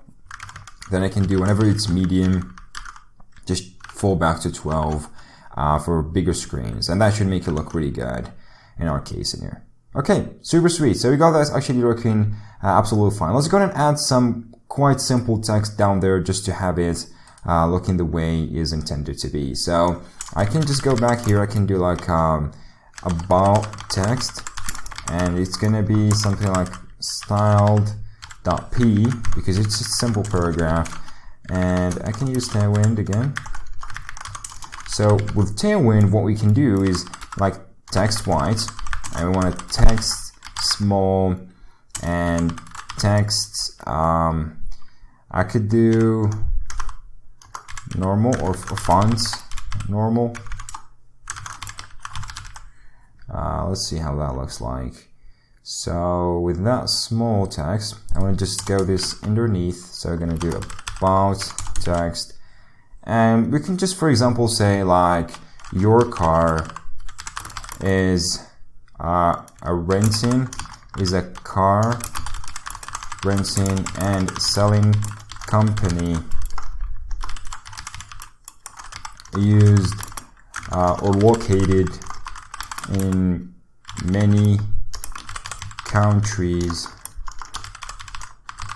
across the world, which has high quality cars and top rated service or something. I don't know. I'm not that kind of geeky guy who loves to type a lot of text, but you got the point. Just a simple about us text should do the job perfectly. And it's clear it's being spreading over the place. So I want to have this kind of like, you know, goes into just like responsiveness, and I want to just like have a maximum width set to this. So I don't want to just to spread all over the place over there for the width. So I want to control this. To do that, I need to go to the about text. I can do like max width, and I can do, for example, so extra small, which should make it really, really small. And here, in fact, we can do an XS because, all right, that's not going to be good for XS. And I can do lead in 3, maybe 6, okay, 5. Yeah, kind of better, obviously. And I also have some margin from the top, about like 2. And there you go. So that should make it look really good and how it looks like from the beginning. So yeah, pretty good kind of text in here. We can have it go even less, but I think here we can do fonts. Let's see the options available. Serif, font, thin, extra light, all light.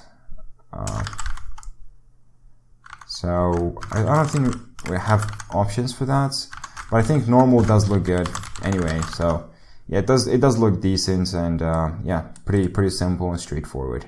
All right, pretty cool. Now let's go ahead and have like just next to this, I can have some like links, like say another one like our links or something. It can list all links like homepage link and about us link, and you know, different pages across that you want the users to quickly access from the footer. Put all of these links inside of there. So let's go ahead and have this. And I can just go and create another one. So I'm going to create another components. I can do like links container. So, or I can do links list. All right.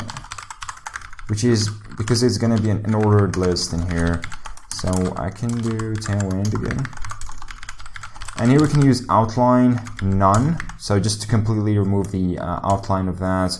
I want to do style, or I don't know if that's available. So list none, and this is going to clear out the list style types. Clearly see the list style type in here, which is pretty good. So I don't want any kind of styling goes into this in order list or something.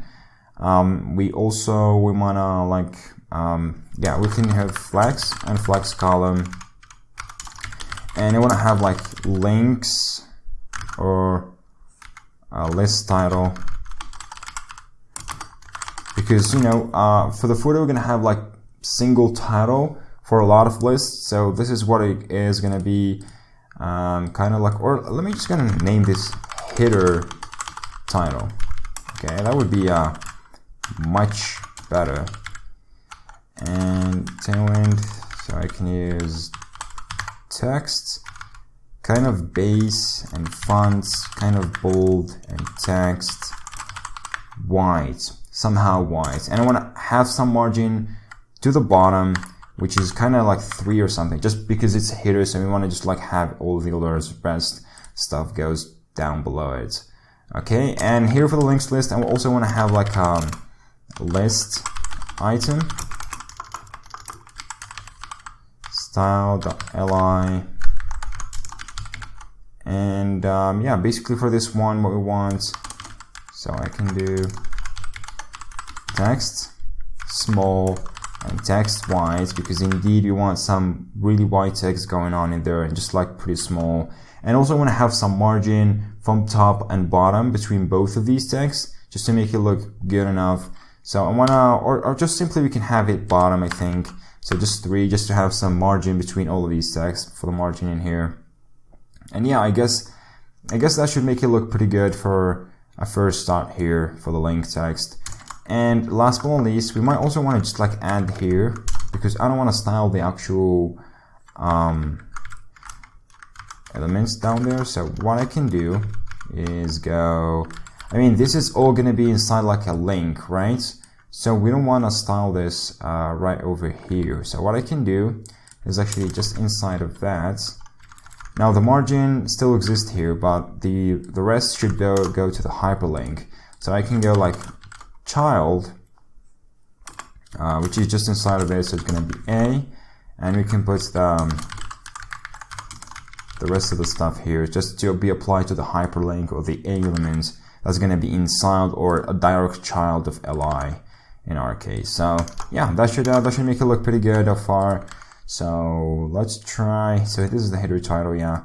So let's try to put something down here. So I can do link list, okay.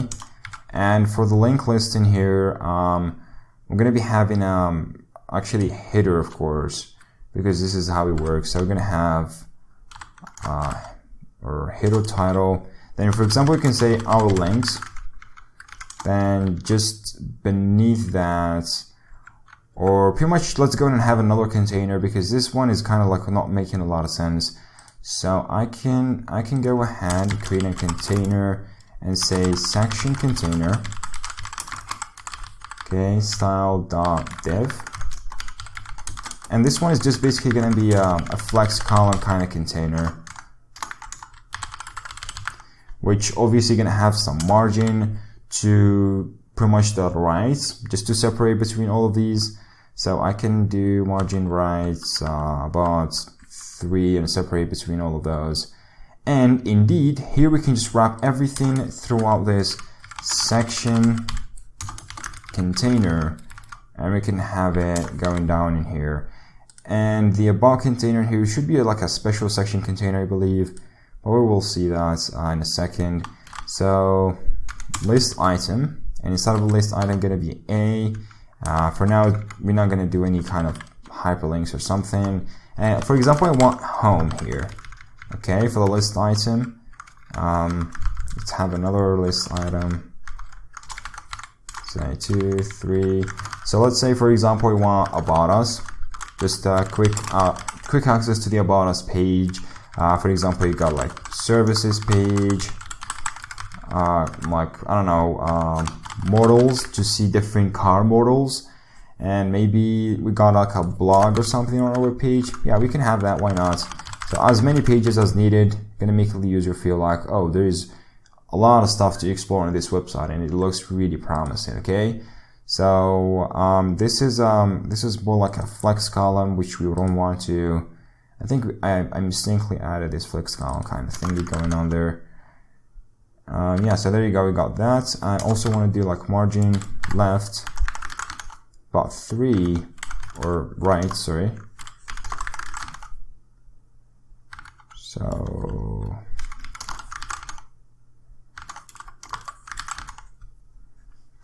So margin 7 in here should work for desktop only, but for mobile, what I can do is actually just like margin 2, which should this start from medium, okay? And I think 7 is not enough even.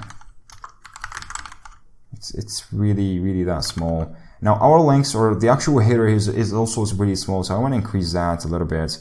I don't want this space anymore. I want large, XL, even, and font black, because this is going to be something to look at, but black, I don't think so. Extra bold, somehow. We might take it as extra bold, but I think bold looks a bit better. Yeah, it looks a bit shinier. And now the size does make a lot of sense to work with. Now let's try 2XL. Okay, so 2XL, our links here. I think that kind of make a lot of sense on how stuff kind of here looks like. So yeah, it looks pretty promising in how it looks like here. Let me try to have even more margin between these kind of sections. So margin 12, and I can copy this one. I can go to the actual section container, and I can just paste it in here. You could use it the same way as we did it right here. So let's try to have like another section that we want to put. For example, I'm gonna just copy the whole section here. I'm gonna go down beneath that, and you can do like, for example, other links. Like other links, not really that much of related into the services of the website, of what we do, but all those stuff like FAQ, contact us, support, and all those kind of stuff that really does matter as well. So for example, you can do like FAQ for frequently asked questions. We can do like contact us. For example, we can put support link. Just go ahead and talk about support if you rented a car or something. You can do privacy policy here, just to go read privacy policy if you want to, and terms and conditions. So I think I can ampersand in here. I can escape that. Let's go ahead and just keep it for now. But we can Google, of course, how to get an ampersand. So ampersand HTML, and that should give us exactly the code. I don't know what is the code for the ampersand. So it's an amp, as I remember it right. Okay, pretty good. So let's just all right. So we got terms and conditions, all the links, and how this is being properly formatted and put into the place. I know this is kind of like sticking all in a single place, which I'm not really a big fan of, which I definitely would like a little bit of more margin between both of these. So we can go 16 maybe for how that kind of looks like. So where is that? So maybe 16th. Let's try to put 16th here too and see what that does exactly. So other links, aren't the links a little bit big, which I'm not really sure if I want it to be that big. So maybe this should do extra small. Yeah, I'm guessing extra small is much better. And we might also decrease the header title. What is that? Just to XL. Yeah, I think that looks way much better than it was before with less size, and yeah, it definitely does. So you might want to add some hover here, but as we want it just like to be super minimal, so hover doesn't really matter that much, but still we can add some hover here. Like we can do hover, we can do text kind of gray, which goes to 100 or something. And it's clear to see it changes whenever we go over this, so we want to increase this maybe. And yeah, it does really change. And you might want to also do like transition all. Now that was going to give you like a default transition from Tailwind, which is by default used across Tailwind's components. And yeah, that would definitely make it look way much better than it was before. So yeah, that's kind of looking good.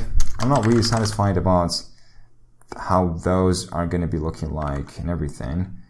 So I'm gonna be like reverting that. I don't know. I'm kind of a design maniac, yeah, for sure. But all right, what is that?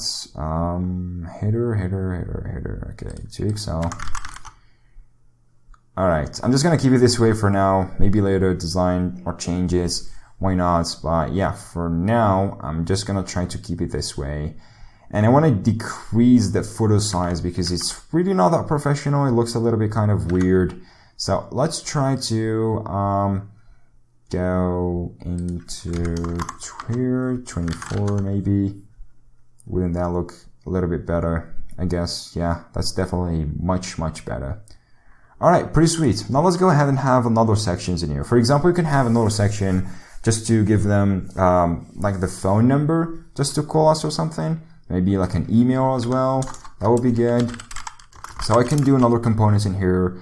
I can do like red icon, which is just an icon, of course, from, you know, Fonts Awesome, and you can just like apply some hover to it and background to it. So I can do span for the icon, as we always do, and Tailwind. So for the icon in here, this is going to be the container as well. So what I can do like, for example, width. So maybe 12, 16 pixel, 20, 24 pixels. Okay, let's try 20. So for both for the width and the height, they're both going to be having like 20 pixels. And what I'm going to be doing is actually do rounded full. So just like to have a full rounded circle, right? I want to use flex. And I want items to be on the center and justify to be on the center as well. So just like to have the icon in the center. Then I can do text white, which is the icon's color. And I want to also do text kind of like small or base for the icon size. I'm not really sure. Let's go and test this out and see how does it look like exactly. And as well as I might also like do margin to the right. About like 2 for that. So we want to have this look a little bit better. So let's try section container and header title. So for example, we can do like call now. Then, so I can create another section in here, which is, what it does is horizontal section, which basically just like renders a horizontal flex box for us. So we can do Tailwind, I can do flex, and flex row, which is by default is going to have it this way. So I can just like have it this way, horizontal section, or horizontal container. I think that would be a better name. I know I do care a lot about my variable names and component name because they really make a lot of sense to name them the right name, and this is going to help a lot of like people, especially working with a team and a bigger projects that is, you know, split it up across the board with different developers across the world. So writing clean code and simple code and easy to read code is very important step that you need to work on yourself as a developer. So that's why I focus on this lots, like really that much. So the horizontal container, I'm going to have the icon, which is going to be a red icon. Then I'm going to use fonts awesome icon. And I believe, if I'm mistaken, I can do like phone alternative, maybe. And I can also have another one here. Just, you can do small text. Style.h6. So we can do text, and this time is going to be white indeed. And also I want the text to be kind of small, right? So this is what I want it to be. So this is the red icon. Just after it, I can do like small text, and I can do, for example, my phone numbers, just so I can give them the actual phone number. For example, plus like 91 555 like 4 or 2 3 4, I don't know, something ridiculous, 87 47 49 or whatever. So yeah, maybe that will look good enough. We got this way, but we definitely didn't get the I mean, this way it looks good. It does really look that good, but it's not as intended to be, because we intended to have some padding here and there. So I guess I totally forgot about having a background color that does that. So BJ red of 500, and indeed I want to increase this like to 8 or something. Increase this to 10. Okay, does look good. And this is a horizontal, so I want to make sure that I center this. So I do items center, and yeah, they kind of look definitely better. I mean, this might look a little bit big, as not intended to be. Well, yeah, that definitely looks way much better for like call now. Then you can click and it's gonna call us whatever, and it's gonna give us a really good call, and people, that will be like really attractive, because providing such agency for renting cars, it should be like high quality. The support should be there always for helping people, and providing such support is gonna like improve your service 90 or even 100% off the ground. So that would be really good to do. Even providing email, so they can have the choice to go to a support and they have like a contacts us card, or professional stuff requires email to be sent directly. Maybe stuff like collaboration, stuff like that. A lot of stuff goes this way, so an email would be really perfect choice just to have it on your website's footer. So we can just like email us now, or we can just go and use mail, just simple as that. And you can do mail. Alright, I'm not really sure how does that look like. So fonts, awesome, cheat sheet. And here we can find all different fonts real quickly on how they look like. So yeah, if you're not familiar with that, this is a good page just to quickly find the icons you look for with their names. For example, you can do mail, mail, voicemail, where is that? Mailbox, email, isn't like a, I don't know, mail. Doesn't like Font Awesome has a mail icon. So yeah, it makes a lot of sense. It's named envelope, which is making sense because this is what it is. So I can do envelope, not open, just the regular envelope. And here we can provide our email. So for example, we can do like info@yourcar.com. Maybe that would be a good email address, just very professional. And yeah, you got yourself, that is going pretty great in here. So we got the email or mail that as you want it to be in here, for example. You might also like want to provide it with a location or something, like where it is exactly located. So yeah, that would be really good, for example, just to do it that way. But let me just go and test real quick the responsiveness of this footer and how it looks like on mobile, because this is going to be very important for us. So at first, it's not being wrapping anything at all, I believe, because we don't have flex wrap on the inner container.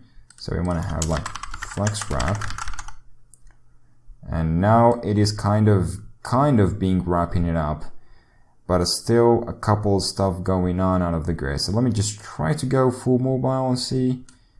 So we got 2 links, and yeah, the width is not perfect, or the height, to be honest. So I'm even setting like minimum height there. Why this is what is kind of happening? So let's try to debug this. Footers are always kind of tricky whenever it comes to responsive design and everything. So this is I believe this is the footer and everything. This should have minimum height. Okay, so not having a minimum height is causing it to overlap. Isn't that a bit ridiculous? Like, why? Minimum height is a good thing to have, right? Yeah, that's very weird. So let me try to get the height and see. Would that fix the whole issue and everything? Even here? So we might want to introduce some padding to make it look a bit bigger for sure. So we can do a lot of padding, like ridiculously a lot of padding, just to make it look way much better. So even here, padding from the top, so I want to have the full padding from the top. Okay, this is a lot, so I don't want to have this so much. But still, I want some padding from the top, indeed. And so cost now, everything. Now, I want to also like center everything on the center, if that makes sense. So I want to do like, so justify center. Okay, those are a little bit kind of ridiculous. And where is that? So we got section container. Now I want the section container to take, so minimum width to be full, and wherever we are on medium, I want the, so I want the width to be auto. Now it takes the full width, as you see, and I want to center this. So whenever as well we are here, I can do justify, or since it's a column, so I want to do a line or item center. Okay, this is definitely not that perfect, to be honest, because yeah, you can't find a perfect way to center all of these and have it all working perfectly. But I mean, we can have some, definitely we can have some padding going on. Left 10, padding right 10. Okay, maybe this is kind of like somehow looks a little bit better than it was before, for sure. I can agree on this. And yeah, but still some kind of improvements needs to be going on there, even though for the about us container in here. So you might want to do like even do, so it's about container. I want to increase this. All right, what is that? So I want to do to align the items, or have even some padding from left to be 10 and padding from right to be 10. Then whenever it's medium, we can do like padding from left to be like 3, and medium padding from right to be like 3 as well. So we can just go back to the default way of having it working perfectly in that way. So I can go, where is that? So go back here and even just change that, just like for the mobile first approach, just to be a little bit different than the others. And we might want to also have some margin introduced here and there. So let's try to add that between each section and another. We can have some margin only if it's you know, on mobile. So we can do margin bottom, and I can do, for example, well, let's try margin top. I think that margin top will fix it for all. Then I can do medium margin top 0, because we don't need any margin top if it comes to that. And yeah, that definitely make it look way much better than it was before. Just like some separation here and there will make it look, you know, clearer than it was before, between each section and another. Then you can have it, you know, doing whatever you want in here. But yeah, that looks pretty good for the mobile stuff in here. But if you go back to the actual desktop, that's still clear to see, you know, having the same mobile shape, because this one is taking the full width, which we don't want it to be. I want it just to go back as it was before. So now it takes full width for that. And I think with auto is not. So I don't know if that exists. Yeah, that does not exist. So maybe we can have it this way, and we can get rid of. Yeah, and there you go. So yeah, it looks the same way in here. If you're a normal footer or whatever. So as you see, the website with the footer looks, you know, pretty unique. The footer is pretty simple, pretty straightforward. They kind of like, you know, looks minimal and everything. So always a minimal footer would do the job. As well, a complex, well-designed footer will make it, of course, look 100% better. But this is the point of having a simple footer with a minimal website design. It kind of like matches the whole design. But now as you see, it's pretty much everything is kind of responsive and going on the way as we want it to be, working on mobile. And plus what we have is this really cool footer with the menu coming up from the right side to the left, and you can click and it takes you to the web page that you want and have it this way. So last but not least, what I want to add is just like some copyright text going down there, like having it on the footer. So we can create another container in here. We can do like bottom container. So it's gonna be style.dev again. So Tailwind, and I can have flags, and I can say, because it's going to be a very small component, so I don't want just to make this a little bit more complicated than it already is. And I take the padding bottom because I want this just to stick on the bottom. And let's go ahead and add these components. Or yeah, I want to just like do copyright text. Because, always a copyright text, you're going to find like this really small text and everything. So I want this really, really small text. So we want to have this as a span. So you can just use the small components in here, which makes a lot of sense as well. So we can do Tailwind. Or pretty much we want to like have our own custom font size, because this is going to be very, very small. So we can use something like 11 pixels or something like really small. And for the text, we're still going to be using something like gray, like 400, which is a little bit grayish, and it would look definitely good. And yeah, so I guess that would make it look good somehow. Let's try it. So inner container, I'm gonna have bottom container, then I'm gonna have the copyright text. Then I can do, for example, like copyright like 2020 or something, 2021. Yeah, I'm late with the year. You can do like your car, then all rights reserved, as a normal copyright kind of text. But we might want to just put this rights reserved in lowercase, because this is how it usually looks.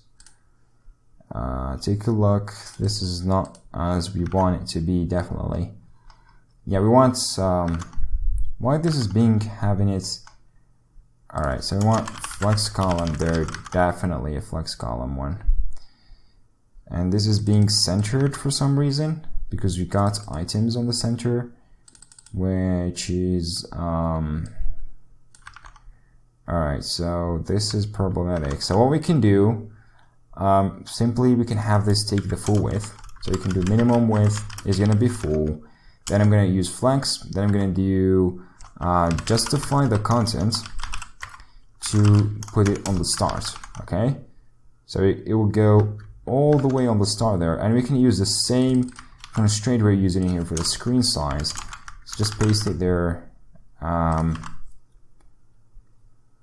So that is alright, and yeah, I need to get the width full. And if you take a look on it, copyright 2021, but they're still not like exactly going the same level of this. I'm wondering why this is happening. Have we introduced anything kind of wrong or something? That's not making those goes perfectly alongside each other. So I'm having some what's that? Flex. Is it flex center? I believe, yeah. Which is making it look pretty awful and not really that good, depending on the layout. So what we can simply do is actually just make sure those are not centered, because I mean there is no point on centering this horizontally there, because we got already some screen kind of limitations going on. So yeah, that should make it look pretty good in here. And indeed, I want to just make this goes a little bit bigger. Plus, I want to search for the copyright symbol in HTML. What is that called? It's called @ or ampersand, then copy. Yeah, I'm not a full HTML maniac. I don't know a lot of stuff about those nib symbols. I don't want to like remember all of them forever. And for the year in here, simply what we can integrate is the actual date. So we can do like create the date objects of JavaScript, and we can get like get full year, which will return to you gets the year using local time. So it's just you're gonna use the local time in here. What you would want to do is actually just like use an API or something to check the current year from the real year, because if the user changes his time or year, it's gonna get a wrong one in here. So you don't want to do that. But I mean, that kind of looks good anyway. But so 2021, your car, all rights reserved, and I want to bump this up a little bit, like 12 maybe, and I want to bump this up as well, like this, right? And yes, clearly copyright 2021, your car, all rights are reserved. And yeah, indeed, the footer looks good, and everything is looking pretty promising. I like the design. I like the footer, how small and minimal it is. You can add as many sections as you want and how responsive it is, but yeah, that doesn't really matter because we got everything here, and you can add it the way you want it to be without any problems. Last thing I want to have here is just like some margin between both of these if we got it. So we like margin top like 5 or something, or 7, and on the medium I want to do like margin top is kind of like 1. As you see now, it gets way much better. Plus, if we are, so justify center, but if you're on medium, we can justify start. And now it should be justified in the center, and it should make a lot of sense. It should make it look way much better. Now, if you take a look off, on the desktop size, it looks way much better. Take a look on how responsive it is. Yeah, pretty responsive for me. Yeah, pretty sweet. It looks pretty damn sweet. It looks interesting for the footer. The images in here looking good, the menu and everything. So yeah, that's kind of quality website we built in here throughout the whole tutorial. Now, after actually finishing the full front end thing and the full landing page and everything in here, now we can just go ahead and build or go ahead and work on the second part of the website, which is obviously we're going to be working on the backend server. So this is just all React, since all front end, it only runs simple React.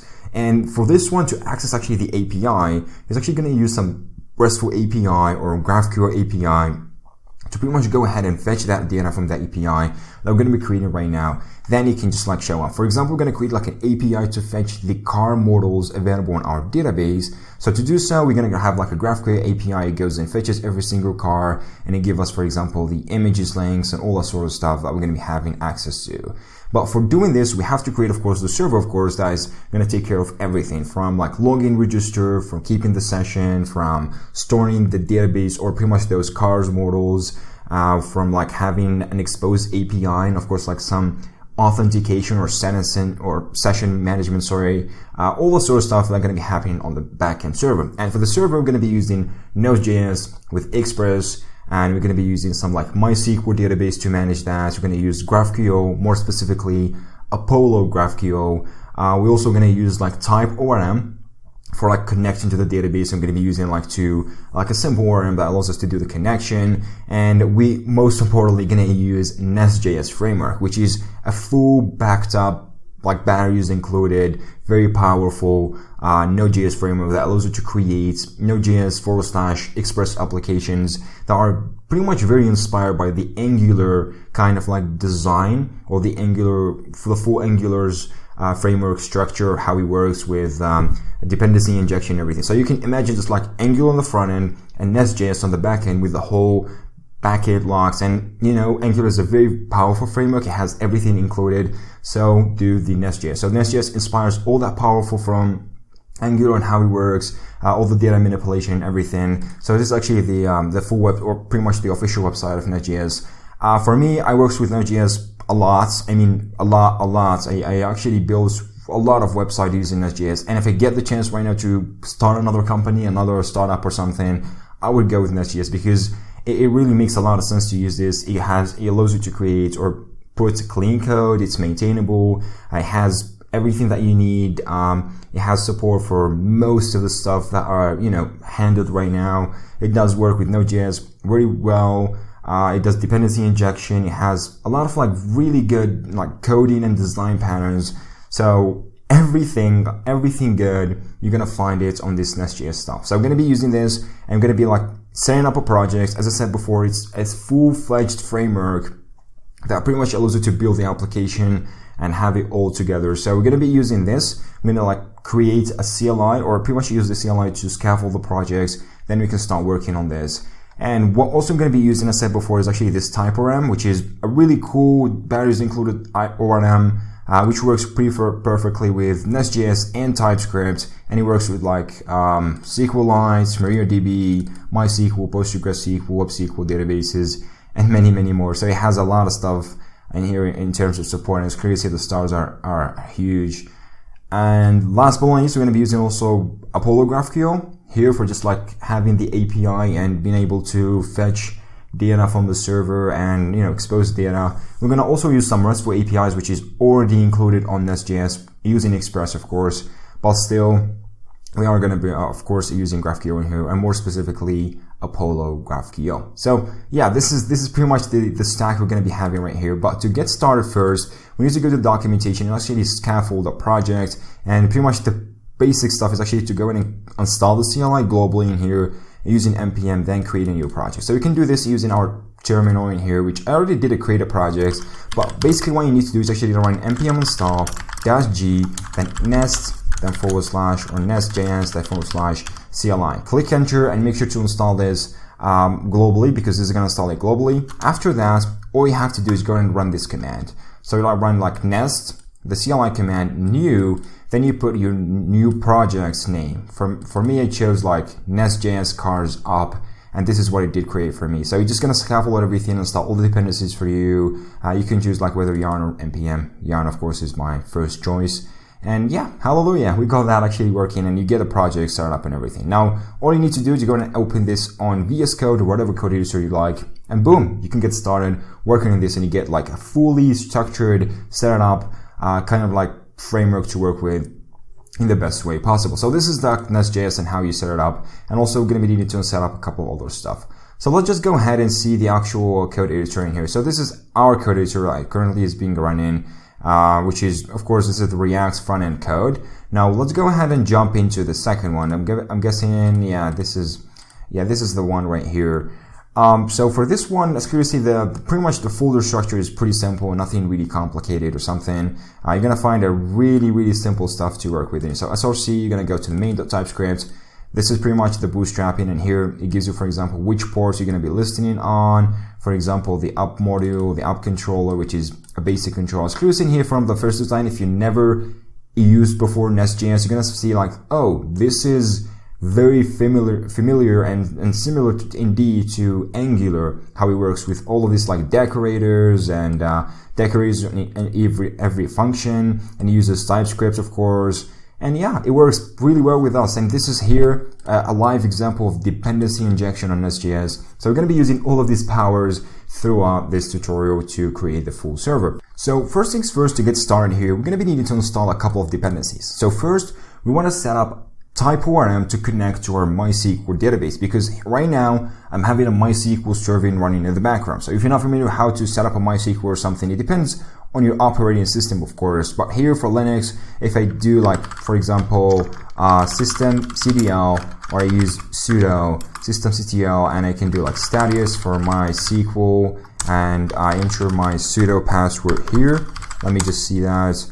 And this one should give me like the pretty much the status of the current MySQL service, because I did install this using IPD. I'm using Ubuntu in here, by the way. So I did IPD get and install MySQL, and as previously the community server is actually running, and it's completely active and everything. You can find the configuration and all sort of stuff. So yeah, it's pretty good. The community server is actually running here. So if you don't have MySQL, make sure to install it either through like Apache, if you're on Windows, any kind of way would work pretty much. It's just like the simplest way is go ahead, MySQL website, install the MySQL, and boom, you're good to go. So right now I already got MySQL and everything, so I can just go ahead and like access MySQL, but let's just go ahead and set up TypeORM first. So to set up my TypeORM, I'm going to use Yarn because I already set up this using Yarn. As clearly see the Yarn lock in here.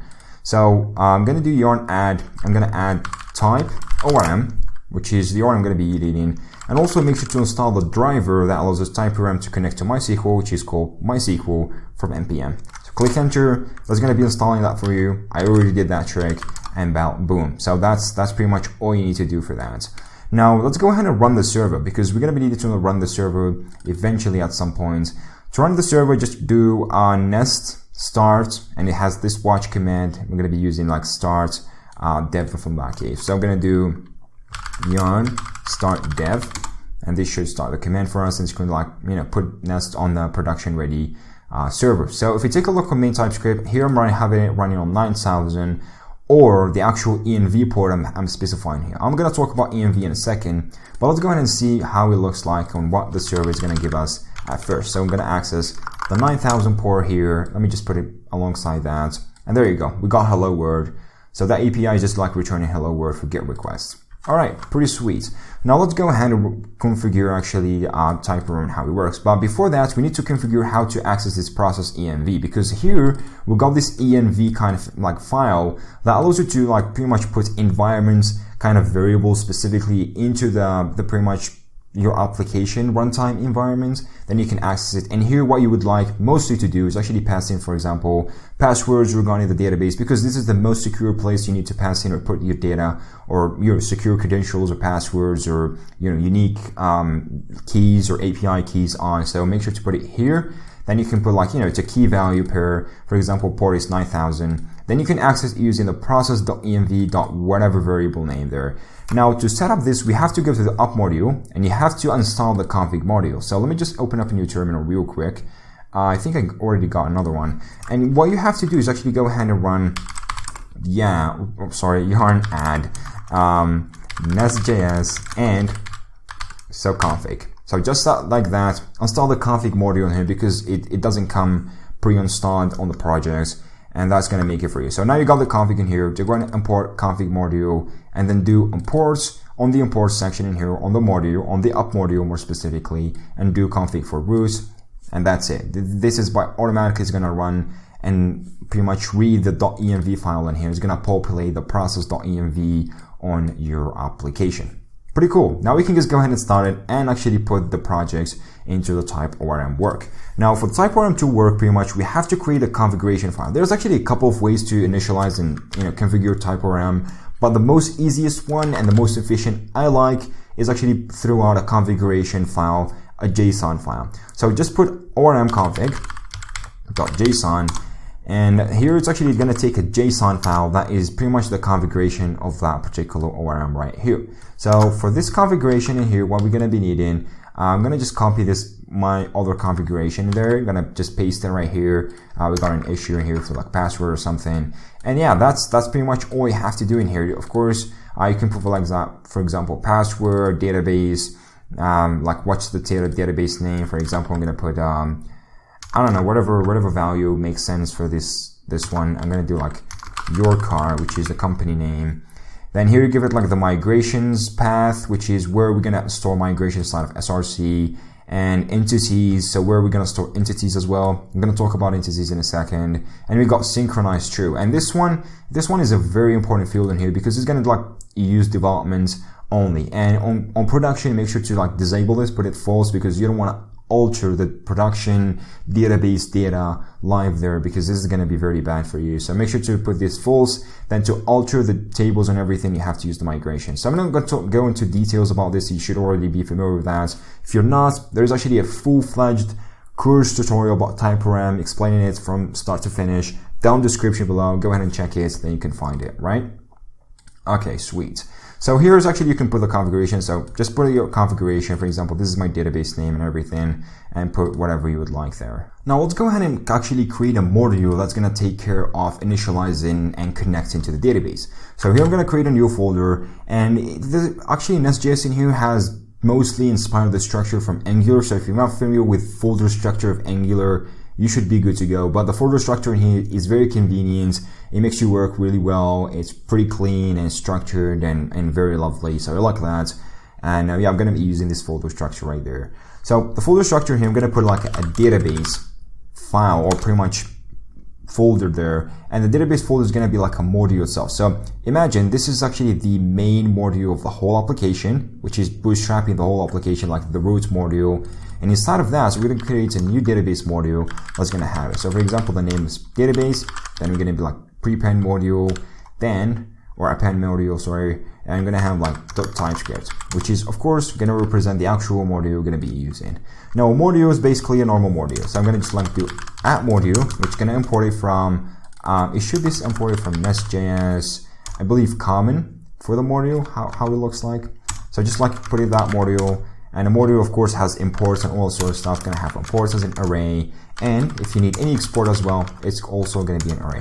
Now, a module is just basically a normal class. So that's all you have to put there. I'm going to have it like, for example, database module. And since it's a class, so you just like open and close the parentheses here and there. And that should be all good to go, right? So here we're going to be always having a constructor, and the constructor, what always it takes actually the dependency injected services. So whatever services that are already dependency injected and of course imported right here, that can be accessed right over here really well. So for example, what we want to access is actually the connection, which is we're going to be dependently injecting it or importing it from the TypeORM module we're going to be having right now. So the connection, we're going to be needing to have the connection from the TypeORM connection. Now let's go ahead and import the TypeORM module, and luckily this doesn't work for us, so we need to go ahead and import that right over there. So I'm going to do like import TypeORM module from @nest TypeORM, and here we don't have TypeORM actually installed, which we totally forgot about installing. So let's go ahead and install that. So I'm going to do yarn add @Nest.js TypeORM. I'm going to be installing the specific package for the binding with Nest.js, not the actual TypeORM kind of like, you know, package. So we're going to be installing this real quickly in here. It shouldn't take much of time. And there you go. So that is actually installed. Pretty good. Here we got the connection. So let's go and use the TypeORM module. And you say, so I didn't, Nest.js TypeORM. And you say for root. And this one is just going to be initialized. You can pass in whatever options, but if you don't, it's going to take the ORM config JSON in here by default, which what we exactly want to. All right, pretty cool. For the export in here, we might want to also like export the TypeORM module if any other package needs it, because this is a database. But yeah, that doesn't really matter. Now we got the connection right here. The second one we're going to be like having, but yeah, I think the connection should be really good.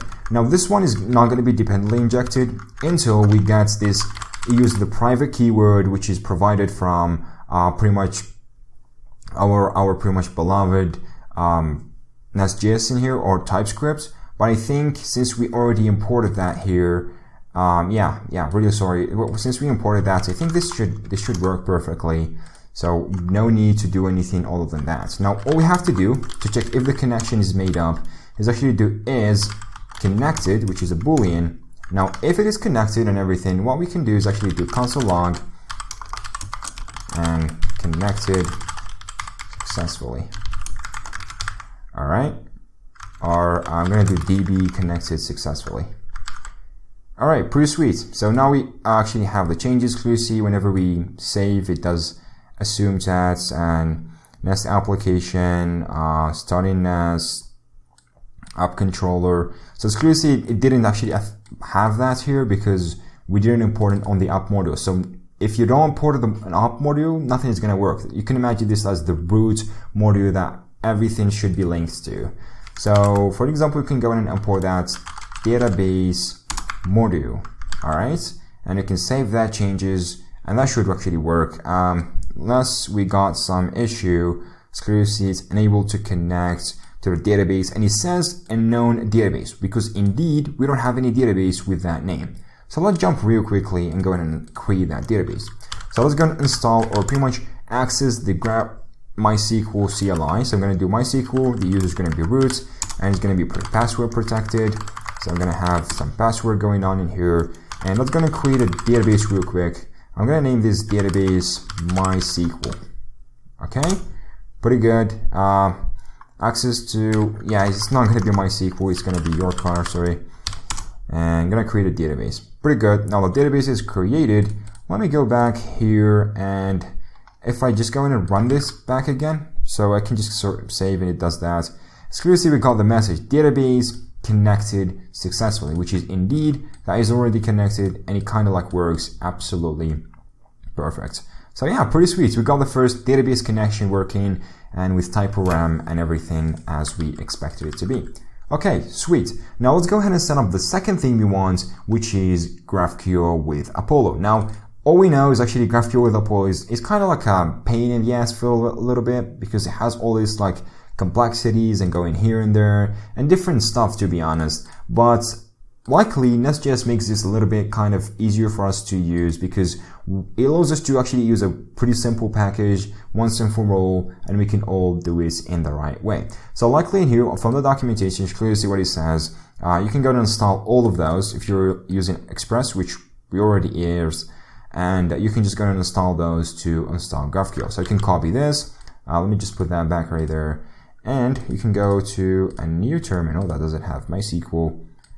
And likely we can just do yarn add, have all of those, gonna install Nestjs, GraphQL, GraphQL Tools, GraphQL, and Apollo Server Express. Click enter, there's gonna be a start for you, and everything as you want it to be, which I already actually did install all of that and everything, so no need to do or reinvent the wheel, whatever. So we got that already working. Now let's go ahead and have actually GraphQL imported for us. So I'm gonna go to the up module after the database, and here for Nest.js, it really matters like the kind of like the order of the modules you import. For example, in here you want to import the config module first, then the database module, because if you do that in an inverse way, in a vice versa way, so the database, if it tries to access the configuration like the env or something, it's not going to work properly, because this one should come before the others. And here we want the database first, then the GraphQL module to be imported. So I'm going to have GraphQL module imported from Nest.js GraphQL. I'm going to do for loops. And basically here, when you see like here, you already notice that this is a shared common API for importing and initializing modules. So here, likely for us, Nest.js has this pretty good API just to like initialize and have all of these modules working together in harmony. And this is pretty much how you initialize that. If you want to pass any like whatever options, you can do it here, which we want. For example, we want to say the playground. I'm going to use the playground, but you don't want to use the playground if you are on development mode. So what we can do is you can do like process.env.nodenv not equals, or I'm going to say specifically equals to development, and or yeah, I'm going to undo and true. All right. Otherwise put false. Okay, pretty sweet. That should make it. For debug, we might also want to use the debug, which should be the same way in here, because this is going to print some trace debugging, stock tracing, and everything. So that should make it look pretty good the same way right there. So that should be important. Hopefully we don't get any kind of weird errors coming up here and there as the file is being rebuilt and everything. So there you go. We got our first error in here. In the existing schema or modules type definitions, which, yeah, so here we need to provide him either with an existing GraphQL schema, if you're familiar with GraphQL and how it works, or we want to use our type definitions in here, which is just basically using the power of TypeORM to initialize those models like in line there. And like you can use it, the same module that you initialize with your database model, and you can use it the same way to initialize actually the GraphQL kind of like schema there, or pretty much the entity. So that's what we're going to be using there. We're going to be using both the same way here. I'm going to be using it in a really, really good way. So the GraphQL module here like has to include every single module that you have this like you want to import, or it has any kind of like GraphQL schema or entities to be working and to be imported into the GraphQL module. So what we want is actually we can provide him that we want GraphQL itself to generate schema from those schema classes we're going to be using, or entities we're going to be creating through the code. So this is what you want. Or you can provide him with a direct schema file that you already have defined. Then you can just like specify the path in here in the configuration, tell him, oh, there you go, you got a schema, you can go ahead with it and you can work with it. But what you want is to go the second way, which is code approach, or code first approach, which relies on the code and the classes of the different properties existing there to generate those schemas for you, which is pretty good, and the point of having all this set up working really nicely together. So just to make that, is actually you have to provide all schema file. You can even provide a full absolute path where you want to store the generated schema, or you can just say true and it's going to take care of everything else. It's going to just probably store it on the root folder right here. So I'm going to specify true, going to go into Control S here. As clearly we don't have any kind of schema, so query roots must be provided. So you have to provide at least one single query and one single like resolver, otherwise this will still be an error. So let's go ahead and try to get started with this and try to work with it a little tiny bit just to make sure that everything works fine. So I'm going to create a new folder in here, and we're going to be like having first is actually the cars model, where we can fetch cars, add a new car models, basically, you know, access the API, save them to the database, upload images, and all sort of stuff. So for that particular cars one, we're going to be doing is I'm going to do like name this cars, and I'm going to have a different stuff. For example, I'm going to do cars.module.typescript, which is going to be on itself a module. I'm going to have a service on this module, so I'm going to do cars.service.typescript, which is, of course, is going to be a service on itself.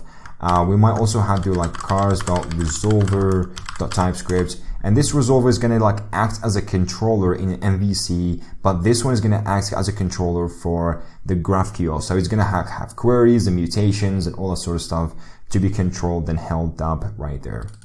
So let's go ahead and have this module. I'm going to go and import the module from, if that makes sense, Nestjs, decorators. I don't know if that is. Does it exist here? Yeah, there you go. So that's the module. I should have a couple of imports and everything. So I'm going to have export a class, and it's going to be cars module. And this is a class. I always, you know, because they do a lot of functional components, I already put these parentheses in front of the name. But yeah, so this is the module we need here. We're also going to be needing a server or a service, and service is always like an injectable, which is going to work with dependency injection. So whenever you need the service, you can just like provide the name, import the module that has the service, and boom, you're good to go. A dependency injection is going to take everything for you on behalf. So here I'm going to just like mark this as an injectable, and as curious in here, if you already noticed that every single teeny tiny thing on Nest.js in here is relying on decorators a lot, which is a pretty sweet feature to be able to use. Hopefully this is going to come across JavaScript and being used heavily as TypeScript is, but TypeScript is very powerful when it comes to decorators and using them throughout the code. So I'm going to have cars service, and this is going to be a class as well. So you can imagine yourself, classes are surrounding you everywhere. And this is indeed, as I said before, this is actually an injectable and everything. So that should work this way around. Now we can just go ahead and do like here, provide providers, which are a service, or our service has to be included in here. So I'm going to do car service, and it has to be provided right over there. And if you want to export this service, you can just go ahead and do like export car service, and that's it. So you are good to go to be able to do that. Now we got the car service, we got everything. Let's go ahead and try to work ourselves into the actual resolver and put it all in a single place. So I'm going to have a resolver in here, and for resolver has another ridiculous, awesome, like resolver decorator in here, which is called resolver, just as simple as that.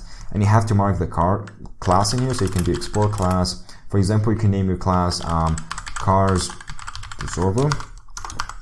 And yeah, I don't need parentheses. I have a problem with the parentheses. Alright, so that's the resolver in here, and you can have like a constructor if you need dependency injection. For example, what we say, for example, we're going to be needing to have this car service dependently injected into the car service. So you have to mark this as a private to tell it that I want to store this on the actual pretty much the class as a member, or as a private kind of property of this class. So you do, for example, private, you can do cars service, and you have to provide the type, otherwise it won't work with you. So car service, and that's pretty much it. This is going to be provided with you on dependency or with dependency injection powers.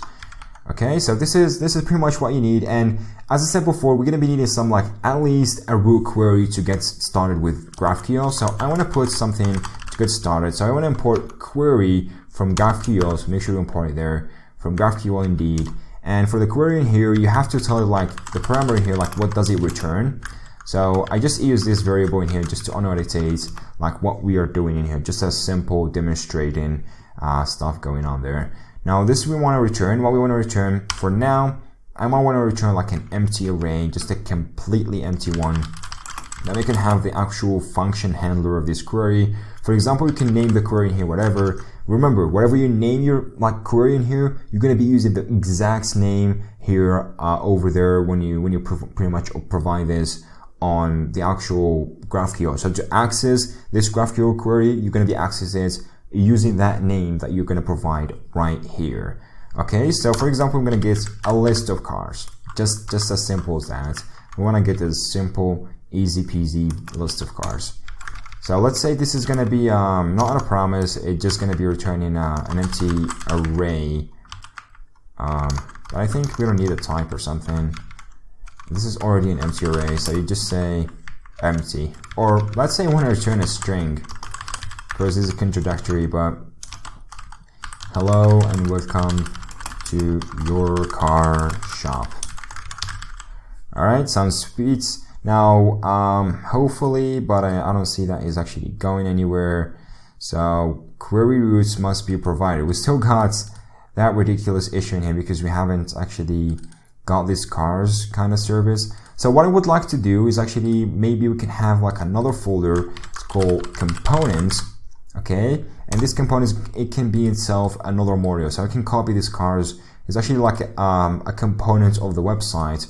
So inside of this component, you can have another one called like, for example, components.module.typescript. And here we can have initialize another module. Then, yeah, I don't have this module here. So let me just grab the module and I can export a class called components module. And this one, all it does basically just like imports different or other modules. So it just like acts as a pretty much a bridge that's going to import all the other modules right here, which are inside the components folder, and re-export them to be able to use them right over there. Okay, so this is pretty much all we need. I'm just going to import like the cars module here, and that's pretty much it. So now whenever you import the components module, that will be just a one single import, and that's it. So I'm going to import components module. Okay, that should do the job for us perfectly. It should import that, and everything should be working absolutely fine. And of course, we're also going to be needing to import that on the module. So it's going to be acting as a provider. So the resolver is going to be acting as a provider. So we can do cars resolver, and we can import it right there, just to make sure everything is imported correctly. And there you go. We got database connected. We got the GraphQL being read up. Now, if I jump back into my server right here, which I can access the GraphQL using this /GraphQL, or if I remember right, is it GraphQL? I should actually provide an endpoint to the GraphQL in here to be able to use that properly. So this does seem is not getting it right for the development. What I would like to do is pretty much go ahead and see if this, yeah, this is probably not working fine. So I can do, for example, if put true, otherwise put false, otherwise, then can do the same thing in here. Put development here, paste it, make sure it works fine. I'm not sure why this is not picking that up correctly, because it should. And this should be GraphQL, and it's clear to get query is missing. So yeah, that's kind of a very ugly approach why this is not being populated comfortably. So can we just go ahead and do I don't know, maybe just do true for now. I should make it work. Yeah, there you go. It does work perfectly. If we go make it true. I don't like this light. I want to go have this on dark, please. Save settings. Alright, pretty good, pretty good. And I don't know why I have these queries. There's a lot of them, which I don't need any of these. Okay, I think from another project I got mine. So yeah, that's cleaned up right now. And what I can do next is pretty much go ahead. I want to get rid of this, all of it, all of a sudden. I know why the problem is coming, and I just like leave it for later so we could fix it later on. But now all I care about is actually go ahead and try this particular request on the playground. So of course you're gonna provide a query here. For example, you're gonna query do cars query, and the cars query is of course empty. So all we have to do is just like access wherever your returns in here for that particular query. So you just like provide that this is a regular function or something. Then we can just go ahead and query that out of the box, of course. So yeah, I should put query in top here and do cars. I don't need parentheses anyway. And there you go. It does return cars. Hello and welcome to your car shop. And yeah, GraphQL works perfectly. And we got this really smooth GraphQL playground to test with and be able to develop stuff with. Alright, pretty sweet. Now let's go into the deeper stuff and the most important stuff, which is creating the database or the entity models for our car model. So what we want is go ahead and create, inside of these cars, we're going to create another folder. I'm going to name this, I meant a folder. So I'm going to name this entities, or you can name it whatever, but I think entities should do the job for each entity. For example, here I want to have a car entity that's going to represent a single car. So it's going to be naming it car.entity, but I think this we set it up already working fine. So if I take a look on the ORM config, yeah, it goes dist, then it searches inside of entities, then whatever file name is going to work fine, either TypeScript or JavaScript. Alright, pretty sweet, that's working. Now to actually make it or tell that this is an entity which can represent, an entity basically represents a database table. So that's it. You can imagine it as a database table with a set of properties, and each property has a type, for example, has a default, and it can also have some constraints if you want to. But yeah, we're just gonna stick with the basic and very simple stuff for now. So you have to mark it as an entity using the entity. Of course, like you can import it here from the Nestjs, or pretty much you can go in and import it from the actual TypeORM, which already has it over there as a decorator. Now here you can take an option which is name, and this is what the name of the entity. It's more likely what's the name of the table that you're gonna have to assign to this entity. For example, I'm gonna have this table called cars, all right? And we also need to match this or tell this that this is gonna be an object that's going to represent a specific object type of a GraphQL. And this is what I meant before. So this is what code first approach is going to be generating our full GraphQL schema. By just like using those entities and those classes, it knows the properties and it's going to generate the final GraphQL schema from this. But to tell it that this is going to be used as a schema for the GraphQL, of course, or at least an object type for the GraphQL schema, you have to tell it that this is an object type. So you have to annotate this using the object type decorator. So pretty cool. Let's go and export this. I'm gonna have car. You can name it car normally. This is what I would go for. So I'm gonna just like name car, and here you can have whatever set of properties that you want to have inside of both on the table and on pretty much the actual object type in here, or on GraphQL for your schema. So let's go ahead and have this. I want to just do primary generator column, which gonna generate a custom primary column for me. And what I want this is actually I want to have basically a normal increment ID. Let's start like from 1, 2, 3, 4, or you can use a basic UID in here. It's gonna generate using UID version 4 here. So it pretty much depends on the scenario that you want to work it with or stuff like that. But yeah, so I would so let's go on with a UID. We won't lose anything, so UID would be good. I want to mark this as a field. So this one is going to mark this as a column on the actual entity, which is a column on the table database. The second one, the decorator, is called field. This field decorator is going to mark it as in property on the object type of GraphQL on our schema. Okay, so if you remove this and just like leave this one that will be only registered on the database. And if you do it the vice versa way, just like leave this one and remove the other, you're gonna just like, not gonna put it on the database, just completely discard that and only put it on the GraphQL. So you got the point. You can mix and match, you can choose whatever to put on this way, not the other, or vice versa, which is pretty good for you, I believe. Okay, so we can have this as an ID. I want just like to be an ID string. That's it. And this type in here, so the primitive TypeScript types are automatically detected by TypeORM, is going to be converted automatically as well to MySQL types that matches this one. For example, this string is going to be converted to variable char for MySQL, whatever other database he uses.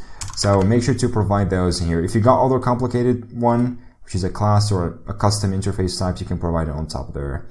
So for a car, what we need, if I go back into the React Redux, so let's say, so a car was going to have, is actually a car name, a car daily price, a monthly price. So let me just put those first. So I'm going to have a column on the database, of course. Then I'm going to have a field. Then it's going to be name. It's going to be a string. Okay, let me just copy this because I'm going to have a lot of them. The second one, I'm going to have like daily price, which could be a number, which I think a number would make more sense to have in this way.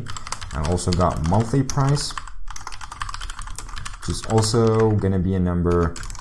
What else we got? For example, we got the mileage, which is a string because mileage could be really big.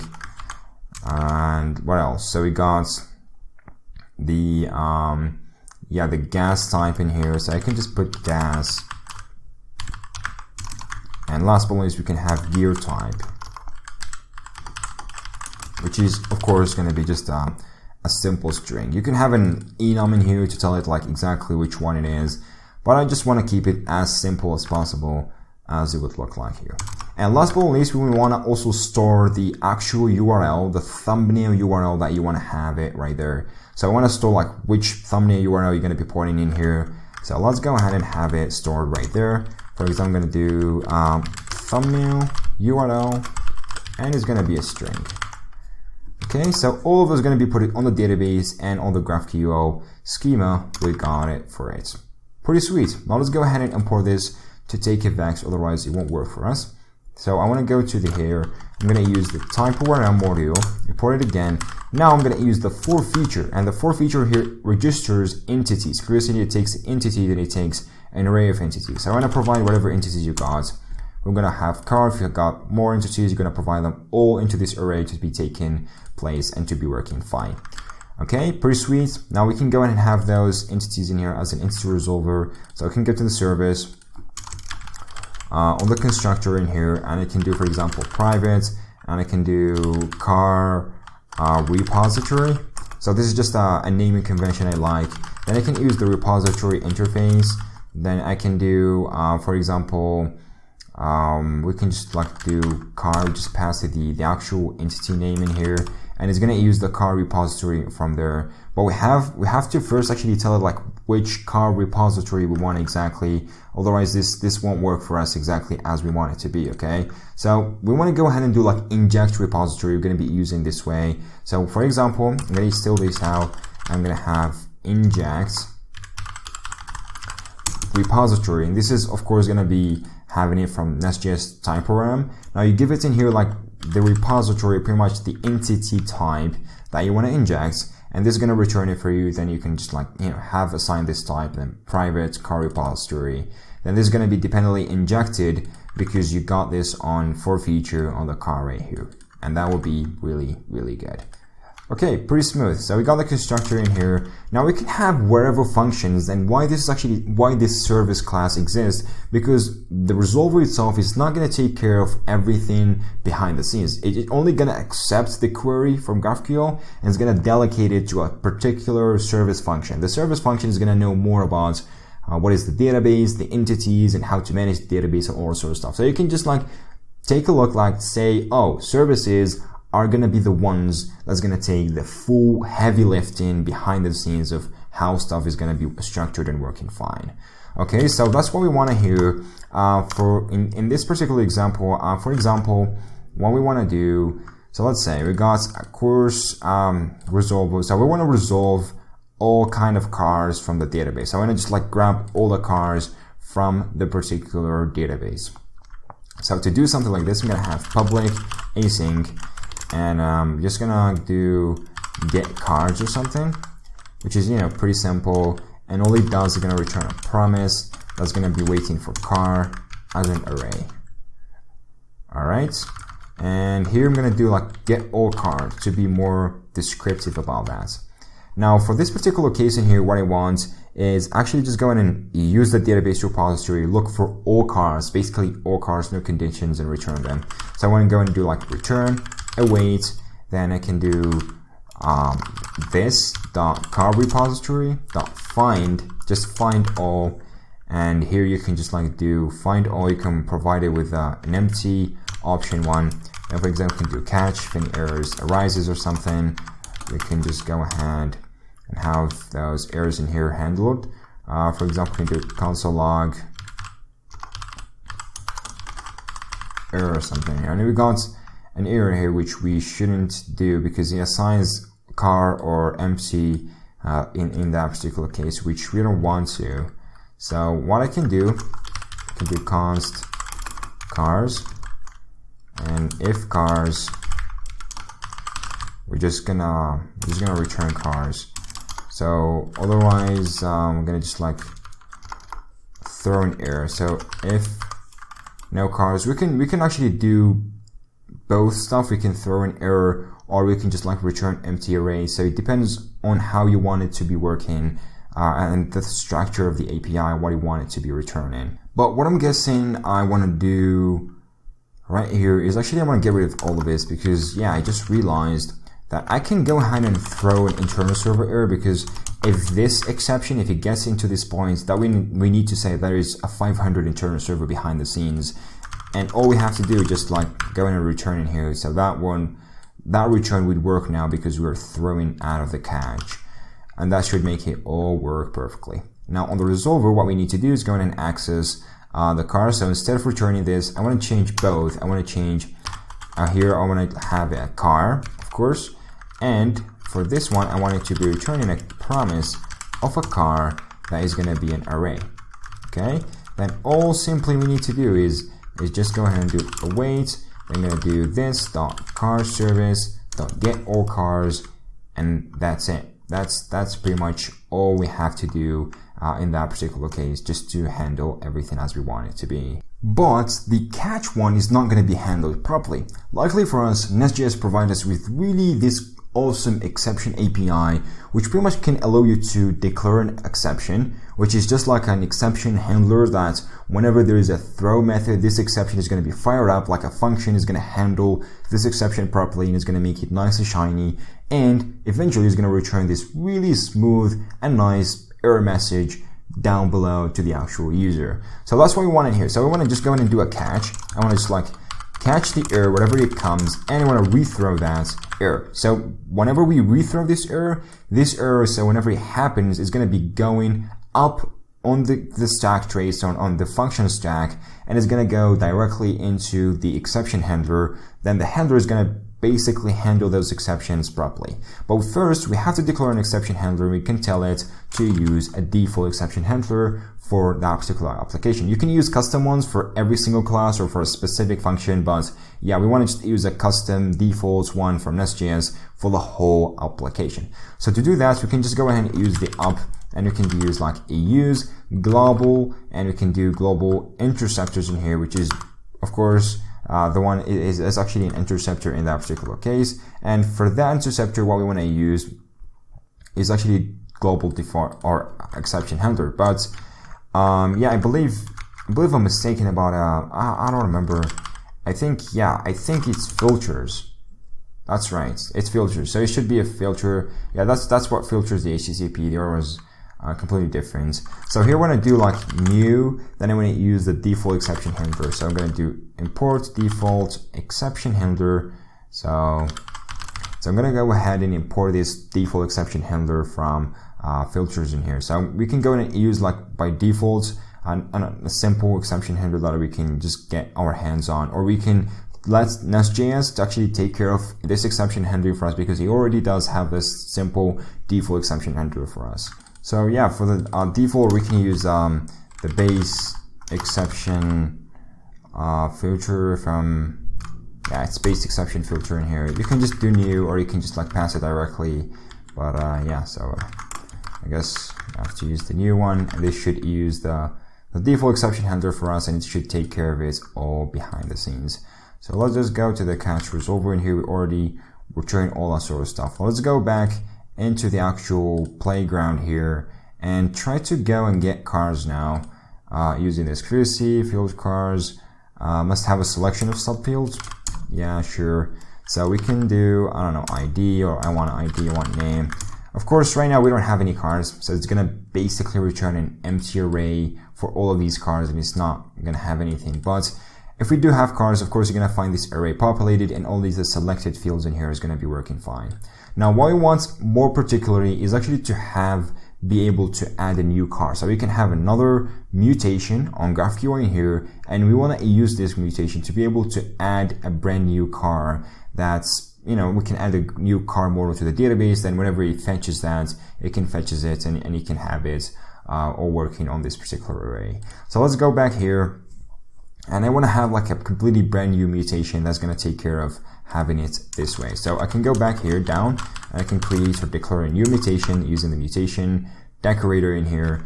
And of course you can have whatever it returns for the mutation. So I want, for example, returns a car array, or pretty much like just the new car we added.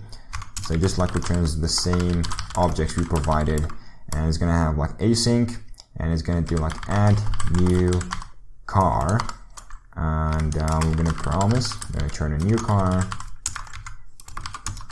And here the input, it pretty much is going to be a little bit different input, which of course we're going to be needing like to provide like what is the input type that we need to provide for this. So let's go ahead into the cars folder here and create another folder.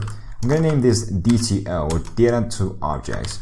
And for this case in here, I want to have like a new input that's going to be called car, or new-car.input.TypeScript. And this is going to act as an input. So I'm going to have this as an input type, which is just basically tells GraphQL that this is going to be like an input of a mutation that's going to be used on GraphQL mutation. So I'm going to export class. I'm going to do like new car input, and this is just a simple naming convention. Now for the new car input in here, we can just provide like the normal fields we would want to do. So we can just like do field, and that should mark it as a normal field. And for example, we want to have like the name of the car here as a string. For example, we want to do another field. So let's say the monthly price provided as a number. Another one, daily price number. What else we got on the cars one? So monthly price. Let me just copy all of those. I mean, why do you have to type all of those again? We've got copy paste functionality. Okay. All right. And the thumbnail URL should be provided too. All right, pretty sweet. Now we can use those really well. Now, what if we say if we want some validation going on? For example, let's say if the user provides, of course, this one is not nullable. It has to provide a name. So if you want to say like this one is a nullable, you can just say the nullable option in here. But nonetheless, what we want is actually we want him to provide a string, right, that matches a specific criteria or something. For example, this is a number, and we don't want just a number because this could be any number. We want more specifically an integer. So I want to say that this type is going to be an integer itself, and this can be provided like this way. And I want to just like do the other way, the type around. This is going to be okay. It's going to be an int. It's going to be provided from Nest GraphQL, and hopefully I'm doing this right. If I'm guessing I do this right, let me just check out this one. Yeah, it should be a return function or an options that comes after it. So that's all good on this input type in here, and that should all be working absolutely fine. So if we go cars resolver in here, let's go ahead and have this input actually working. So I can do like args, or we can just go ahead and provide like what's the type of arguments.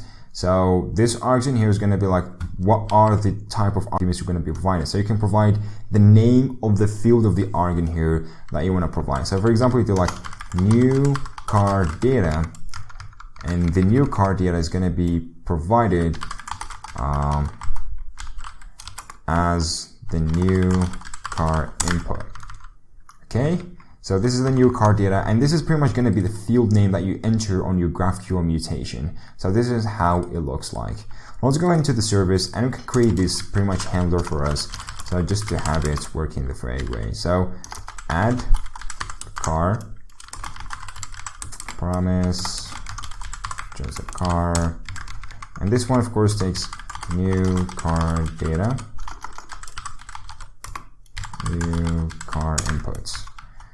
Okay, pretty sweet. Now we can just go and use our repository here to add this data to the actual car repository. So you can do car repository, and I want to just go and do like create, which of course is going to create for us, initialize a new car object. So we can do like new car, and this is going to create it for us.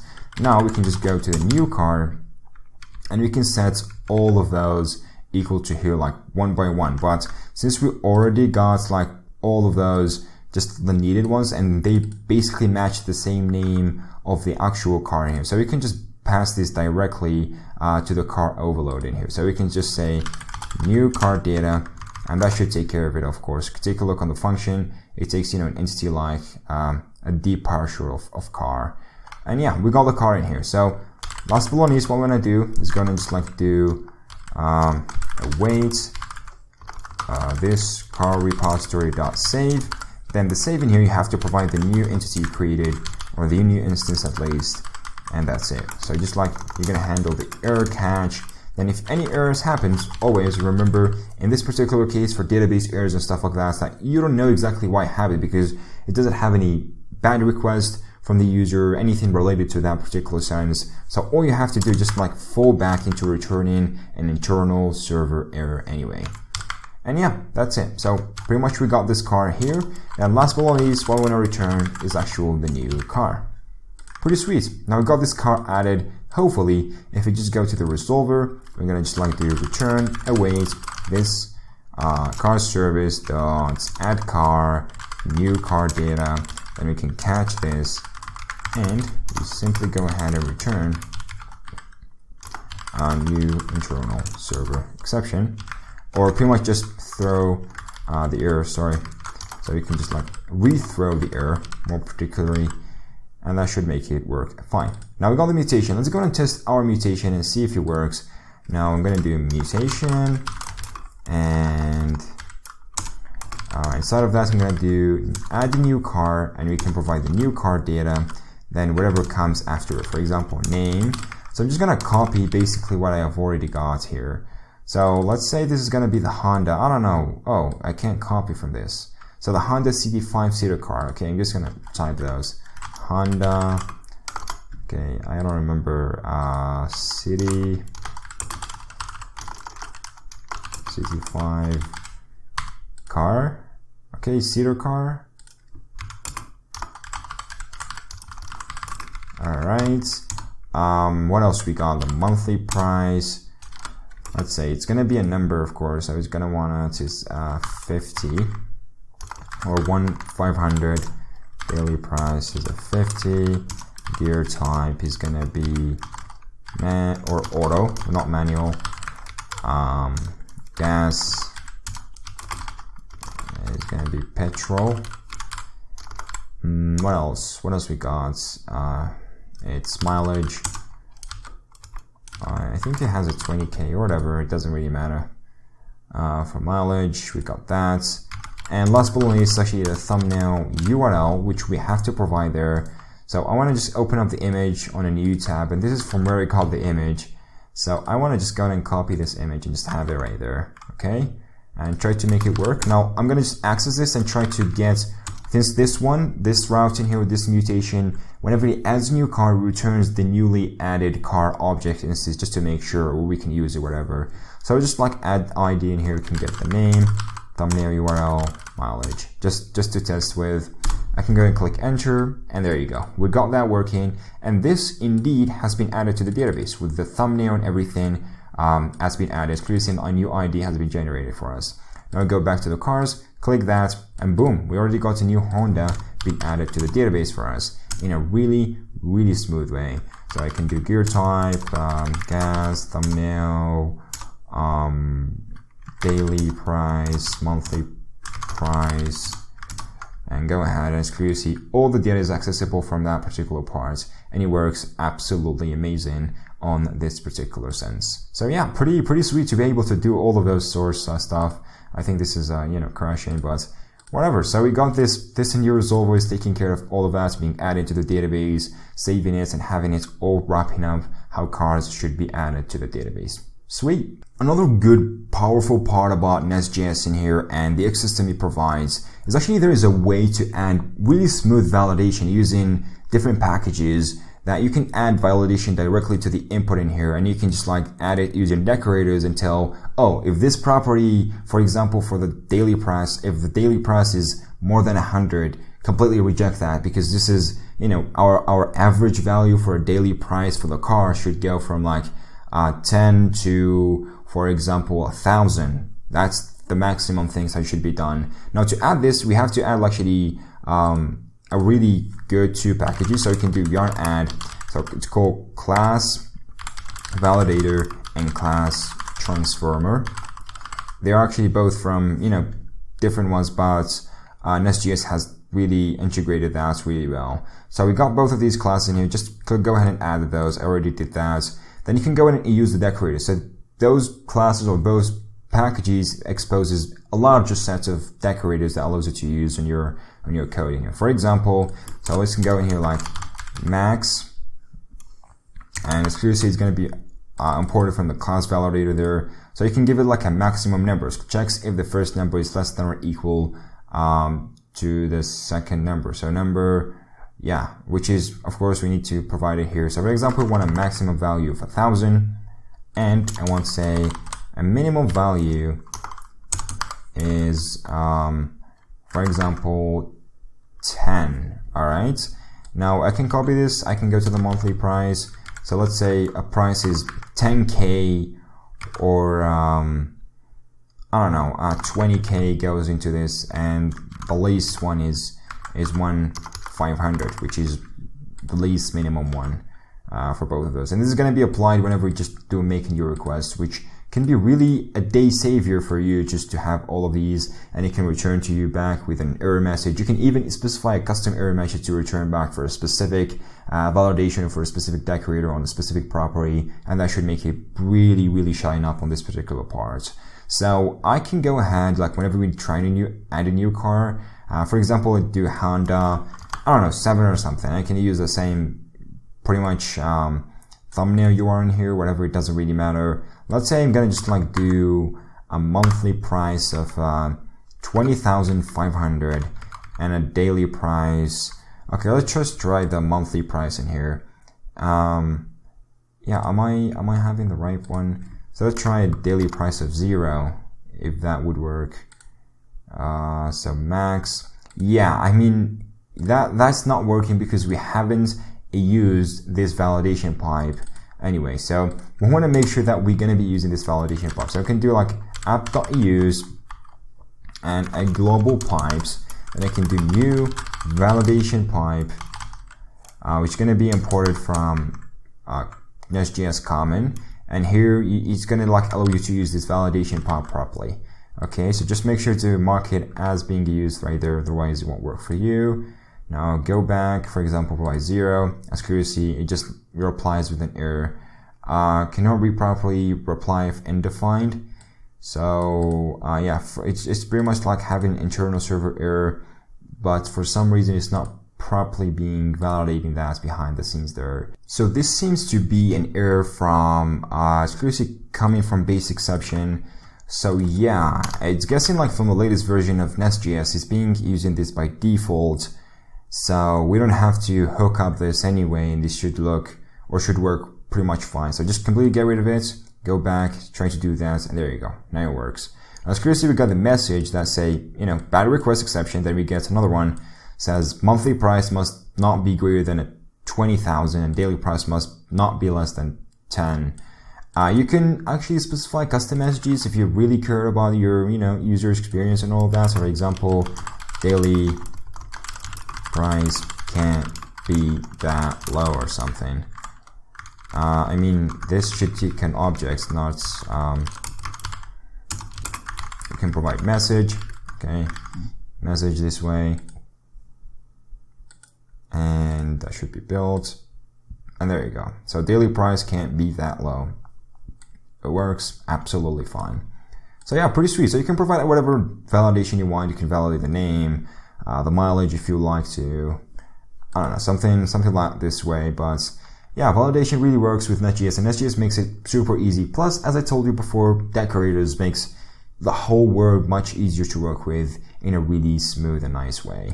So one last thing I guess we needed to add here for the server this way to be able to work with the front end is actually to enable CORS, which is cross-site or basically being able to send one request and get a response from one domain or one domain or one subdomain to another. So that will await. So I can do temporarily, only for development only, I can do up.enable CORS. And one just curiosity thing I want to do is just going to console log process. I want to check what exactly the Node.env has. So whether we can use it or not. So I can do console log Node.env, and yeah, it has a completely empty one. So we cannot use that right over there for some reason. But yeah, that shouldn't cause an issue. Now CORS should be working, and this just should add a couple of headers that will allow this to be working. As clear as see, cross-origin resource sharing is going to be enabled on our server. Pretty sweet. Everything is working as intended to be. So we now got both parts actually up and running and actually working with everything we need. We got the front end with React and the whole styles putting together, the whole landing page and everything. And we got the back end in here with GraphQL startup, with database, TypeORM, and of course we got queries working on just for grabbing a couple of cars models from the database directly throughout the GraphQL API. Now, the last step in here is actually to put them together, is actually binding it between the server and the front. Of course, this is just a pretty simple server, just have pretty simple GraphQL API, but of course you can grab in the code in here. It's fully started up with everything that you need, and you can get started and work with it, and you can add whatever queries or mutations you would like to, and you can have as many data as once. Of course, there's auto login, authentication you can be adding, and all of those I have separate videos covering all of those in details on how, for example, to add Passport.js, GWT or JSON Web Token authentication with Passport.js and Node.js.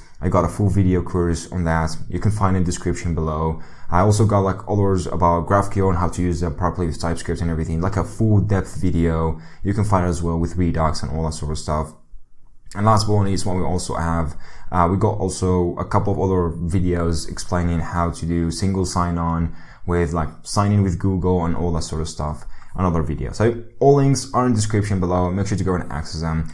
But anyway, so jumping back in here, so let's go ahead and do the binding, and we're going to be binding this using GraphQL, of course. So let's jump back into our GraphQL project, or pretty much our React project, sorry.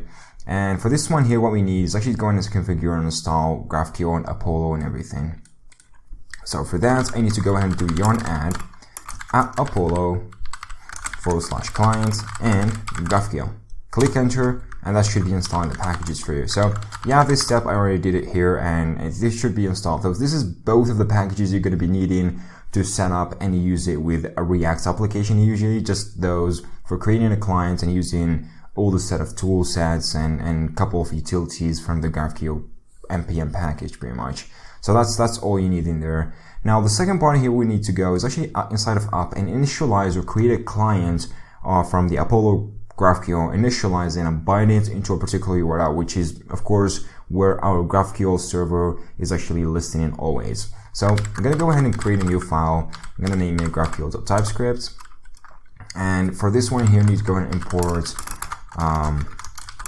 Apollo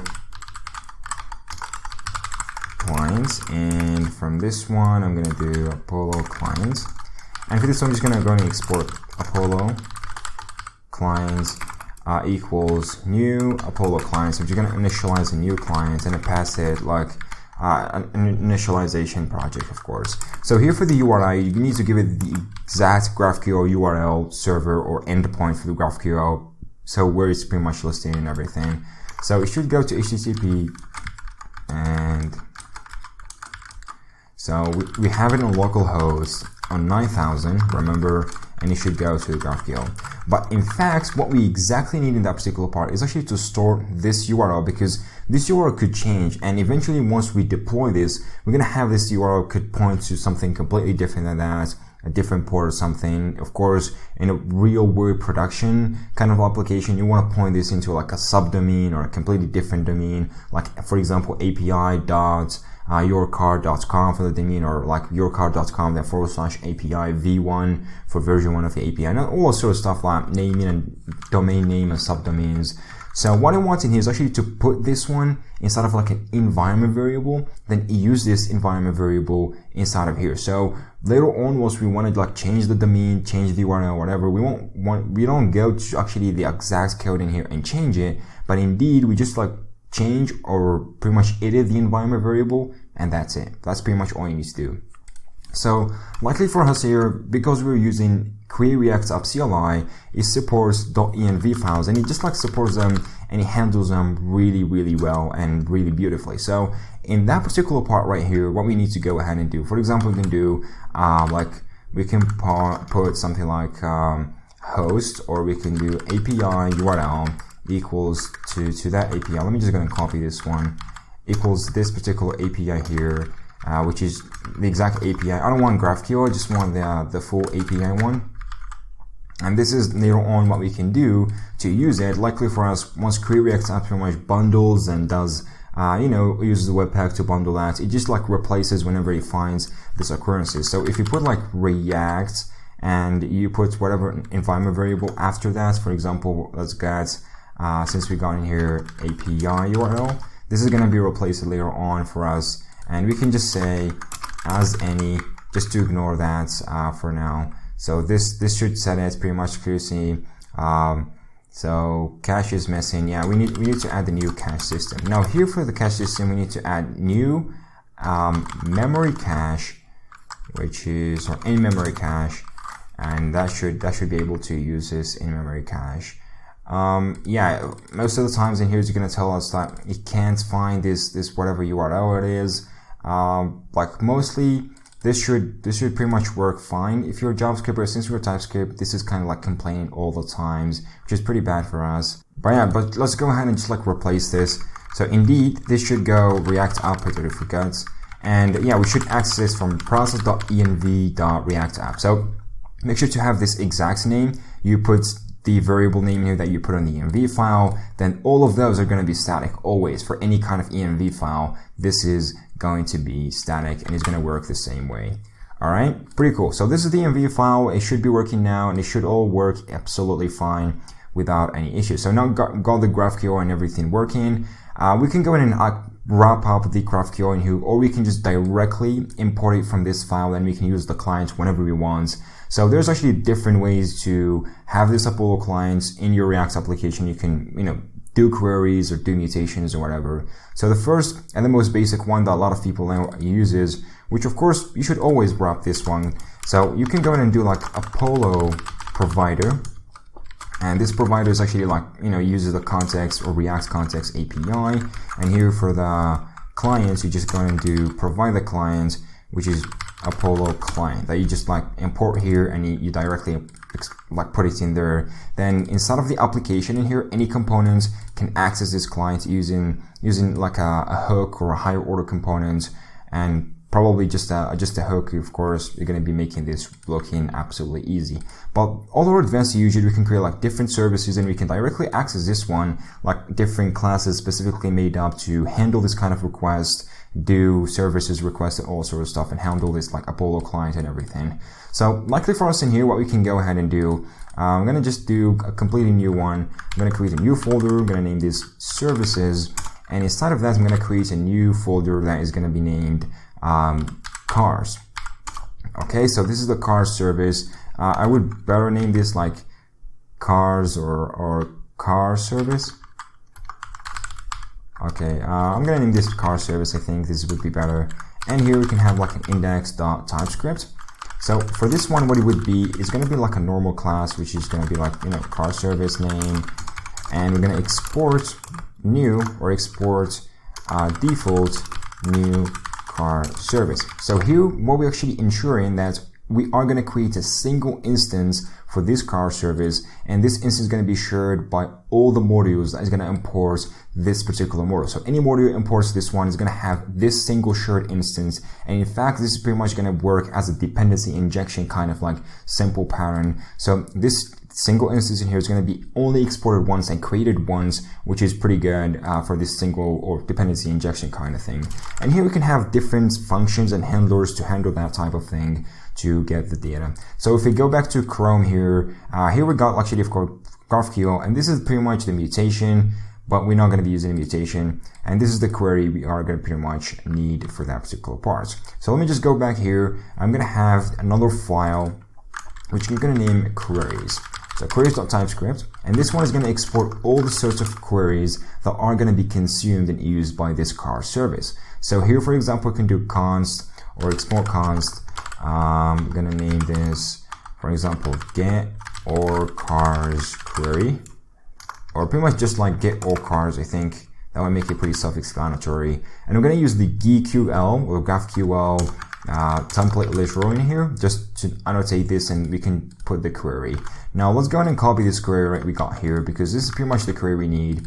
Just put in query, then you can put like cars there, then you can just like use, and this cars field is going to have all of those properties in here that are going to be returned to us from the server. Okay, so this is pretty much how to create a query, pretty simple. Of course, there's other complicated queries if you pass in parameters to the query, and if you do filters and all sort of stuff. But this one should be pretty basic and pretty simple. Now let's go back in here. I'm going to have async. I'm going to create a new function. I'm probably going to do public async because we are using pretty much TypeScript in here, so it's always better to use this, the actual class or function, or more likely methods decorators. And what we can do is we can create a function. Let's say I'm going to do get cars method, and for this one I'm going to imagine this is going to return a promise of a car. But you know what? We don't have a car, right? Because we already put a car here for the typings, right? We got already a car and everything that's working. Yeah, hallelujah, that's good. But the problem here may be because on the server we got more types. Like on the server, let's imagine in here, if we go back to the server, and here for the entities, right now we got only a car. And remember, the entities in here is going to represent an object type on GraphQL. But let's say we got other tens of thousands or hundreds of entities on our code. We got a huge code base. It's very hard to like go ahead and duplicate both of these identities or entities from two projects, which is going to be pretty much the same thing. So you're going to duplicate this, put one on the backend code, then you can put another on the front end code, which makes it really, really ugly. Luckily for us, Apollo has this really awesome feature from the Apollo CLI that allows us to go ahead and grab pretty much the GraphQL schema. Then from the schema, we can generate interfaces or TypeScript interfaces types. That's going to help us throughout the whole way. So throughout this one, we can just go and put a really smooth, awesome thing, and we can all put it in a really smooth way. So this is going to be only for development only, so we don't have to worry much about a lot of stuff, okay? So I got already a couple of like them in here. Let me just copy paste them in here because you can pretty much go in and find them on the Apollo docs in here. So this one, schema download, what it does, uses npx, it grabs the Apollo CLI and it does service download. It goes into this endpoint, which should point to your own endpoint. So indeed, so you should point it into the server here. So HTTP localhost 9000, then it goes /GraphQL. Then here, for example, src up GraphQL. This is where you want to put the actual schema that you're going to be generating. So if we go, for example, you got up then /GraphQL, which in our case we runs. So I'm just going to put inside GraphQL schema inside of the application. And the next script in here, what it does, it pretty much go ahead and it uses this schema, so a local schema right here, which I should point it back. And I'm going to use this schema, it's pretty much going to generate a code for us that is a TypeScript interface compatible code then this code is pretty much we can use throughout the projects. And this code is going to be generated accordingly to the actual schemas we're going to grab from the server, which they are pretty much the same schemas we're going to be needing on the front end as well, which are already declared and identified on them and created pretty much on the back end. So why duplicating yourself with Apollo? It makes our lives much easier. Pretty sweet. So let's go ahead and run both of these commands. I would like to first download the schema. This command should only run once, but the second command here should run on a watch. Why? Because if we have a new schema downloaded, or if we change our code or something like that, it's going to do a regeneration, so it watches the file system and everything. So you can imagine this as doing a nodemon or a webpack watch or something like that. So let's go ahead and run the first one. I'm going to do yarn schema download, and this one's going to download schema from localhost 9000 GraphQL. Pretty much it first goes and downloads Apollo CLI. That's why it takes a couple of seconds to get up and running from everything from scratch, because the Apollo CLI is quite heavy, has a couple of megabytes on that, so we have to bear with this. And there we go, everything is done correctly. As you see, we got this deprecated warning. I guess this is a new one that they are moving it to the Apollo rover CLI for some reason, I don't know. But yeah, that should be just as simple as downloading a different CLI. So you can go ahead and check out this link for the migration completely. So yeah, that's pretty sweet. Let's go ahead and see the actual GraphQL schema. So if you go into the GraphQL schema.json, and you can pretty much hear it's not that much of an understandable, I know, because it has the full GraphQL schema from scalar types, interfaces, and different stuff that you don't really care about. But here, what you care about at least is actually this name car, which is our car object type in here with ID, name, daily price, monthly price, currency, and it has the full data in here. Now let's go and convert this schema, this really bad JSON schema, into something that we can use that is an interfaces of TypeScript. So I'm going to do npm or yarn schema generate watch, and this is going to run a watch for us, as I said before, for generating the schema. So Emma would like to create another terminal. We might use it later on, just a completely empty one. And this one, because it's going to be like completely going to be used for the actual watch command. And the ugly part about this, that you can actually run npm-g for installing the Apollo CLI globally once and for all. Then you can just get rid of it. Because right now, once you run npx every single time it goes and downloads the binaries, even though it does some caching behind the scenes, sometimes it's really not that working that much. Now, generating query files with TypeScript target Apollo does not support anonymous operations. So yeah, I think I know this is exactly what is going on here, because we got some anonymous kind of operations. And so let me just go and comment this. And this is anonymous operation, so we need to give it this a name. So I'm going to do get or get cars. Get the cars, and this should work in. And yeah, there we go. Now it should generate this for us. And if you go to services, we got this file that's called generated get cars, and it generates this for us, just like beneath this services kind of thing. But yeah, so that should make it look really good.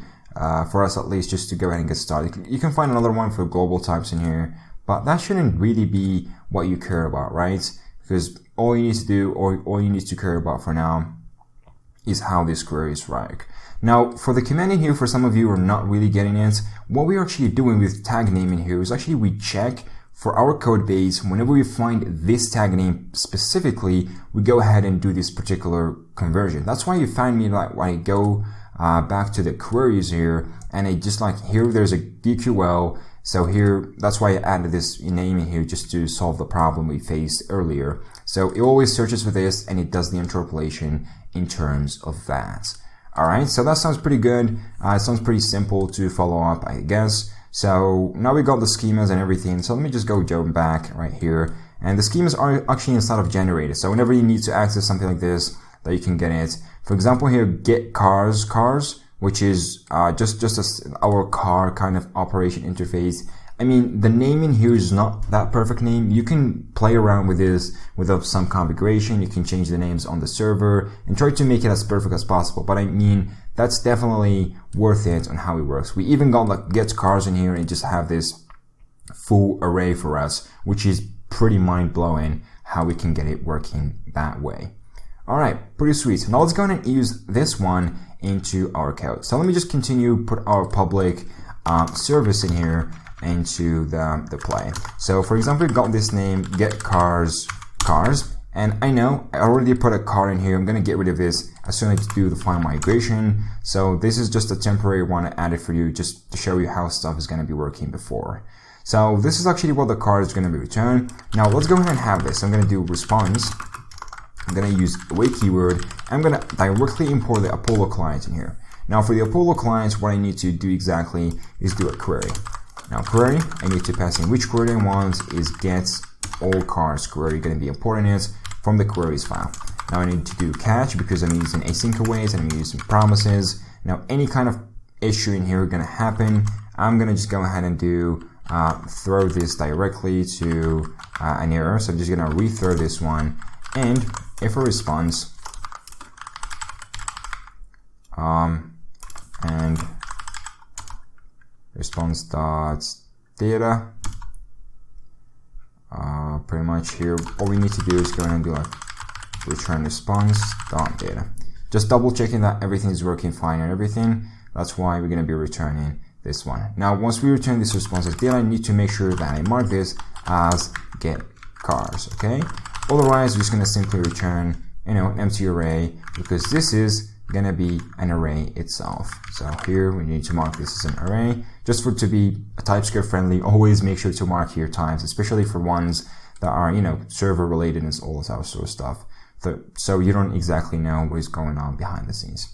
Okay, pretty sweet. Now we got this service thing here. We can go ahead and use this one inside our file. So imagine inside of containers, we got TopCars, and this is pretty much the basic component that is responsible for rendering all the cars, remember, with this array and everything going on behind the scenes and everything. So what I want is actually to create or have another function that this function role is going to take.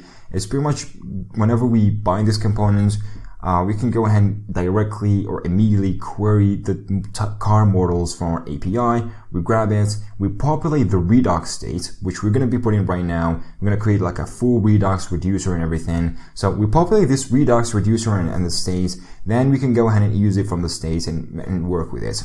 And for you asking like why populating the Redux state, why you can use it locally in here? Yes, you're right. We can use it locally in here. We can use a local state without any problems. Actually, there's no big difference. But the bigger difference in here is actually if you are thinking for the future kind of side effects. Why? Because if you store cars right now in the Redux store, you can access it anywhere from the application. Any components can have a hand on and access these cars. So you don't have to go ahead and re-query that whenever you need it. And this is going to save you a lot. It's going to save your butts. It's going to pretty much save your servers kind of like resources. It saves the waiting time for the user. The user is going to like wait once and have it all across the whole website. How sweet is that? It pretty much makes it much better for your users and the whole audience. Alright, pretty sweet. So we talked enough. Let's go ahead and jump into the action. Now we're going to create a function here as before, and for this function I am going to just I'm going to do pretty much going to name this function. It's very hard to name functions, by the way, but especially if you have this really long course and you've been coding for this much of hours. But anyway, so for the function in here, I'm going to do fetch TopCars, and I'm going to do cars, row functions. Now this one should mark this as asynchronous because I love asynchronous. And here I'm going to have cars, and I'm going to do cars await. I'm going to use this cars service, which is of course, as I said before, already initialized. I'm going to do get cars. If there is a catch here happening anyway, I'm going to catch the error and probably going to handle the error later on. But for now, all we have to do is just ditch the error, say error. That's sweet. And if we got cars locally and without any issues, we can do cars and just go ahead and print it to the actual console to see what is going on behind the scenes. So let me do cars here, console log, fetch TopCars, and I need to go into the carousel and everything Where is that part we want to do? So I need to just go ahead and have another use effect. I'm going to have this use effect here. And this effect is going to be like acting as a component did mount. So once the component did mount, I'm going to run this function. So I'm going to run fetch TopCars. Pretty sweet. So let's go ahead and see how things are going to be doing right now on the project. So I'm going to go here, go to specs, open up DevTools, go to the console, clear the console, and go all the way down. I'm just going to refresh that page to see what is going on happening. So we got cannot update component but render a different component. Yeah, that's a warning. We don't care about this. This is a completely different scenario. And we got cars, and they are completely empty for some reason. So let's go ahead and see the network calls that were made and see if there are any network calls made up to localhost 9000 or anything. Really not sure if there are. Where is that? So localhost, this is 3000, and not sure if there are any localhost 9000. This sounds interesting, like why this is not working.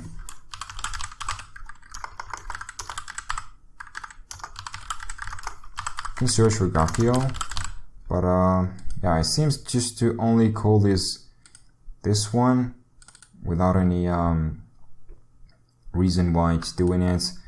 If we then do Apollo GraphQL, I'm going query, and the client in here is actually fully initialized, and we got the URI actually set to that. Oh, it's my bad. Yeah, remember the URL that we set is, if you take a look on the env, we got it just this way around, but we don't have it on a GraphQL.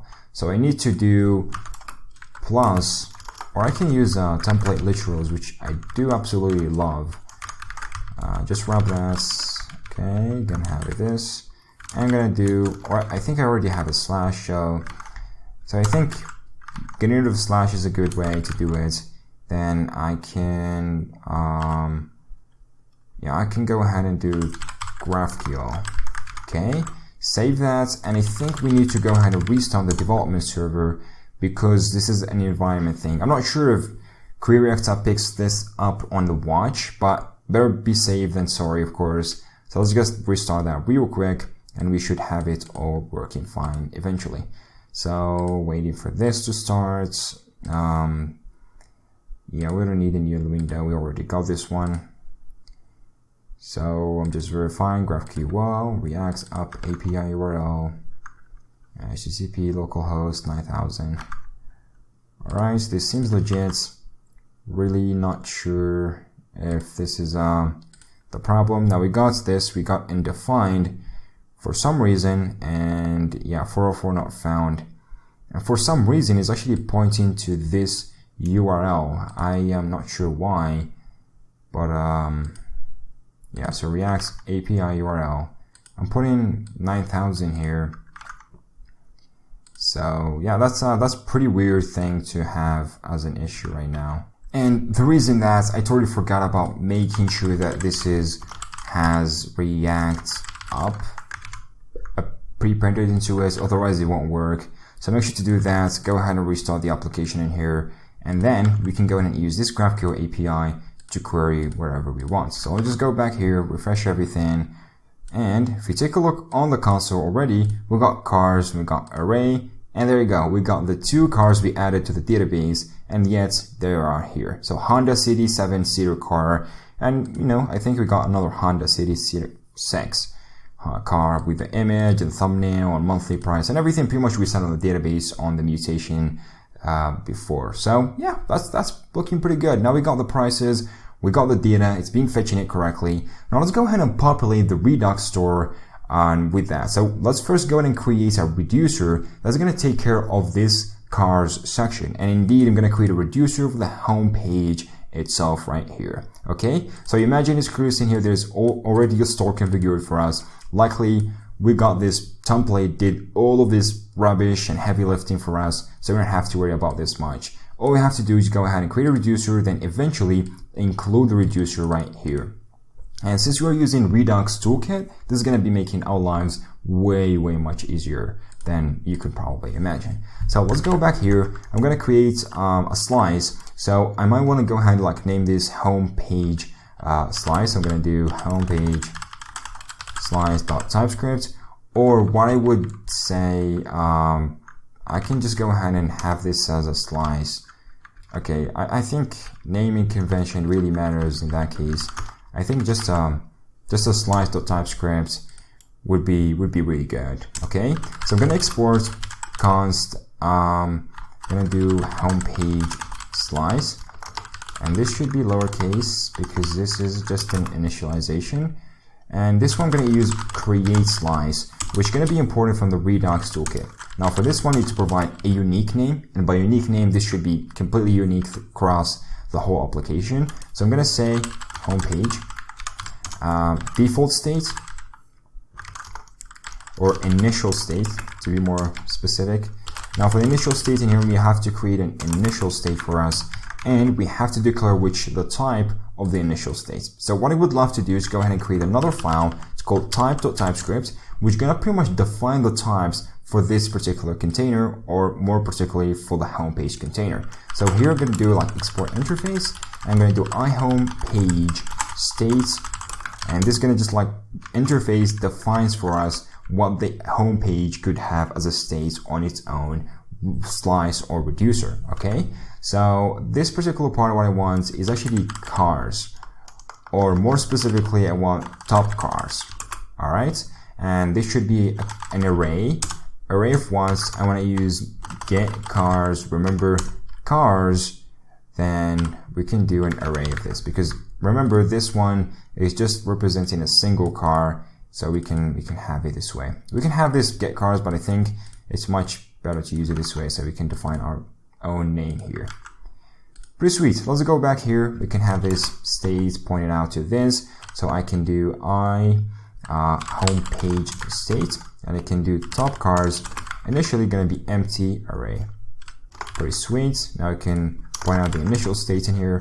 And last but not least, we can have reducers, which is just an object with a key value pair. The key is going to represent the action we're going to be having, and the value is going to be the function that is the action is going to like handle once it is being called, which is going to mutate and change the state and all that sort of stuff. So for example, we can do like set TopCars, and we're going to have this go this way. So for example, the first one got the state, and we got the second one as an action. So I don't know if there's already a type for action. I hardly doubt that there is action, which I don't know. Is this gonna have like a type payload? No payload? Yeah, that's bad. So let's go ahead and just like use any in here, as we don't care about this. All right. So what I want to do is go into state.topcars equals action.payload. Pretty sweet, and it already does have that type, so we don't have to worry about this anyway. And the reason like I'm putting this way in here, you can clearly see that this line of code is mutating the state. It's obviously is, right? If you see this line of code in the first time, you say, oh, why you are mutating the state? That's pretty bad. You don't want to do this in Redux ecosystem, right?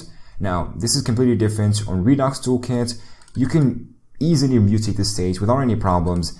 But Redux toolkit behind the scenes is going to take this state mutation, is going to create a new copy of the state, it's going to assign it to you. So no worries about mutating. You can assign it directly without any issues. You can even use the syntax you used to do with normal reducer or normal regular Redux without any issues. Okay, pretty sweet. So let's go ahead and eventually export the actual slice. I'm going to do export default, or pretty much just export const. I'm going to export the actions first. And I'm going to export set TopCars. And this one is going to equal the homepage slice.actions, which is going to generate the actions for us. I'm going to export default, the actual homepage slice.reducer. And I don't believe I need to go and do an export in here because we already got everything exported as we would like to. Pretty sweet. Now let's go back into the store. We can go ahead and assign this right here. And I can do like homepage, and this one is going to require to the homepage reducer, which I should go and import manually because VS Code sucks at this point. So I can do homepage reducer from I don't know, I can do containers and homepage, and I can do, where is that? Slice. Okay, my battery is low. Yeah, sure, that's all good. I can run with that anyway. So we got the homepage as said before. This should be reducer. That's good. And yeah, so that should make it look absolutely amazing as we want it to be. Pretty sweet. Now we got the TopCars and we got everything. Now we can go ahead into the actual queries, or we're gonna be like querying for stuff on this function, and we can go in and do like an action dispatcher. So we can do const action dispatch use, or pretty much here we can have like take an argument as a dispatch, which is gonna type of a dispatch. We're gonna be importing this from the Redux toolkit, which is just a type definition of that function. And this one is going to return an object, and this object is like a key value pairs of different actions we're going to be binding to. For example, it's going to be like TopCars, and we're going to have set TopCars, which is going to take a cars, which is a type of get cars array.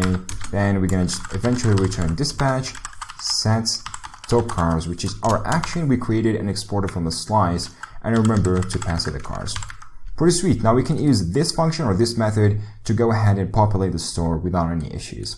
Now let me just go ahead and use this one right here.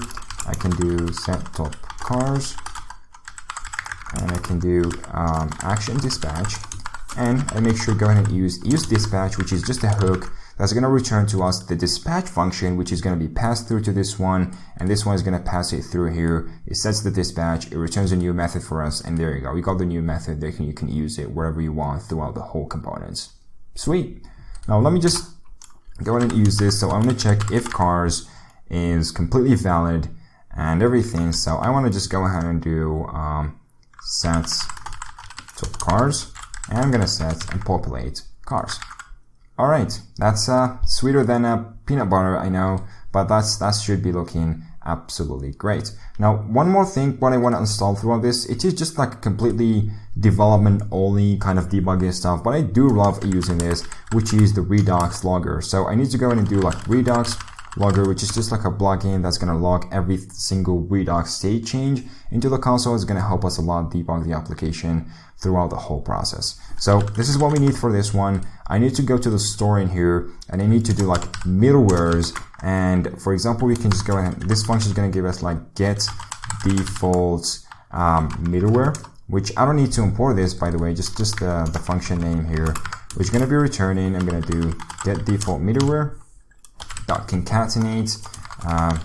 So it should be calling this, and it can do like Redux logger, which I should go ahead and import real quick. And Redux logger, and we don't have types for this because, you know, TypeScript always complains about this kind of stuff. So I need to go ahead and add these as development only Redux logger, save that package, and yeah, hopefully it should be installed ASAP so we can continue with our work. Okay, pretty sweet. So we got Redux logger. This should be added to this, and this should basically work absolutely fine without any issues. Alright, we got the middleware here. Let me go back to my terminal, and we got everything should be set out correctly as we want it to be. Now, time to test. Let's go back here, refresh that page, and as soon as this one is being fetched, we get the console log, and here we got Redux logger is being logging out something to the state, which is just a state change. That this is the next state or the new state. Now homepage, then TopCars, cars now has, oh, we got cars in here for some reason, which I shouldn't have this one. Yeah, I should, on the get cars in here, I should return response.data and response.data.cars, and this should return cars. And just to match the API, refresh this one, and there you go. So this one should, where is that? That should work as fine. TopCars, now we got both of these arrays as our TopCars, and they should be working absolutely fine. Super sweet, right? Now let's go back here, and now what we need, after setting this state, I want to go ahead and access the Redux store, grab this TopCars array, then I can of course render it throughout this code. Now to access this, we're going to be using something really good, which is reselect package. That's going to make our lives really, really easy And just as simple as that, we can just go ahead and grab something from the state without complexities that Redux state provides or pretty much has. So I'm going to go to this one. I'm going to add yarn add reselect, and it is a really awesome package that I always love to use whenever you do have Redux projects to work with, and React, of course. Okay, so we can go back to the home page in here, and I would love to always, for my structure in here, professional structure by the way, I love to have a separate file that has all the selectors for the current container. For example, for the home page in here, I want to have like a selectors file that is going to do all the heavy lifting for this home page file, and all of the things is going to be inside of there. Now, for example, for this one, I'm going to have const. I'm going to do select home page, and this one is going to have like the initial root state. So, for example, I'm going to do state, and this one I'm going to do like any, and for the root state in here, I'm just going to return state.homepage, which is basically, if we go back, right, where is that? The store, I don't know where the store is. So the store, what we're doing is actually we're getting the state, which is this one. This reducer represents the root state, and we are accessing the home page to get the home page reducer state, pretty much.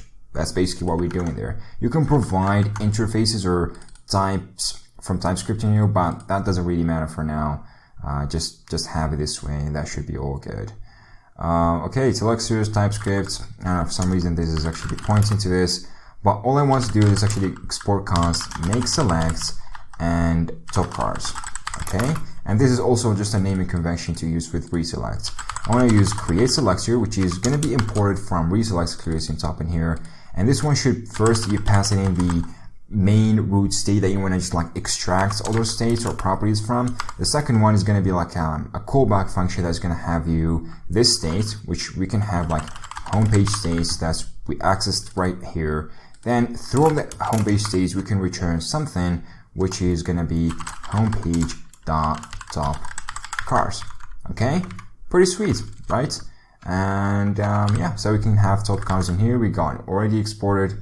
Now go back to the TopCars section, and if I do this right, I should go ahead and create another one for the state selector. So I can do state selector equals create selector, and again we are using the power of reselect, and I can just point out to make select TopCars, and the other one we have to just go ahead and bind this, and we can like map it to our object. So for example, we can do like TopCars, which is going to be get it from that first reselector. We got it right here. Then this one, all we have to do is just like say TopCars are going to be put into these objects. Sweet. Now on top here, I want to go ahead and select this. So I'm going to do TopCars, and I'm going to do use selector, which is a hook provided by Redux Toolkit. And through this one, just have to pass in this state selector, and likely for us, a use selector works really, really well with reselect and create selector function in here. So it all going to work fine. And eventually you're going to get these TopCars. But we don't have any type, not like type-ins for this or interfaces. So what we can simply do is go back here. We can do the home page, and I can do like, for example, I think better way is actually to have this type.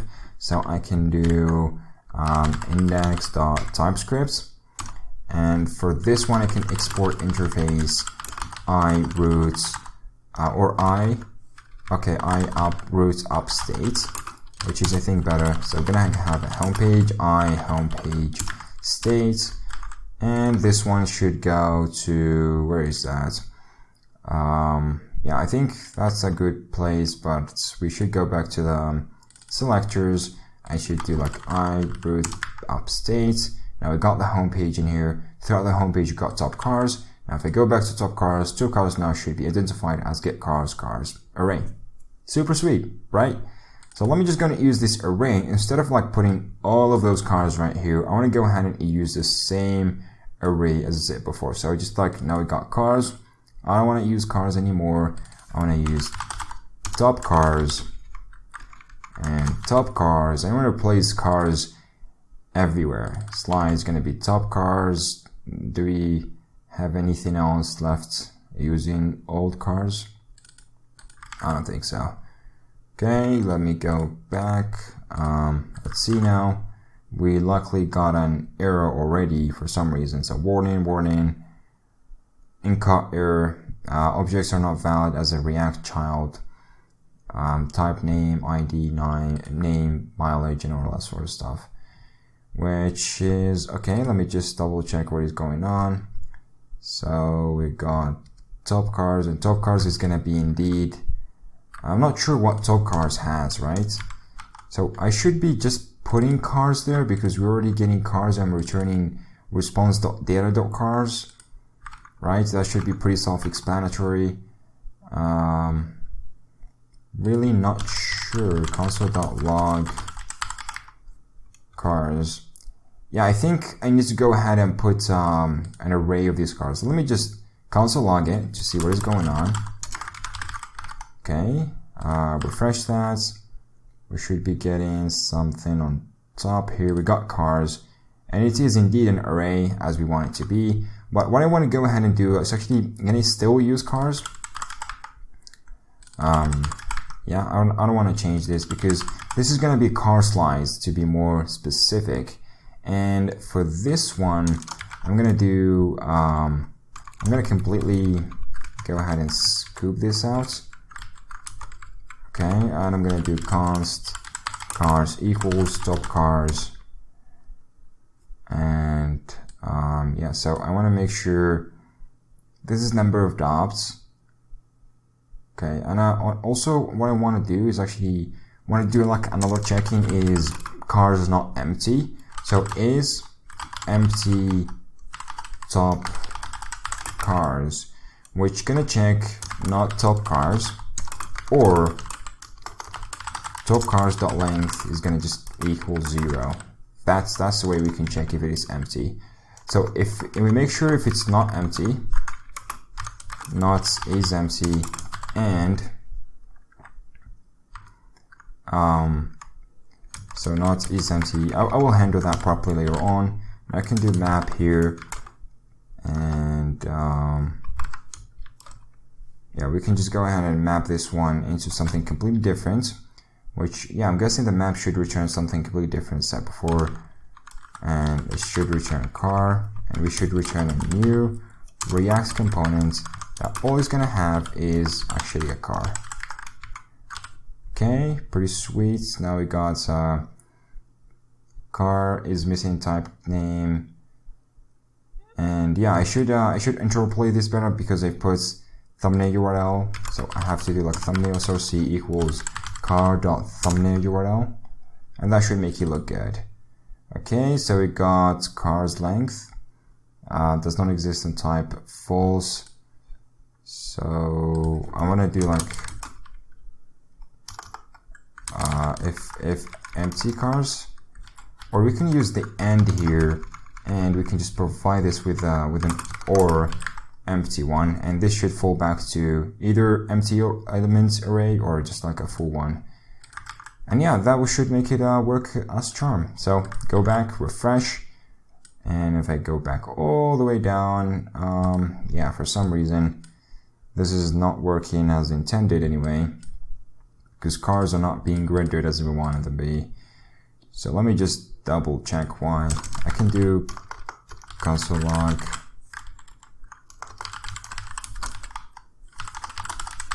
TopCars, and I can just put cars down there on this particular part, because before here we had a full array of just cars elements in here, just like passing them here and there. That should be working fine, right? So for example, TopCars, and yeah, we got both React elements, and I'm guessing they are working absolutely fine as we want them to be, with the props passed through and everything. Really not sure why this error is just keeps coming up. So I'm guessing here the whole problem, what is going on, is actually because first we get TopCars, or we get this list. Before it fetches from the API, we get it completely empty, which gonna cause some issue with this carousel component. So what I need to make sure is actually we render an empty. So if not, or if is empty, I just want like return null, so just like it doesn't proceed with rendering.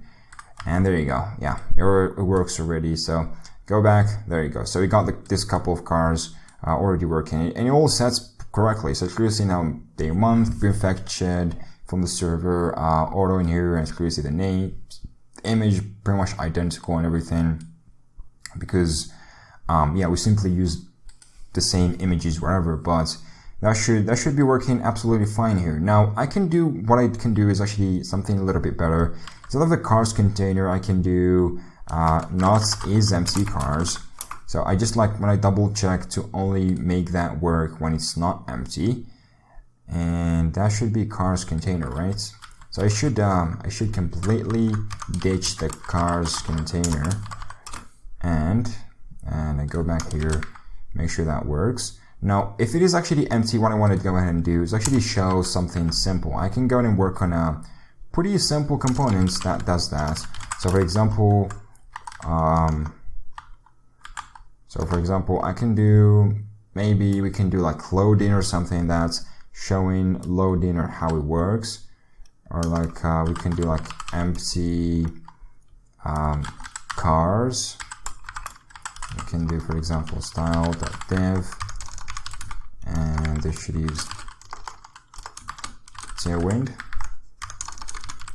So I can do flex and align or item center and justify center, and basically make sure that we take a full width of that just to justify everything. And text in here could be small, and text kind of a grayish small text there would make it look absolutely good.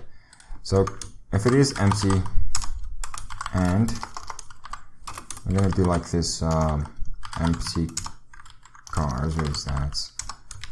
Alright, no cars to show something. You know, you could be creative with this naming conventions or whatever. I want to ditch this off because this wouldn't make any sense. I don't need this anymore. Not this, and not the top one. Or, I mean, at least we can keep this just to create the same records with it, just copy paste them. So yeah, whatever.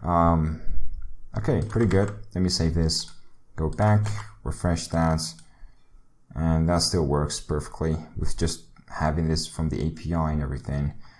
And yeah, so that's looking pretty great for managing this and holding that state and keeping track of it. So we can go into the mutation for adding new car, and we can indeed go ahead and add a new car. So for example, let me copy this ODS3 and I try to mimic that. For example, the monthly price is gonna be I don't know, something ridiculous like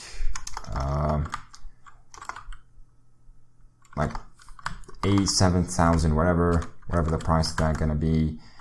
And let's say I'm gonna have here for the daily prices at $100 or 120, something ridiculous. So ODS3. Yeah, sorry for my devices being just like super low on that. And yeah, so we might also like add car here, gear type, petrol. Let's say just like 4K there, and the image is going to be completely different than that. Okay, let's try to add a new one. Go back here, refresh, and that should make it look good already. There you go, we got an ODS3 and everything. It got the price and everything, and you can add as many as you want. So for example, you can add another one like this, another one, refresh. We're going to get the list, and we're going to get the carousel work pretty much to point in as clear. So we got another list already, and the carousel is working and everything. And you can have ordering, for example, to get ordering the car from price, or just the toppest cars that are being, you know, widely used across many people's places or anything.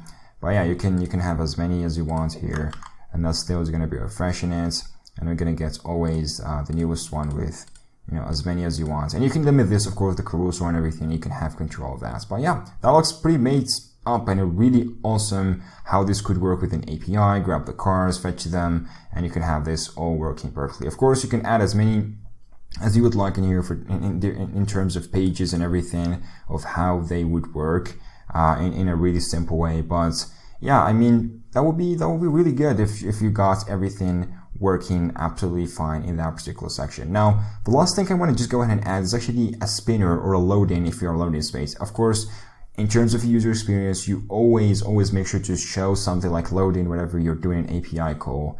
So this way we got a really awesome React package that's called React Spinners. So I'm going to do yarn add React Spinners, and this should be adding like a full list of spinners that we can choose from. I already got a couple of them that I would love to go ahead and use out of the bat, but yeah, so we can have those installed first.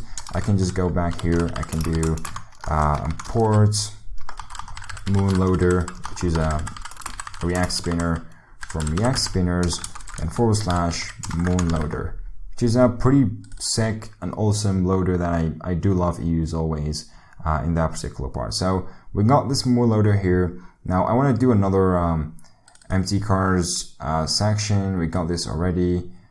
What I can do is actually a loading section. I can loading container, and this one should have I guess if I do have text black, full black, and small or base, I think base will make it look better for this loading container. Now I want to control or keep track if it's loading or not, so go back here. I'm going to have a new state, and of course loading is just a local state that you don't need to use it on the Redux store, because no any other component pretty much needs to access. If there is any chance it would, yeah, you can add in the Redux store without any issues. So I'm going to have is loading, set loading, use states. I'm going to put false because immediately starts this way. I'm going to here, if we're going to fetch, I'm going to do set loading to be true. So start the loading spinner, and last but not least, you're going to have set loading to be false. And this is all going to work from await. It's going to wait for that, and it's going to just like disable the loading once the API is finished. All right. Now, if we are loading, so in here, I need to make sure that it's not empty and it's not is loading. So there's two cases, this one too, and not is loading. Okay, so you have to keep track of all of those side effects. Now, last but not least, here we can do like is loading, and we can have loading container, and we can have okay, where's that? It's called moonloader. And I think it has a loading one, so we're gonna have this by default set to true because you're already controlling this this way. And yeah, so that should be working already. I can go ahead and test this one, see how it looks like. Not sure I can do refresh. Yeah, as soon as I get back here, I can have this here, but I can go ahead and mimic this using the network, and I can see no throttling. I can do a slow 3G and see how the network can go for this. I'm pretty sure it's going to take forever to load the page, not even just to do the request. So I'm not sure. Should I do slow or fast 3G or something? Let me try fast 3G if it's going to do any good. Yeah, that's going to take forever pretty much to load because we are in development mode. So I think, so let me just go back. I mean, yeah, it already got that from the API. But yeah, we still got this kind of thing should be going on. We got some other way to go ahead and test this one. So I can create a simple small function in here. It's going to do wait, which is going to be like, it's going to be a function. It's going to return a new promise. And this promise is going to have resolve. It's going to have a set timeout. It's going to resolve after, a simple timeout in here, like timeout. And we can have this timeout go down there. Okay, and this should be a number of timeout. So we can use this wait function just to demonstrate if that is working fine. I can do here wait, and it can add like a 5 second, which is a 5,000 millisecond. I can refresh. I need to get rid of no throttling. Refresh that again. And if I go down here, so you see the spinner is working, but the spinner is actually huge. All right, we don't want this huge, ridiculous spinner. I can do size of 20 maybe. Would that look good? Yeah, somehow it would, and I might do like margin top of 3 or 6 or 9. Okay. All right, that looks pretty good. That looks pretty sick, and how it looks with the spinner and everything, spins on that. Then after it finds and everything, boom, we got the cars and we got the carousel, and all of those indeed are being fetched from the server, coming through the GraphQL query, and all we have in it throughout the Redux Store, being stored, properly handled, then fetched from the Redux Store, thanks to the reselect library. I love that. And boom, that's being rendered across the whole React application. How sweet is that? So that's a good of a masterpiece of how a website should look like in terms of that. I want to get rid of course, the test here, but anything other than that, everything should be looking absolutely fine as we want it to be. And this is pretty much the final website that we want to have a or pretty much a full change to it. So no changes from now on. This should be the full website of how you can build both a front end, a back end, and link them together through GraphQL with Redux and TypeScript, all in this beautiful masterpiece. Now the next step is deployment into Hostinger and have it all working and deployed as expected to be. And alright, so the time actually has come to take this really awesome masterpiece and deploy it to the cloud. And for this particular mission, what we're going to be using is Hostinger. So if you're not familiar with Hostinger, it's a really cheap hosting and really deliverable, good hosting that I can find like that Hostinger does a really good deal in just providing you with the best kind of like hostings or VPSs for the best prices you can find out there. I do really like the hosting in here because it's very reliable when it comes to servers and no downtime and all that sort of stuff, and how servers can pretty much, deliver to you exactly what you get or what you expect from them. And plus pretty much the service Hostinger provides is pretty simple, and you can just get up and running with a hosting or VPS in no time. You can just like register, and then after like 15 or 20 minutes, you can get your server and you can SSH to it and you can get started with no problem. So this is pretty much the points I like about Hostinger. Plus the prices are really good, especially for like dedicated VPS servers or premium shared hostings. For our cases in here, what we're going to be more about, because we have to use a dedicated VPS server, because we got two servers, and we're going to it's more likely two servers because we got a React application that's going to run in the front end, and we got like behind the scenes an API that's going to handle everything goes behind the scenes in the API. So we're going to be using Nginx, and we're going to use MySQL and all sort of stuff. So a dedicated VPS in here is going to do the job perfectly. There's still tons and tons of hosting screws in here to choose from, like shared web hosting or cloud hosting if you have like really big scale projects. For in our cases, a dedicated resource or the VPS hosting in here can make it really, really good. So if you go into the page in here, you're going to find a couple of choices in here to go with. It depends exactly what you want to do with your server. So if you have got, a medium-sized kind of server, that does really good. In our cases in here, because we got two servers going to be running on with MySQL and some Nginx, so we're going to need a couple of stuff to run on the RAM. So this is a good point to have a good RAM. We're also going to need some disk space and some bandwidth because, we got like a large audience or something, but it totally depends on that. But what I actually go and recommend for everyone to go with is pretty much, this is actually the best price ratio, is this VPS 2 plan, because it provides you with 2 gigabytes of RAM. It provides you pretty much with 2 CPUs, and this is pretty much, it's a really good deal to get it. And it's clear to say the price in here is pretty good, like almost $9 or $8 per month, and you can save more if you got it for like a year or two or something.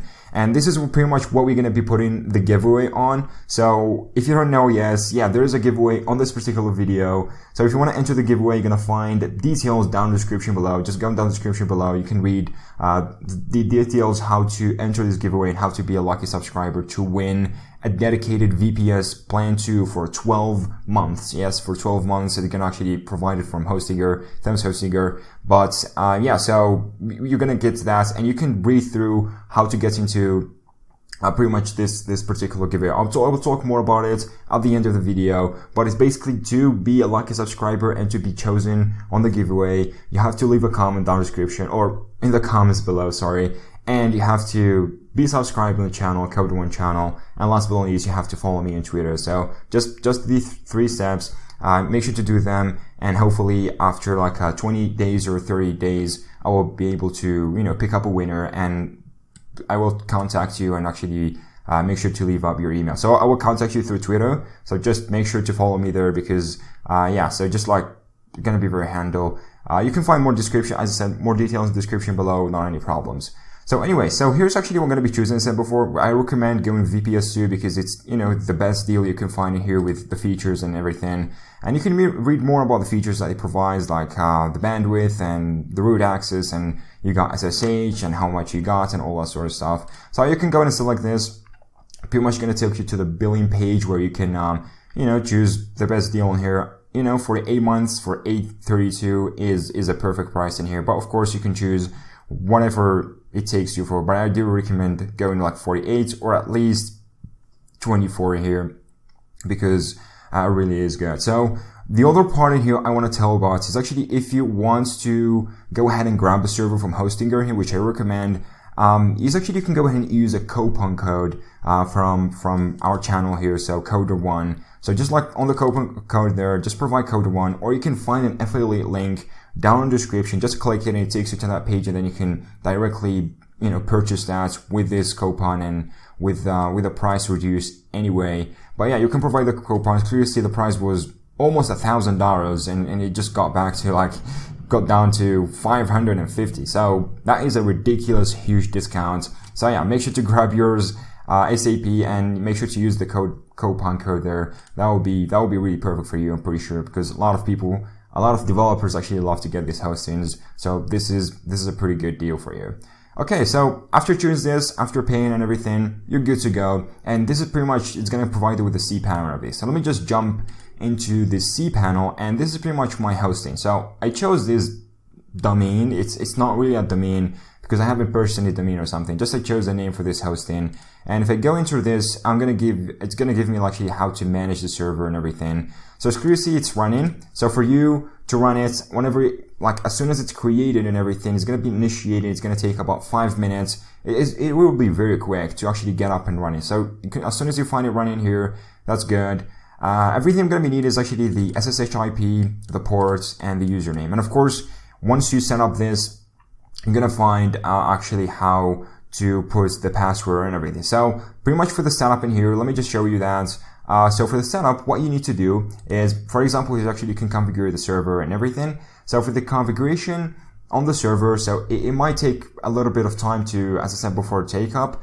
But initially what you need to do is actually provide your server name in here just to identify what is going on. Then you can choose a location. So for the location, basically like you say, United States, wherever it's clear, see there's tons of different locations. So United States would be good, and got a root password. So this is where you choose your root password there. So make sure to choose the right password because this is going to be the SSH access portal password for you. And last but not least, we're going to SSH key. If you prefer to log in using public, private SSH key, you can provide it here, but we don't care about that.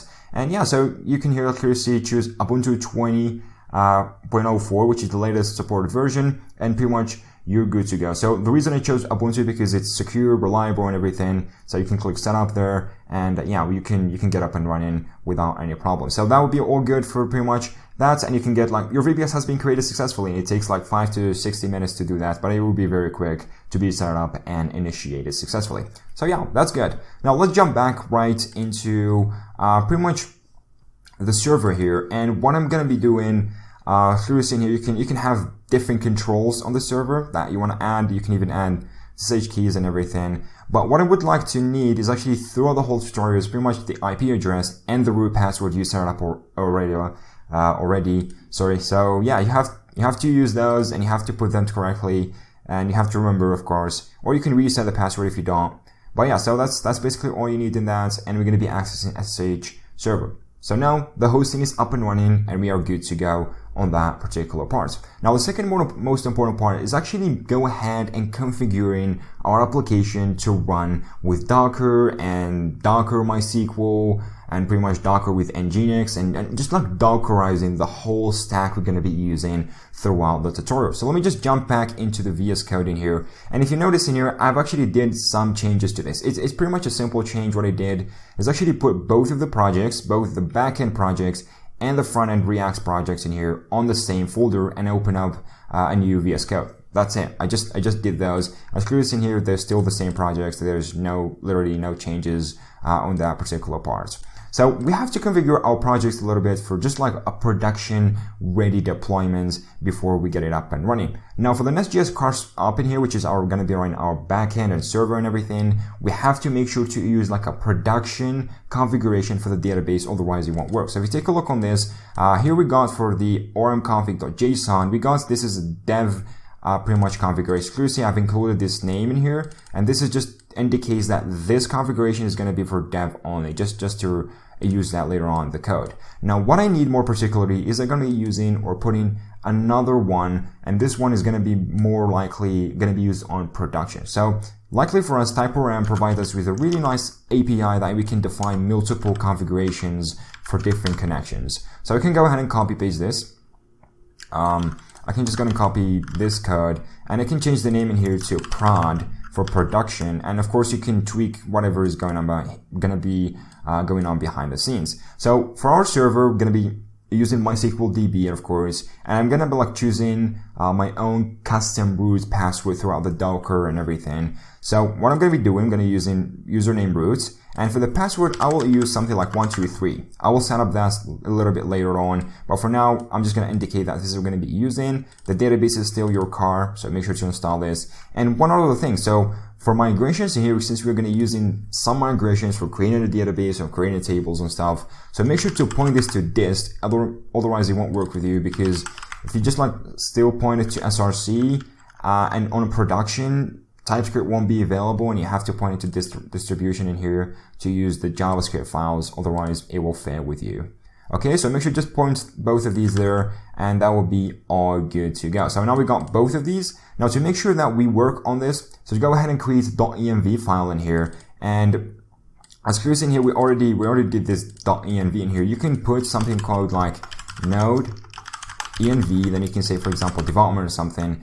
But that would be a problem. I see a lot of people having to do it this way, which makes it way much more complicated to deal with. So I would not advise to go in and put it on an env in here. What I would advise is go ahead and install pretty much a different package that's gonna take care of it. So I'm gonna go with cd Nest.js cars up, and make sure to do yarn add cross env.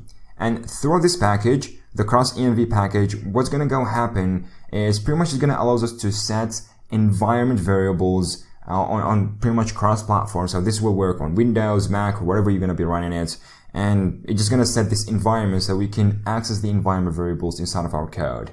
So the reason we want this is actually because we need to know either we are on a node env of development, like in development environments, or in a production environment.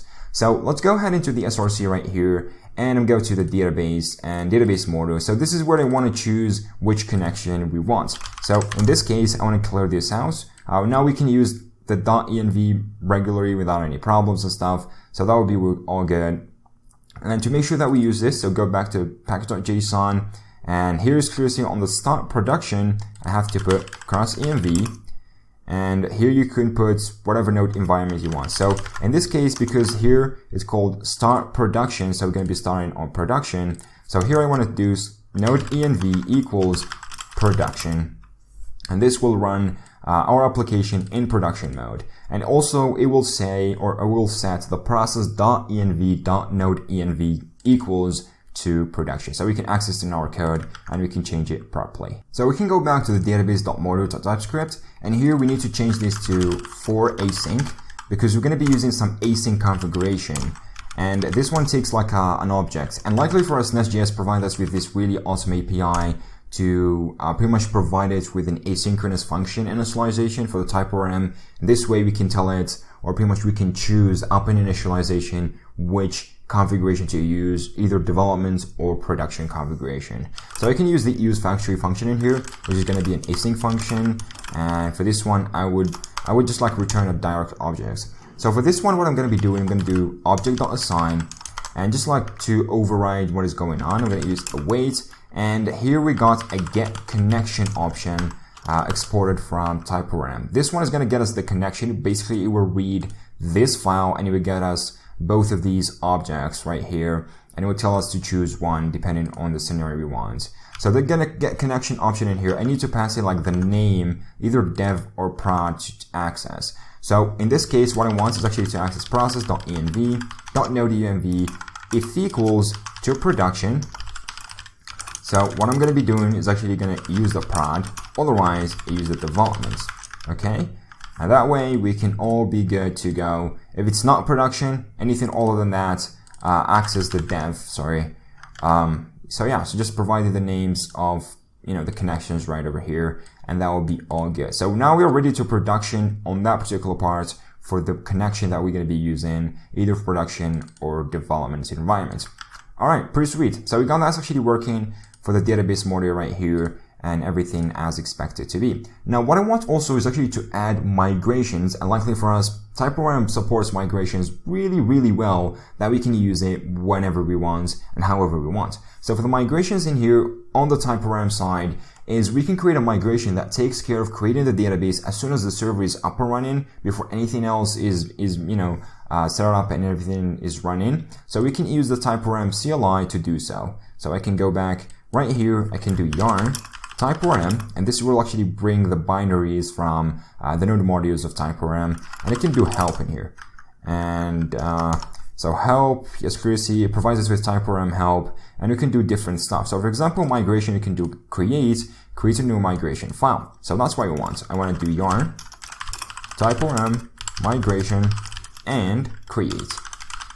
And of course, we need to provide it with a migration name using the N option. And for example, you can do like create database. Okay, that should be pretty simple enough. It will create a migration for us. It will put it, where is that? So components, src, yeah, I mean, that should be put right there. I don't know what I'm searching here, but it shows some kind of like change down there. It should have created a migration folder up there and put it for us. So as curious to see, migration has been generated successfully. So yeah, there you go. So we got a database migration right here created for us. It shouldn't be put right into there because this is a kind of a bad approach to put it right here, and mainly because we changed how that stuff is going on here. So maybe we can choose this to use src instead, and it can completely delete of that, and we only leave this production to use the other way around. So maybe we can do it this way. That's still actually running it in that particular part. So src migrations. So we can go ahead and hard code this, and what we can do is actually yarn TypeORM, and we can use migration create. We can provide it a name, of course, as I said before.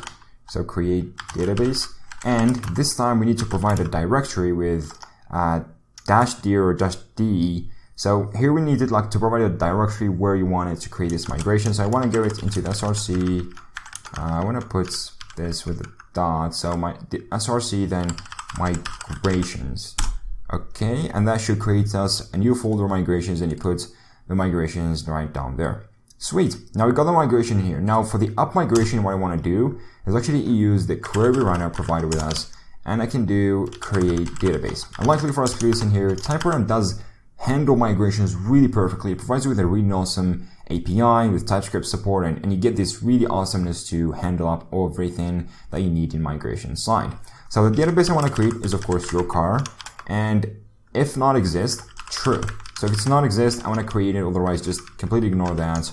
And I'm going to do query runner again, and I'm going to do delete or drop database, and I'm going to drop your car, and I'm going to provide true as well, only if it exists. Okay, sweet. Now we got this migration up and running in a really, really perfect shape in that particular part. So another thing we want is actually we can go in and run and create a migration for us in that particular part, because here for the synchronize, this will definitely create tables for us automatically, but in a production environment, on the TypeORM documentation, it says like this is most likely not going to be the perfect choice, but you still can use it, because on production you don't want to use synchronize, because you could lose data in this particular one because it chooses to run the formats or changes the formats if the data models are changed. So you better go ahead into the migrations or go into the approach of using migrations in that side. So what it wants actually to create a migration is to handle the cars one. But luckily for us, if you take a look on the TypeORM yarn, TypeORM, and generate, I can do help. So I think I can do help on that particular part. But if you take a look on the generates, so the generates a new migration file with SQL needs to be executed to update the schema. And I have just to provide this generate command to tell it what to generate for us. So let me just go and try this TypeORM generate, and it might generate something good for us. So generates, so yeah, it should be a migration, sorry. Generates, and generates a new migration file with executed, I don't know, missing required arguments n.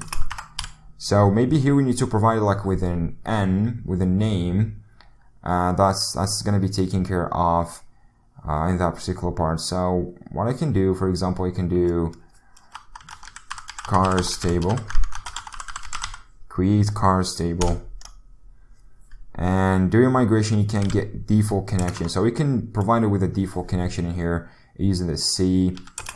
So for example, we can do default one is going to be prod, and yeah, it will refuse to connect in that particular part because we don't have any kind of database running out to test and run these migrations, because it uses the database to go ahead and generate this for us, which kind of ugly, and it makes it look really, really bad to just go ahead and add all of these kind of migrations. So what we could do is actually just leave the synchronized, because most of the times it could work perfectly in this sense. Or the next part is actually go ahead and manually create the cars entity. So if you take a look on the car entity in here, we got plenty of stuff going on behind the scenes of how it should be structured and everything. So I would rather just go ahead and put it here, but I really advise you guys to go ahead and use a migration to go ahead and put it there, because it might just take a little bit of time to put the migration, and that will be not really that much of necessary. So hopefully guys, how to put a migration and everything. So if you're putting a real production server, yes, you need to go for a migration for every single table you create. Otherwise, it will mess your servers and all your production data up. So yeah, that's a good point to keep up right over here. So we're actually good to go. We got the synchronization, migrations running on, and everything as expected to be. And that should be pretty much making it for the Nest.js cars up in here for the configuration that we should be providing throughout the whole thing. Now for the front-end application here, we don't need that much of configuration because everything should be running as fine as we need it. And remember, last time we set localhost 9000 in here, so it can go ahead and listen to localhost 9000 on the port. So on our server, we can open up this port and we can start listening because we don't have any domains or something, so we can get it up and running throughout this way. Alright, so we got both of these running. Now let's go ahead and actually set up Docker. Now, Docker time in here, what you need to do anyway is to get up and create the Docker file. Each is going to be responsible for building the images both for these files. So one for the backend and the other one for the front end. And remember, both of these are going to be running on a Node.js server. So let me just go ahead and add those into here. Now for the front-end application, what we need to set up is actually add a custom Node.js server that's going to serve our React files. And luckily, since we're using Create React App, there's actually a good guide on how to create this server and set it up and make it work perfectly. But we can just go and create a simple Node.js kind of server. So I'm going to add server.js, and this one I'm going to be using Express. So Express, we need to go ahead and add Express first. So let me go back, go to React, cars, app into the terminal, do yarn, add Express, and you're good to go. So this is actually going to be adding Express for us. I already did add Express in that particular sense. I already got it installed. Now to use that, we can just going to create a simple Express server. So I'm going to acquire Express, and I'm going to just go ahead and have the path one new set up as well. So I'm going to acquire path, which should be installed with Express and Node.js and everything. And we're going to create a an express application. We initialize that, we get the application. I'm going to also have a default port to listen on, which is 3000, and I'm going to do up.use, and here for server we actually need static assets, so I'm going to do static, and here we need to provide like which path we want it, so I'm going to use path.join, the directory name, and it can give it the build folder, so wherever this is going to be built, which is this one folder. So we can just point it to, and of course we can handle every single request that comes through to the forward slash, and it can have like a function, so you can have request, response, and yeah, so here we can go ahead and send the file as soon as it's like, send pretty much the main file that's going to handle everything, because it's an React application and it uses client-side rendering, so we got everything running from a single file. So that's all we need to send back. So I can use path.join, so I can do directory name, and I can do build, and I can of course serve it with the index.html, which is the default HTML file. Now last but not least, I can go ahead and listen on that port file, so I can just do listen port, and just for a helper message I can do like server is running, or I can do React server is running on ports, and we can provide it which port is actually being running on. Alright, pretty sweet. So that's a basic, pretty simple server. We need to have it, and this will be a production server that's going to serve from the build. So after running the build command, we need to go in and run this server to get this application or this React application up and running. So I can go back into the back.json and create something really good, like another script that's going to help us do this job. So I can create, for example, start prod for start production, and this one in here I need to go ahead and add a comma at the end. Okay, so this one, what it takes, I'm gonna just like, all I do is actually run node, then I choose server.javascript, and that's it. So we got server.js here, it's gonna run node in that particular sense, and of course we have to run the build before we do that. So we run the build, it generates the folder and everything, then we run the Node.js server, then this is gonna start as the server, and it starts working with React perfectly. Okay, so this is basically the setup that you need in that sense of how to put it up and running with Node.js. Now it's time actually to put up the setup for Docker files, and we need to actually Dockerize the whole images and like make sure that we use Node.js to Dockerize both the backend in here and the front end. So you can provide with a Docker file. We tell him to, you know, grab this documentation, or grab the pretty much everything that we need from Node.js, kind of the pretty much the Node.js Docker or image that we're going to be using to build, then provide with all arguments, and we make it to install. So pretty much, if you're familiar with Docker, you know how Dockerization works and how Docker runs in a Linux and how to manage all that sort of stuff. So yes, basically we're going to take both of these projects, we're going to add Docker into them, and we're going to use Docker Compose, and we're going to use other custom made images like Nginx and MySQL to run the full stack on Docker. Then last but not least, we can go ahead and deploy it into our VPS server. Alright, so let's just get started. Okay, so let's go ahead and Dockerize this. And first what we need is to create a Docker file. And this Docker file is going to be taking care of the backend file in here. So I'm going to do Docker file, and this is all we need to do, no extensions, nothing. So we need to go ahead and choose which image, like which is the base image you're going to be building from this, which is of course Node.js. So I'm going to use the Node, and I'm going to use the Node 14 version, and I'm going to tell it that I'm going to use this as a production, just as a tag. Okay, so this will download for you. Once you run Docker later on, this will download for you. If you don't have Node.js 14 in here, download on your local machine or your server, this will take care of it, and it will download it, and it will, take care of everything that you would like to. Okay, so we need to node in here, and also we need to provide some arguments to the container, like the node env, which is very important. So for example, we can say node env is going to be production, and also I want to provide this as an environment variable, so we can say node env equals the same one I put there. So I can use this variable from top here, and I don't need this.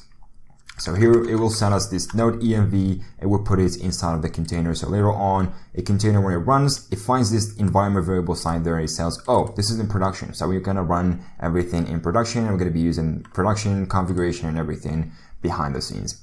Okay, now what we need later on is actually to go ahead and copy the package.json into the directory, which is the actual new directory that's going to be having this. And actually, before doing any of this, I want to go ahead and specify a work directory for this. So this work dir is pretty much like the same when you do like cd in Linux, where you cd into this work directory, then you start working on. So in this directory where you want to like cd on the Linux server is actually a user, then I want to go into like src/API. So I want to put this inside of the src API folder, and everything will be put inside of there. So I'm going to copy the back.json from this folder into the src to this folder, basically. And what I want to copy else is yarn.lock into the lock folder as well.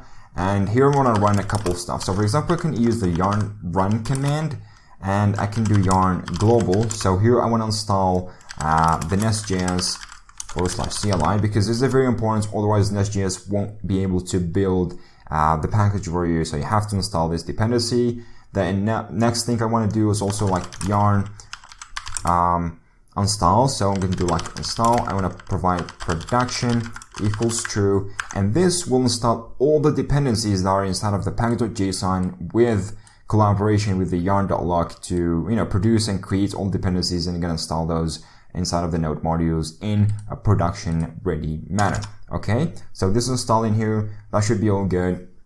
The other part we're going to be needing to install as well, since we're going to be running on Linux, and most likely for most Docker containers, I'm saying the Node one in here, and maybe all of them, it uses this based on the Debian stuff. So you can use the apt-get, and what I want to install in here, I want to install the netcat, because later we're going to be using some custom script to wait for other kind of like Dockers or containers that are running. So you can just like do some ordering. So we want to like, for example, wait for the MySQL DB to run first, then run the API server. Then after the API server is running, then you can have to go in and run the Nginx and vice versa. So wanted to do this order, we have to use this kind of custom packages. And first we need to install netcat. So I can do here updates, and you can do apt-get again, qy for installing those, and you can do netcat. And this will install us netcat inside of the machine. So whenever we put netcat or nc, we can access it throughout the whole container. Okay. The last one is I need to copy all the files, and this means all the files here, everything, src and everything, to the actual folder that we are running on into the Docker container. Okay. And last bullet is in here, which command I want to run after is actually the build. So I want to run yarn build, and remember the package.json has this build which runs nest build, which is going to run us or create for us a production build. Alright, the last bullet is what is the entry point command, like once the container is started to run and everything, so which command I want to go ahead and put. So we can use sh, and for this part here, so I want to like tell you that I'm going to be using regular sh thing, and here I want to use a custom command. So you can provide like as many commands as you want. So what I want to run in here, so I want to go ahead and run yarn. So this will run us like yarn in one mail rather. So you can do yarn start production, and this will start us the production script, and we'll put yarn up and running as we want it to be. Okay, so that should be all good in a really perfect way and how we want it to be. Now the other thing I want to run is actually, before running the start production server, is actually run the migration before starting the server. So to run the migration, we also need to do yarn, and remember we need to access TypeORM as we did before. Then all we have to do is just like migration, and I can go ahead and just like do run, okay, for the run command, and this will run as migration. They can do end. And you can imagine this as a regular, normal sh or shell script on the Linux running on. So if you're not familiar with that, yes, of course, you need to learn more about this. And this is, I'm pretty sure those stuff are not quite easy to learn. And there's a lot of details goes behind the scenes over there. So make sure to learn more about like shells and stuff like that and how they work. You could probably understand what we are doing in here, or how that particular commands are working. All right, pretty cool. So we got the Docker file in here working and everything. Now, this is the Docker file responsible for building the backend in there. Now, I'm going to create another Docker file. So this Docker file now is going to be responsible for pretty much building the front-end application, which is, of course, going to be the same thing running on Node.js and everything. So it's regular stuff. So I'm going to do from node 14 as production. I want to also put some arguments and everything, so we can go and copy some stuff, obviously. I don't want to just like have them all the way again. I want to also copy this package because they basically use yarn and everything. And here instead of API, I want to put this up, just preference and everything. So I want to put, the other thing we want to run in that particular case is actually the yarn command install. So you can do install and it can do production. But in this point in here, I want to use developments because for some reason Nest.js is throwing a weird kind of TypeScript error and everything that it doesn't read this kind of file. So we have to install the developments, development kind of libraries or packages for this to work. So yes, this is more like temporary kind of solution in here. But if you find another, that would be really good. Here I need to provide false, not developments. And last but not least, I need to copy everything to the command file, and of course we need to run the yarn build, which pretty much gonna allow us to build the whole thing into React application using carousel and React scripts and everything. Now the entry point command in here we want to run is actually node, and we can go ahead and run as we did before. So we can go and just like directly run node, and it can run server.js. So this will run us the Node JavaScript file that's we created right here, and it will set up everything, and it will start, listing all the ports and putting everything together in the right way. All right, pretty good. Now we got both the Docker files now working. Now we need to actually go ahead and create a Docker compose file to put both files together into like services. If you're familiar with Docker compose, then through all these services, we can tell him, oh, run me this service first, then run the other service. Then you can get like the whole stack together up and running in the server without any kind of complexities, without going explicitly telling them which Docker file you need to manage and all that sort of stuff. So throughout the Docker YAML file, you can have it all run in a single file, and that would be really perfect to have it working this way. So I can go ahead and put docker-compose.yaml or YML for the extension in here, and this is the Docker YAML file that's going to be taking care of the whole project basically, in both of these projects on top of there. Now if you're familiar with Docker configuration, currently it's actually on version 3.8. So maybe if you have like a later version later on, you can upgrade that. But this is what we get for now.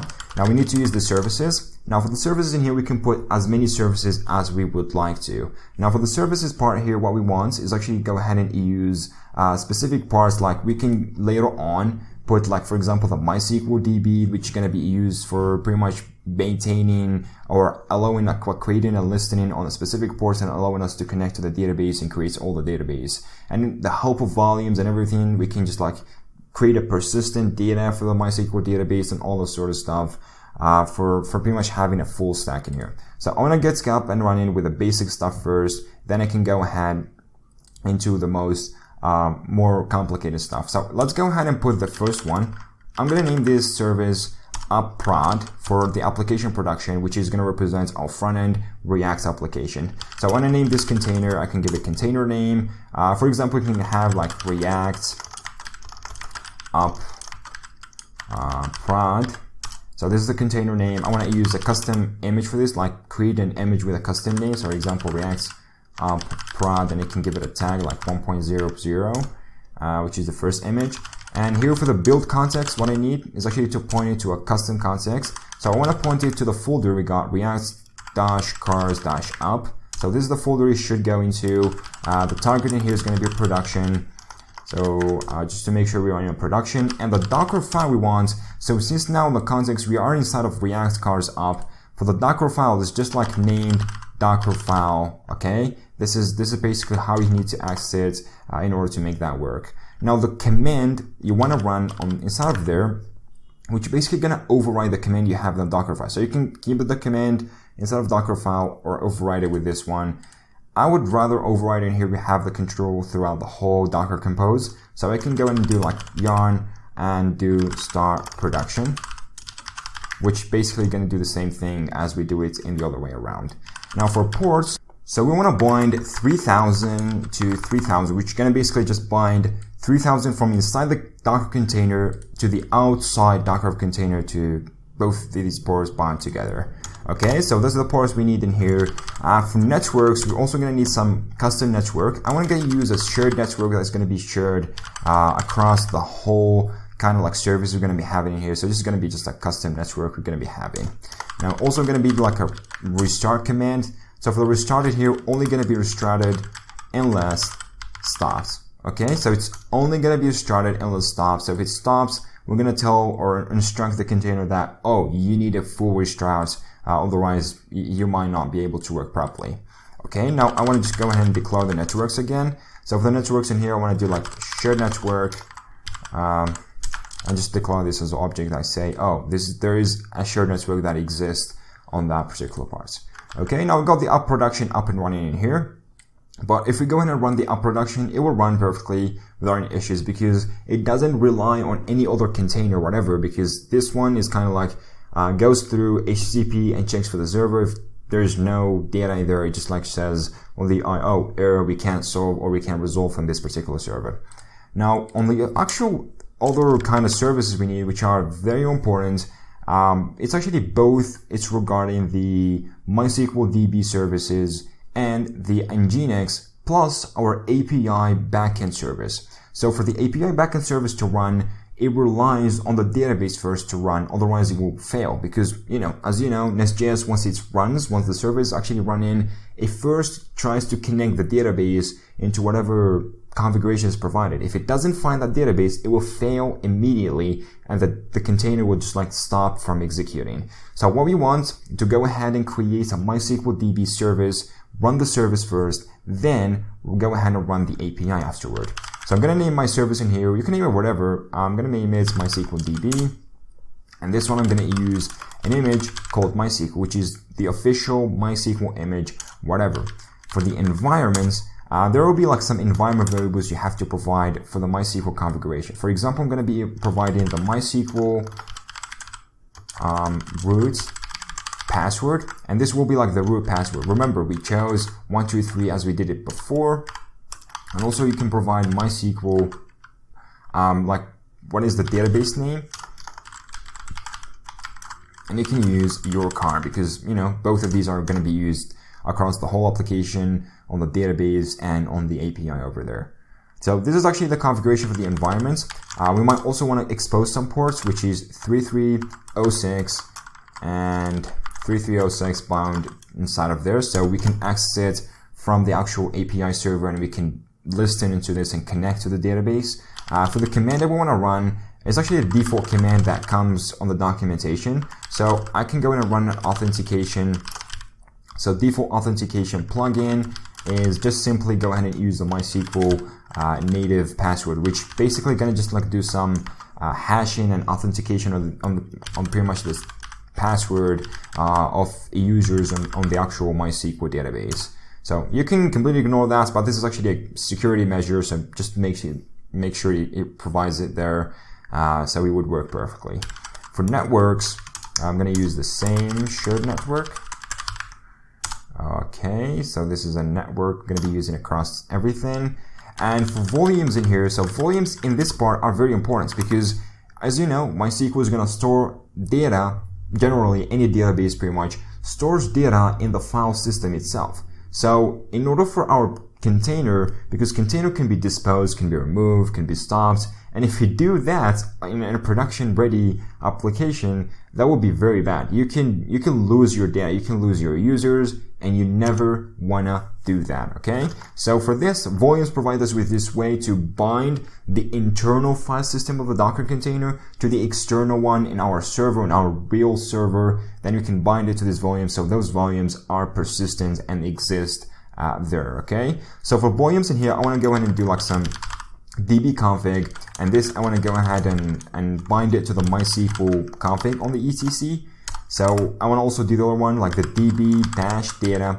And for this, I want to go ahead inside of varlib MySQL, which where our actual data lives. And this is by default from the MySQL image. You can check the documentation if that has changed, but for this version, this is basically how it works. And last but not least, what you also need, you can go ahead and have some backup data or something set up. So if you've got any database backups or something going on, you can point it. And I want to point it here to the same relative folder. So we would go to backup, then we can go, for example, data-backup, and you go inside of data. So this way here, we can have those volumes pointed to the volumes we're going to be creating. That way it will work. Now down here, we can go ahead and have volumes pretty much working, and we can create a custom volumes that gonna make this work. So volumes, we have to create and initialize these volumes. For example, dbconfig, this should be initialized, or dbdata, and this should be initialized too. So both these configs should be initialized in order to be able to use as volumes up there. All right. Pretty sweet. Now we got the volumes, we got everything regarding the actual MySQL DB to be running perfectly. And this is basically all we need to do in order to make sure that the database is going to be running perfectly. All right, pretty sweet. Now let's go ahead and have our API up and running as well. So we need to create a service for it. So I'm going to name the service API prod for production, obviously. The image in here we're going to be using, or basically I'm going to use a container name because you're going to use a Docker file in this particular case. So a container name, I would say API, or I can do Nestjs underscore API prod for the production name. I can also use image, like which image I want to use in this particular part, or the image name we want to create.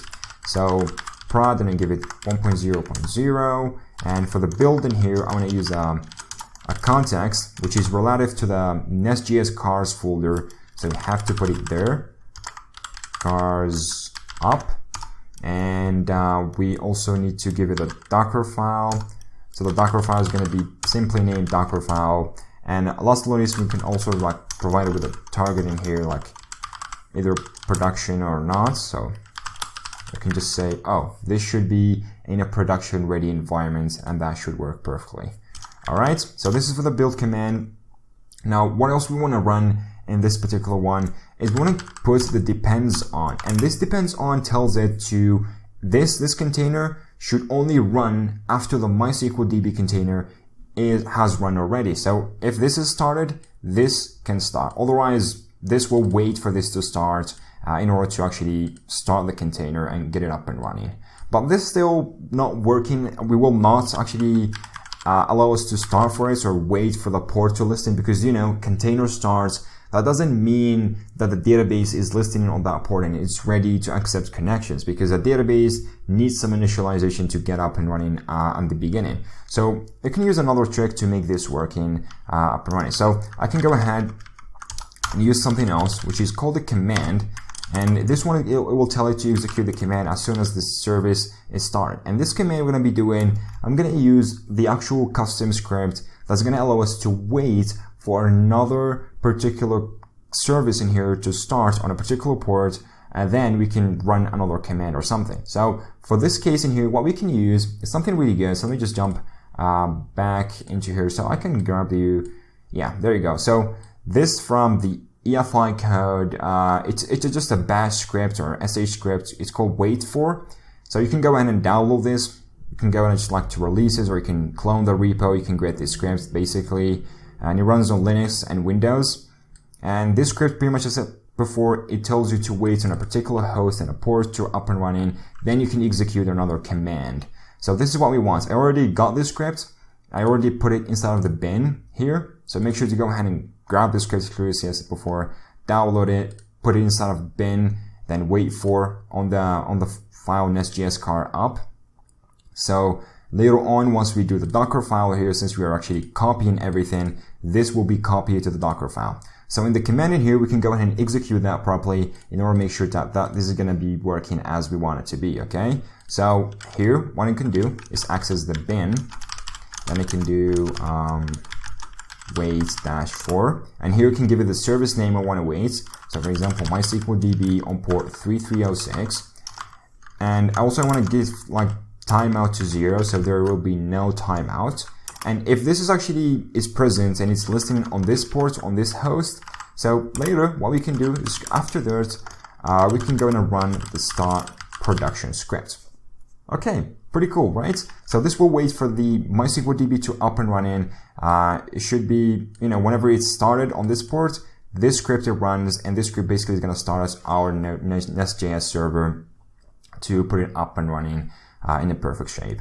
Alright, so this is basically what we need for the API production. In this one, we might also need some other volumes if you really want to. Well, I want to put some networks, so like shared network, which exists everywhere right there. You can also export ports, which I'm going to export the 9000 ports and bound it inside the 9000 because our server is going to run on 9000 by default.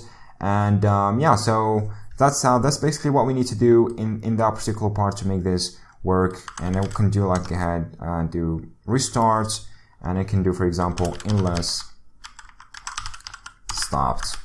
All right, pretty sweet. So we got the API here, we got the MySQL DB, and we got the app production.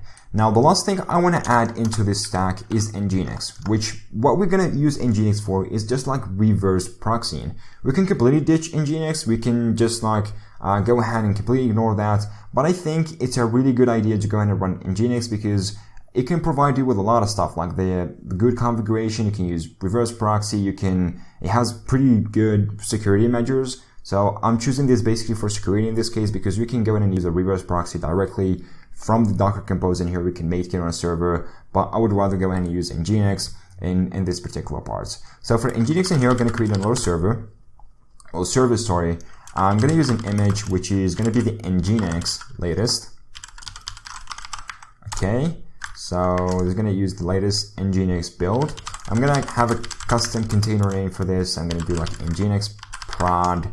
And for the volumes, I'm going to be binding to a specific volume that is going to tell it about a specific configuration. So the volume here, I'm going to create another file or folder called Nginx. And inside of this, I'm going to have nginx.conf for the actual Nginx configuration. So I want to bind this particular configuration file to the inside Nginx Docker configuration file. So this will act as the actual default Nginx configuration file to be used for our Nginx server or reverse proxy. So we can go ahead and use this real quick in here. All I can tell it is go ahead and use .nginx, then like we can go nginx.conf, then basically go ahead and bind me this to edc nginx, then nginx.conf. And this is just like acts as a symbolic link, if you're familiar with these symbolic links, which links this file to the file inside of the container. And that's it. That's just as simple as that. For ports, I want to go ahead and bind ports to 8080 because this is where default HTTP port is going to be running on. So make sure to put it this way. The command I want to run as soon as this gets up is a custom command that's going to like shut down the Nginx server till the other servers are up and running. And why? Because in here, once Nginx is actually going to be running as a reverse proxy, Nginx assumes that other servers are already up and running. If it just like starts and it finds other servers, which are pretty much API prod and the app prod are still not up and running, it will fail and it will exit for us. So we don't want to do this. I want the command to shut off the Nginx, and as soon as it's pretty much ready to do a reverse proxy for other servers, and since the other servers are up, we can go ahead and turn it back on later on. So this is just a precaution thing you can add, because if you just don't do this, you can have a lot of issues working with this. So you can access, for example, binsh, and you can run a custom Nginx command, for example, Nginx. I can do gver global, and the daemon in here, I want to go ahead and make sure the daemon is off, okay? And make sure to actually wrap this daemon with single quotes, otherwise it won't work for you as you probably want to be, okay? So this is the command I want to run in here, and also I want to have some depends on. Now for the depends on in here, I want it to depend on two services before this one can stop, the API prod and the app prod. Now API dash prod, which represents a service in itself. So for this one, what I want is actually going to have some condition into this going on. So I can have this condition as sec. The second one is app prod, and we can have a condition again, and this condition should be set right down there as well. Now the condition in this one is going to be service healthy, which is a custom health check provided by Docker Compose, which basically checks if a service already started or not. It's just like a simple API to provide this functionality. Now for this one in here, we can just do like service started, because the upper prod here is a really quick server that gets up and running in just like a couple of milliseconds. But the API prod might take a couple of like seconds to minutes to get it up and running. So that's why I'm using completely different ones right here to make it work perfectly. And last but not least, I need to make sure they are all running on the same network by using the shared network. Alright, pretty good. Now, last but not least, we're gonna go ahead and add these health checkers to the actual API prod, otherwise it won't work for us. I can go back here, I can have a health check, and this will create us like a specific health check on how we can test the healthiness of this server, and we tell, oh, this server is up and running, so we are ready to go ahead and run other servers that are depending on the server particularly. Okay, so for this one I can use the test command, and the test command in here, what is going to be just like a couple of commands can be run. For example, cmd here, I'm going to run this docker command, which instructed which command you want to run on curl or curl, and for this one it will basically go ahead and check for API prod, and it will check for the 9000 port. Now, if you see me here, I'm using API prod. If you're wondering why would you do that, because on Docker in here, since we are actually having it all services running on the same shared network, Docker will resolve the actual IP addresses of these services or containers running by their names or by service names. So this API prod is the service name of this one, which Docker later on is going to resolve this to a real IP address that's going to be, of course, the IP address of this particular container running on this 9000 port. So this is the reason in here. You're going to see me a lot using this later on to provide this functionality as we go anywhere further. Okay, so we got 9000 here, and in this one, it's just going to test and check if this port is actually up and running. So if we get 200 requests from this, we're good to go, and the health check-in is completed. I want to use some interval, so I want to run this in like between 5 seconds. So each 5 seconds, I'm going to run the test command, and it will time out after like 3 seconds if this doesn't complete. And the retries, I want to retry, well, let's say I'm going to retry 6 times or something. It depends on, you know your server, how it runs, so you can tell how it should be running in this particular part. Okay, so this is for the health check-in, and this should make health check-in actually look good. And by mistake, I added this to the up prod, and it should have added this to the API prod. Really sorry, guys. Just a quick mistake. So API prod. So yeah, I used API prod there. I just like put it in the wrong service. Okay. Yeah. So that's good. Pretty good. Now for the MySQL DB, I said before, on containers, it's going to be resolved by the service name. So that will make us go ahead into the ORM config again and change this from local host to the actual one, because it will not on a production for the Docker container, since both this API here and the MySQL are going to be running on a completely different operating systems, but still they will be on a shared network. So that will make us in front of to use the service name in here. So I have to use the MySQL DB, which is the service name is going to be provided by this one. So if you search, yeah, that's just the MySQL DB. Just you can copy and paste it and use the host in here. And this is only for production. The port is still the same because you're exposing this port, and yeah, the password and everything because we are setting this and we are using that database name. And by default, the password, the username is going to be root, of course, on the MySQL database. All right, pretty cool. So this is basically the whole configuration we're going to be needing for running up our Docker Compose and making it all compose up and build and run and everything as we want it to be. So we can go ahead and test this particular configuration and see how it works by just going back where the Docker Compose exists, and I can go in and do Docker Compose build and docker-compose up. Click enter, and this should go ahead and give you it's just a syntactical mistake. Where is that? So retries. All right, that should make it. So that should start build the whole images. Basically, we'll build our custom made images. Then after that, it's gonna just like do docker compose up. By the way, if you don't have Docker Compose installed on your system, make sure to go ahead and install it, otherwise it won't work for you. It's pretty simple to install Docker Compose. Basically just run a single bash script and it's going to install it for you, or you can download it and copy it to bin, and that's it. So you can check out the documentation how you do this. That should be pretty simple. As clear to see, all the servers are actually built correctly, so we are good to go on the build side in here. Both of our images are built, but we get this really small error in here because it checks for the server that it's healthy. Oh, it says no, not healthy, because our API server is not started, like Nginx started after that, so that's why it's failing. Now, just simply go ahead and do that up again, because now the server is actually already running, so we just like find it healthy. Or what you can do is actually go ahead and make sure run your server and MySQL and everything. Then last thing you want to run is pretty much the kind of like the Nginx server that you want to put inside of there. Now, as curious in here, everything's actually running. If you take a look on the logs up here, we got Nest.js started correctly, DB connected successfully.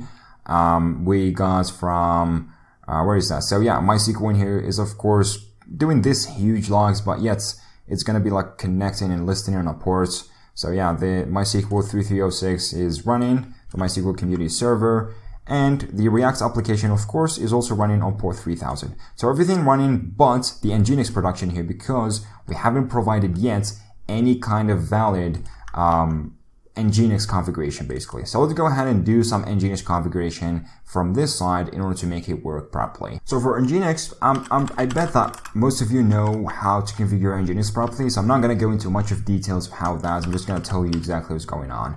So I'm going to create the HTTP listing in here, which listens for HTTP request, and I'm going to create the server listing as well. So I'm going to tell, oh, this server is going to listen on 80 port, which is by default default HTTP port that any browser pretty much goes into by default.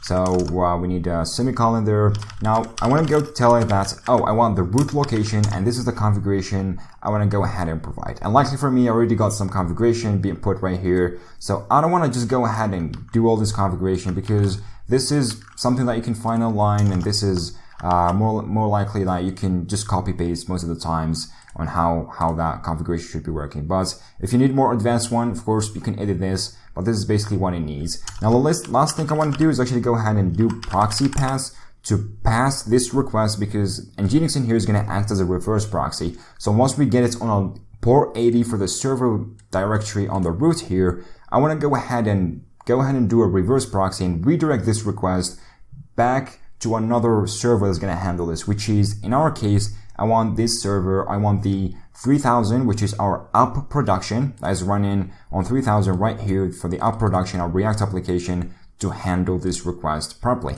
So I want to go ahead and pass this to HTTP. And remember, we can use localhost because they are not on the same kind of machine. So we can go and use upprod, which is going to resolve for us. And we want to access on port 3000 because this is what we are exposing in this particular part. Okay, so pretty good. Now got upprod in here is being put in correctly, just a semicolon at the end, and that should do a reverse proxy. Now if you're asking about the API prod in here, you're wondering why we're not going to do a reverse proxy for this. Now in my case in here, I don't have pretty much a domain name. So if you do have a domain name, you can choose how to do pretty much separate the concern. So you can create like a subdomain. You can go like api.yourcard.com, and this is for running the API server, and regularly on yourcard.com, you're going to run the Node.js application. You can tell it to communicate. But in our case in here, we only got an IP address, and we can't do that particular work. So what I want, since I'm already exposing the 9000 here to the server port, to the localhost, so the API, or pretty much our React application in here, which has already set the localhost 9000, can access this easily without any issues and without any kind of small changes. So that will be all good for us just to go ahead and run this. Again, this is not the best secure stuff to do because you're going to be opening ports and all sort of stuff. You can find other ones if you have like a domains that you can go throughout advanced ones, but that should be the basic and much better setup to do. Plus, it's very secure at some points. Just go ahead and do it this way with the Nginx reverse proxy. All right, pretty cool. We got Nginx, we got everything. Now let's go ahead and run Nginx again and see what it's going to throw on us. So I'm going to do Docker Compose up again, wait a couple of seconds. Of course, it's going to give you this error again, as it usually does. So I'm going to just go ahead and do the Docker compose again, and wait a couple of seconds to get all of them actually up and running as we anticipated. So we got already Nest.js running, we got React up, and there is no reverse proxy or there is no Nginx issues. So let me just go ahead and check if that actually is the part. So I can go to, for example, localhost. If you take a look at localhost 3000, this is actually running because you're exposing that part, right? Now, if you go localhost, that's running too. And the Nginx reverse proxy is working. If you take a look what is being used behind the scenes, there's Nginx, which is pretty good points, and it makes everything working as expected to be. And here, indeed, I already got added for just testing some car app for the database and everything, and that is indeed as well working fine for making all of that work fine. Pretty good. Now if you take a look on the actual database, so where is that? On the actual API on 9000 listening, take a look, we got this hello world, which makes sense that, oh, this is actually running. Go to GraphQL, and by the way, you should disable this on your production ready. I'm just going to keep it for this one, just for testing and for the tutorial's sake. So I'm just going to keep it up and running. But anyway, so that should allow you to create a new cars, and you can add as many cars you would like. For example, click that, click get this car, you can choose to get the cars and you can test this. And if you go back to localhost, our website's roots, clearly see we get the 2 cars we added in here, and we can add as many. So pretty cool. That's the sweetest thing you can find. We got everything running from Docker. We got the setup with Docker Compose. We got MySQL DB and Nginx. All of those containers are working pretty much fine. And last but not least, clearly in here, we're doing reverse Nginx proxying, which is going as smooth as it's probably going to be.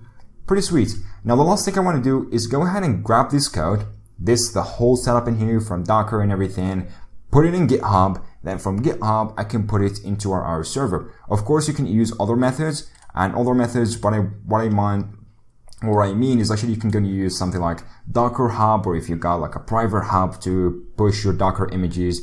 But I'm not going to push any Docker images in this particular case, because Docker image is going to be quite large and it's going to take quite some time to push it. So I don't want to do this. I'm going to do it the other way around. Just push it to GitHub, grab the source code from GitHub, then I can build everything up on the server. And this is usually a better approach because servers intend to have a better result and less error prone kind of, ugly errors comes up in front of your face. Whenever you do the building images in the servers itself, that's going to run those images instead of like your local servers or other servers. This is my own experience from this in a production applications. And yeah, I find it better to do it this way than the other way around. All right. So that should be all good to go in that particular side. So let's go ahead and have this into React or push it into GitHub. Then we can get up and running with this with no time. So all I can do is go ahead and do git add. So I can do git add in here. So you see we got a couple of changes already being put in everything. So not got, it's git add. And yes, I want to do git commit. And a commit like up is ready or something. I don't know, whatever you can find for git commit messages, you're good to go. So we got the command in here, and also want to add remote. So when I use the public URL or the repository created in here, I'm going to use a public repository, but most of the cases you'd want to use a public repository for security reasons. And of course, you don't want to share your source code of your big application. So what you can do, host it up on private, either GitHub or Bitbucket or GitLab or whatever. And later on, you can just go ahead and grab it directly by setting up some SSH keys between the GitHub and your pretty much hosting service and VPS. You can figure this out. There's tons of stuff going on behind there, so you can find it properly. Now for the remote, I'm going to add origin. So I'm going to do add origin. I'm going to use this custom public URL. By the way, you're going to find the whole application repository put right over here on React Nest.js full web app. And you can find it on my GitHub repositories, like on my GitHub profile. So just go to GitHub/IPNews and you can find it all over there. And you can get up and running with it. Okay, now the other thing we're going to do is go ahead and push to head or master, pretty much the same thing. And yeah, that should be all good. It's just going to push everything as we want it to be in this particular part. So most of the times it might take a couple of seconds to get this up and running, but yeah, that should be all good to make it work as we want it to be. And that's it. So that should be pushed to the GitHub repository and everything. So we're actually good to go in this particular part. Now the next thing I want to access is pretty much this SSH server and actually start setting up the server by installing Docker and Docker Compose and pulling this GitHub repository, then finally running Docker Compose up, and we get all our servers up and running. So what I want is actually a basic simple terminal. I'm using Ubuntu in here if you're already not knowing that. And I want to go ahead and use SSH to access this. So make sure you know your password before doing this. Otherwise, you can go in and reset it from the dashboard here. So you can do root, or by default, it's going to connect to root. And here you can do SSH access. So I can go ahead and grab my password. So if I remember right, I don't know, I just like ridiculously post this password, and there you go. Yeah, it's right. Everything is good. So we got welcome to Ubuntu, and we're good to go with this. So we do ls, we should be already on the home page. And seriously, there is some lag already because this is a server commands that are being executed. So yeah, it's not my PC or my recording software doing the lag. It's just indeed because we're doing an SSH tunnel right over here. All right, pretty sweet. Now, first things first, we want to get up and running is actually install Docker. There's plenty of stuff allows you show you how to install Docker. There's this official documentation of how installing Docker on Ubuntu. So I'm going to just go in and follow up these steps here. I'm going to copy paste them. Obviously, as any other geeky developer, just copy paste in, and likely we can go ahead and get it up and running. So I can go in and do, let me clear that out. I'm going to do sudo apt get update, and the network here should be pretty fast enough and should be really, really good just to go ahead and install and do the updates in no time. From these containers, as far as I know. So we shouldn't be waiting that much, I believe. So we're just gonna take a couple of seconds, hopefully, to get this update up and running. All right, pretty good. So the update took a couple of minutes, and I want to just paste the other command, which is gonna install some custom third-party libraries. So we should click yes. That should be installed for us. There you go. We are good to go. The next one, we want to add GPG keys for determining or just like identifying, oh, this is actually Docker's builds and everything. So just copy pasting the commands in here. This should be added for you. And last but not least, what we can go in and use, it depends on the architecture since we're using x86-64. So we can go in and just copy this for installing the Docker pretty much engine, and that should be using pretty good, okay? So I don't want to go in and use the nightly build. You can go in and use this command. And last but not least, I can go and do sudo apt get update again before doing any of that, because this is what it tells that you should do. I mean, we can totally ignore that because we already did it up there. But I think this is just like for updating these packages with whatever is coming up next. So yeah, that should be all good. I can go ahead and ignore this. There's no point in doing this again. And I can do install docker sc, docker sccli, and container.io, and this should make it docker sc has no installation candidates. Well, that seems pretty rough. What is going on? So yeah, maybe we need to run this docker update again, or sudo apt get update again and wait for it for a couple of seconds and see what is going to be happening. So we might want to install the other command, and yeah, so it tells us that we can't find of this Docker repository. So, and yeah, it's totally our bad because we totally skipped this step in here. I totally forgot about, which basically is going to add the repositories that are going to be fetching this Docker's packages from. So just copy paste this, echo, and that should be all good. We can go in and do the sudo update. Now the sudo update makes sense because it's going to update whatever is inside of these new repositories, right? Now, last but not least, I think we can run this command again, and that should be all good. And as clear to see, there is a 507 megabytes of additional disk space going to be taken. So that will take a couple of minutes, depending on the internet connection. But I think since we're here actually broadband and the server is actually using an 11.5 megabyte per second, so that wouldn't take much of time. But yeah, still, just wait for a couple of seconds, and that should be all good for it. All right, pretty sweet. The installation took roughly 20 or 30 seconds, but yeah, that's good.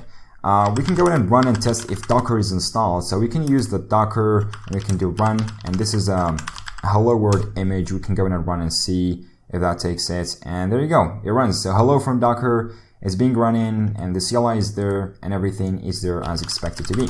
Sweet, we got the Docker engine installed. Now the next one, I'm going to be using or installing Docker Compose. So for Docker Compose, I'm also going to follow up some documentation here on the official Docker account documentation.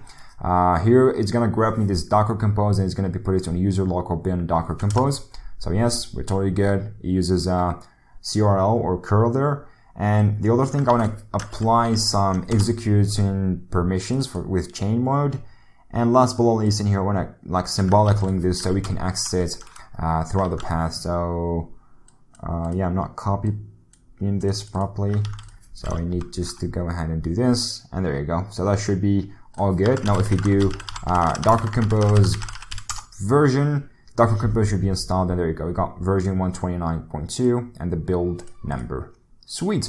We got Docker Compose up and running. But if you take a look on Git, Git is already actually installed with this Ubuntu distribution because it's Ubuntu 20.04 and I think from Ubuntu 16 or something that, you know, Ubuntu in here started putting Git on their distros by default installed. So that should be all good for us to get it up and running so as we want it to be. Now the next thing in here, I want to go ahead and pull out everything from our repository. So let me just gonna put you my repository here. So this is the repository you're gonna find. I'm gonna probably add some readme guides for you just to, you know how you actually can install this and get it up and running and set up everything. So I'm gonna copy this or I'm gonna copy the clone one.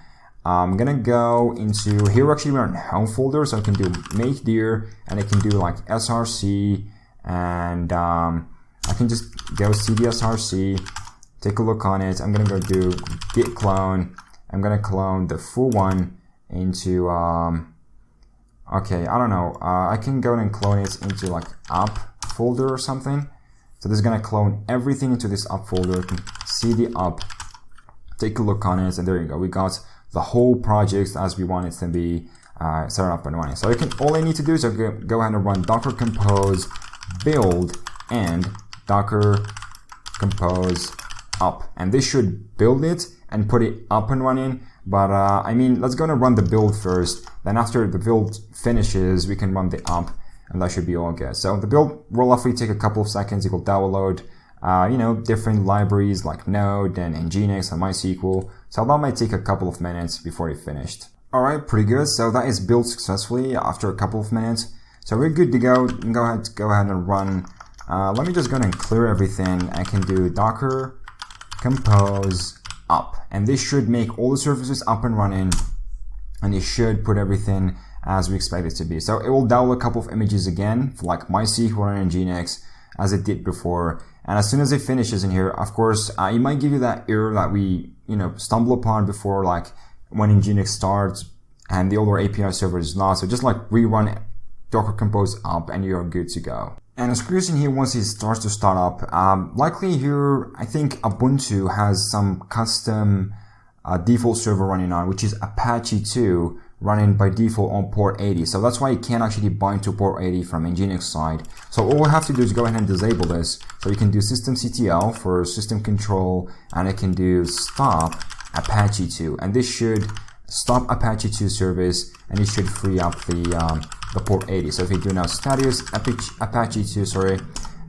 take a look. Now the service is no longer running; it's inactive. So that is pretty good for us. Now we can go ahead and run again docker composer or compose up.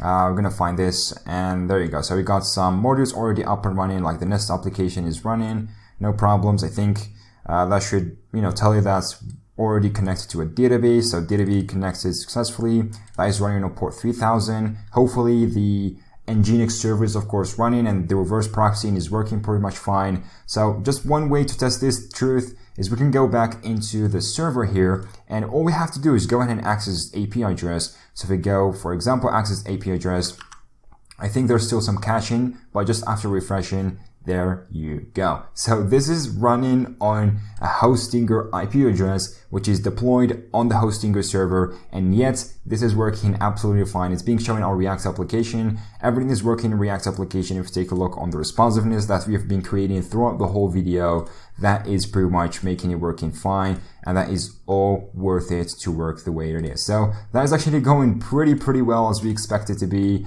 I mean, this is full React running from this reverse proxy. If we go, for example, to 9,000 ports, that should, give us to the backend API that is actually already running. And if we go to the 9,000, and let's say I want to go to /GraphQL to create some, some React kind of queries. So likely, can I go ahead and access this? I'm not really sure if I can go ahead and access this just to put the queries up and running in there. So can I re-access this? Yes, that is already down, just to test that. But yeah, of course you can go ahead and access the database.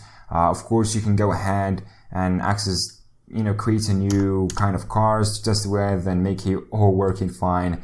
But yes, so no luck here. That is all going on pretty good, and actually all working with React, Composer, Node.js, Nest.js, and the whole stuff we've been using the whole video. So hopefully guys, you like this type of video. That was a huge video that I've been just trying to make. I know it's kind of a very long video. Hopefully guys, you enjoyed. Hopefully I will try my best to put the timestamps there. So you're gonna find timestamps throughout the whole video, each one for each part. So for you guys to pick up the right part for you and navigate throughout the whole part, of course, and find the right section to watch, because this is going to be a long video. You can't watch it in one single standout or something. So roughly you can use the timestamps and that will be all good. You can find everything in the description below, from the full code repository and instructions and, detailed about like this video and what we're going to be doing. Plus you can find links to the whole videos I've been talking throughout this video, like references to the videos you need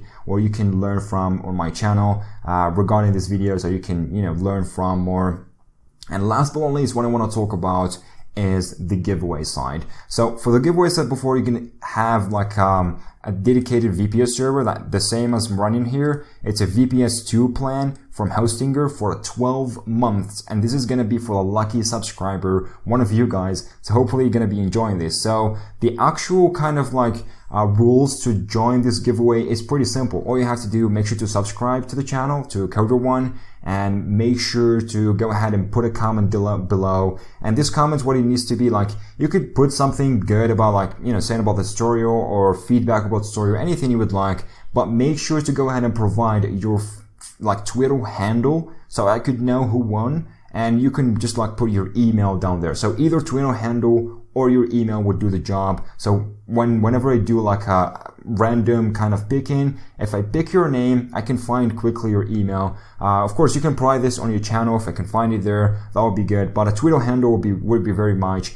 nice, so we can contact you via Twitter. And the last kind of condition you need to do is actually go ahead and follow me on Twitter, so I can tell who did follow me or not. So if you didn't follow me on Twitter, I would drop this and I would do like another kind of like lucky shout or another random pick. Then I pick another one if you're not following to this. So make sure to do these rules if you want to get into this random thing and get a VPS plan too. So hopefully all you guys gonna be enjoying this. But anyway guys, so we will pick in the actual giveaway winner by after like a month of this video release. So after this video is released, after like 4 weeks, like a month, so there will be another video where we just like pick up this, just one of my videos where we like pick up this, do a random live pickup, then I pick up the name and I will contact you via email. So there will be all authenticated. I will show you people that tell you and everything. So that will be all good for you. So I hope you guys enjoyed it.